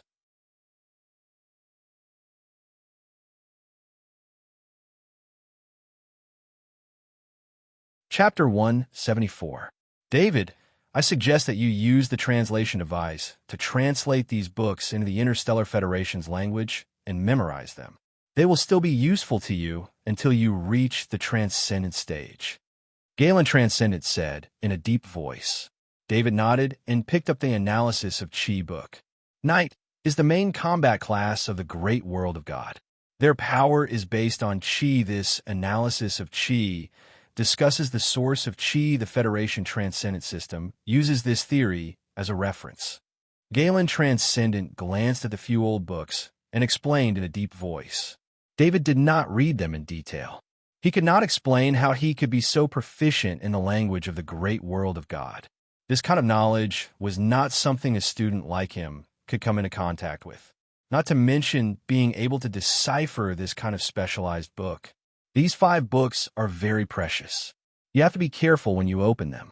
The oldest of them is over 1,000 years old. Under normal circumstances, books of this kind are all encrypted. It is said that this is a mandatory requirement of the Great World of God. Even the personal notes on you are required to be recorded in ciphertext. However, the ciphertext used by everyone is different. Many of them use abnormal slang, so they're very difficult to decipher. There are very few books that can be deciphered. Even if they are deciphered, the meaning will be very different from the original. These 5 books are very rare and are even rarer. Galen Transcendent reminded him. David put the books back in the bookcase. He had the authority here, so he could come back at any time. Do not use any scanners in the armory. There's a very complete security system here. If you're found to be recording books, the consequences will be very serious. Galen Transcendent said seriously before leaving the armory. Understand, Uncle Galen, David replied. David, come with me. I will take you to the government's armory. If you have any exoskeleton armor or weapons that are damaged, you can come here for repair. They also provide supplies. Galen Transcendent said as he led David back to the elevator. This time, the elevator came to the 30th floor. David found that it was on the same floor as the Kaji Association's armory, but he did not know if there was a reason for it. After entering the armory, he saw a few people selecting something on a few display projections. When they saw Galen Transcendent coming in, they immediately stood up respectfully. Go ahead, Galen said with a smile and a nod. The few of them were obviously very excited, and they hurriedly bowed. Although they continued to watch the projection, their eyes were constantly looking at this side. David, everything here is managed by the main optical computer. I have applied for your authority. From now on, you can receive 100 pieces of level 1 ammo and 5 pieces of level 2 ammo every month. If you need more, you will have to buy them yourself. Galen Transcendent came to an empty platform and said after activating the projection. David saw the identity verification prompt on the projection and scanned it with his ID bracelet. The projection showed the armory page. Everything here required contribution points. If it were not for the benefits that Galen Transcendent applied for him, he might not even be able to buy the most basic level 1 ammo. Level 1 ammo was shown to cost 10 contribution points in the system. According to his rough estimate, one contribution point was almost 10,000 credits. However, credits could not be exchanged for contribution points. It was not expensive to repair exoskeleton armors. They were divided into 3 grades. Minor damages cost 5 contribution points, medium damages cost 10 contribution points, and major damages cost 30 contribution points. Buying a new exoskeleton armor cost 100 contribution points. Of course, this was only the most common standard exoskeleton armor. For example, the streamer exoskeleton armor used by Kaji's Secret Service team cost up to 300 contribution points. David did not stand on ceremony. He operated on the projection and quickly received his share for this month. 100 pieces of level 1 ammo and 5 pieces of level 2 ammo. Soon, an intelligent robot sent a small metal box over. David checked and received it. David, you can go back by yourself. I will be very busy recently. If you need anything, look for Helena. I will only be free in about 10 days. Galen Transcendent said as he watched David take the small metal box. David left the government building and first returned to his villa. He put a set of exoskeleton armor, a spear weapon box, the Godolphin's Fury sniper rifle, 110 rounds of level 1 ammo, and 5 rounds of level 2 ammo into the space ring. As for the original items in the space ring, he did not deal with them. This was non-city. It was not easy for him to deal with those things. Besides, with his current understanding of the great world of God, he did not know if there were more precious items in those bottles. He had to at least know what they were before dealing with them. To be honest, the space ring's 2 cubic meters was not small, but it could not hold many things. A set of exoskeleton armor, 2 weapons, and some ammo did not have much space. He still had to leave some space for emergencies. If possible, David wanted to put the level 2 heavy axe, war hammer, and large shield into the space ring. Among all the level 2 weapons, only the level 2 heavy sword was useless.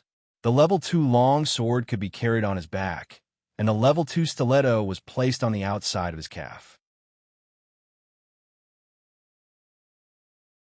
David opened his identity bracelet and connected the contact information recorded in the mission site of the Kaji Association. Soon, they agreed on a meeting place. He carried the Land Lion exoskeleton armor and the level 2 large shield. He put on the large shield with a leather protective cover that he specially prepared to cover the particularly eye-catching blue light. David did not drive the 3 hover cars in the villa. Instead, he chose a public hover car. They got off the hover car at Non-City's Veteran Bar. David remembered that there was also a veteran bar in Parent City, but he did not go there when he was in Parent City. Walking into the veteran bar, it was very lively inside. Many people had exoskeleton armor and weapons beside them. It was obvious that most of the people here were Kaji. David walked into the veteran bar with the shield. His unfamiliar face immediately attracted the attention of many people. Over here, a burly man with a brown beard waved his hand at David. David looked over. There were 4 men and 1 woman at the table. Everyone had exoskeleton armor beside them. Their weapons were also placed beside them. Hello. David came to the table and nodded at the 5 people.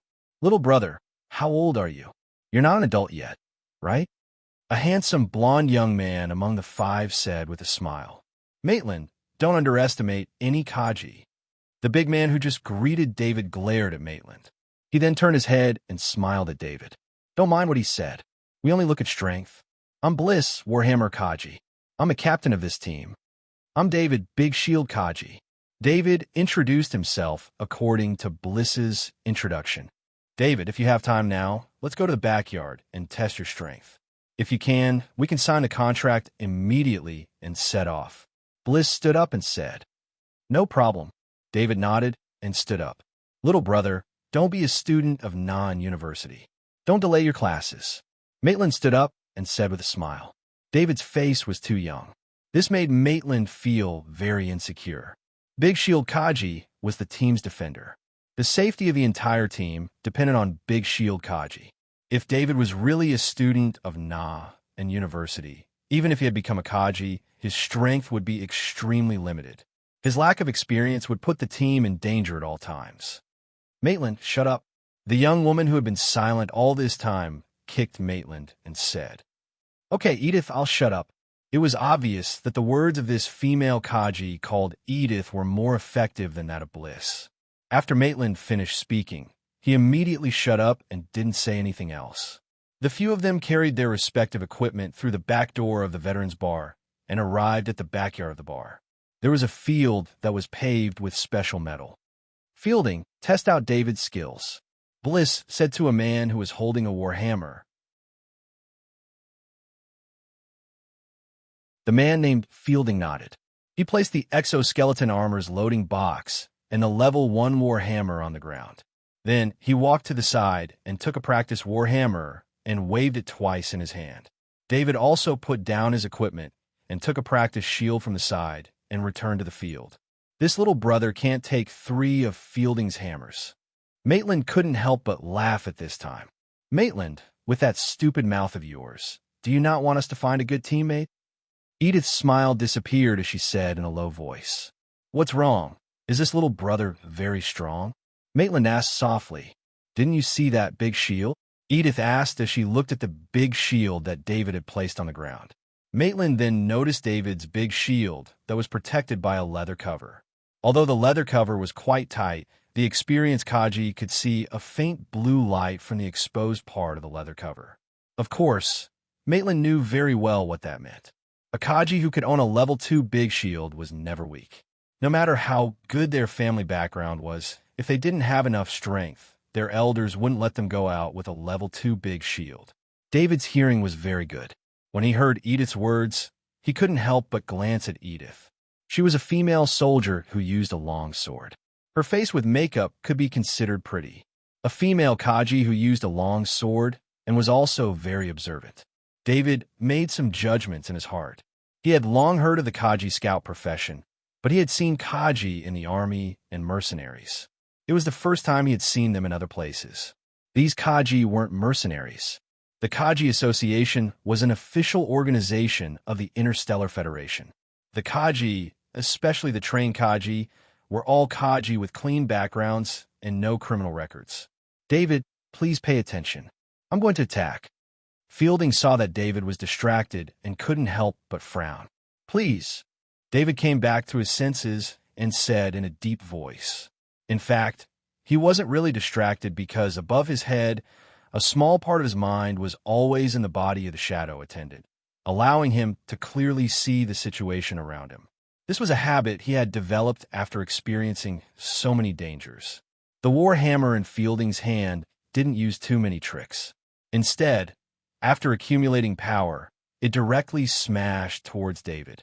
This was the first time David used a large shield to fight an enemy, but his experience in the illusion wasn't much different from his experience in real life. The practice shield in his hand changed a small angle to meet the warhammer. The warhammer and the large shield didn't cause too much noise, only a sharp friction sound. The warhammer in Fielding's hand was slightly twisted by David's large shield and angle, diverting most of the power from the warhammer. Fielding had indeed underestimated David, but he didn't use his full strength. At this time, he could still forcibly withdraw his warhammer. He let out a long sigh of relief and couldn't help but be shocked. If this was a real battle, the opponent's technique was enough to expose his front defense, and it was very likely that the other Kaji would finish him off. The other Kaji also stopped talking and focused their attention on the battlefield. They weren't newbies, so they knew that the timing and power of the technique just now was not something an ordinary large shield Kaji could do. David, I underestimated you. I will use my full strength next time. Fielding said in a deep voice as he tightened his grip on the war hammer in his hand. At this time, He regarded David as an opponent of the same level or even stronger than him. He no longer had any casual thoughts about this kind of opponent. David also had a serious look on his face. He had just completely neutralized the opponent's strength. At the same time, he also knew that the opponent's strength was about 1,600 kilograms. This kind of strength was only 1,300 kilograms. Without exposing his strength talent, he had to take it seriously to deal with this kind of strength. Fielding's warhammer struck out again. This time, he stepped to the left and then to the right, alternating steps. His body also borrowed the force of the impact to raise his warhammer high. Just as he approached David, he accelerated and smashed it down. He used his full strength for this strike, and at the same time, he used a technique to increase his strength. David's feet stepped hard on the ground, and the practice shield in his hand trembled slightly. At this time, the warhammer hit the shield, and the sound was just as strange. It was not as loud as everyone expected, but rather a muffled sound. "Stop, David. You passed the test. Welcome to the team." Bliss shouted. The few people in the team, especially Fielding, looked at David a little differently.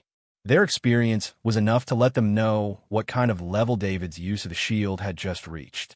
A person like this who was proficient in using a large shield was qualified to join an elite team, let alone a small team like theirs. Seeing such a strong, large shield Kaji join the team, the members of the team were pleasantly surprised. You're tuning into the Warrior Lore YouTube channel. Don't forget to subscribe and join us on this journey to catch the most captivating stories.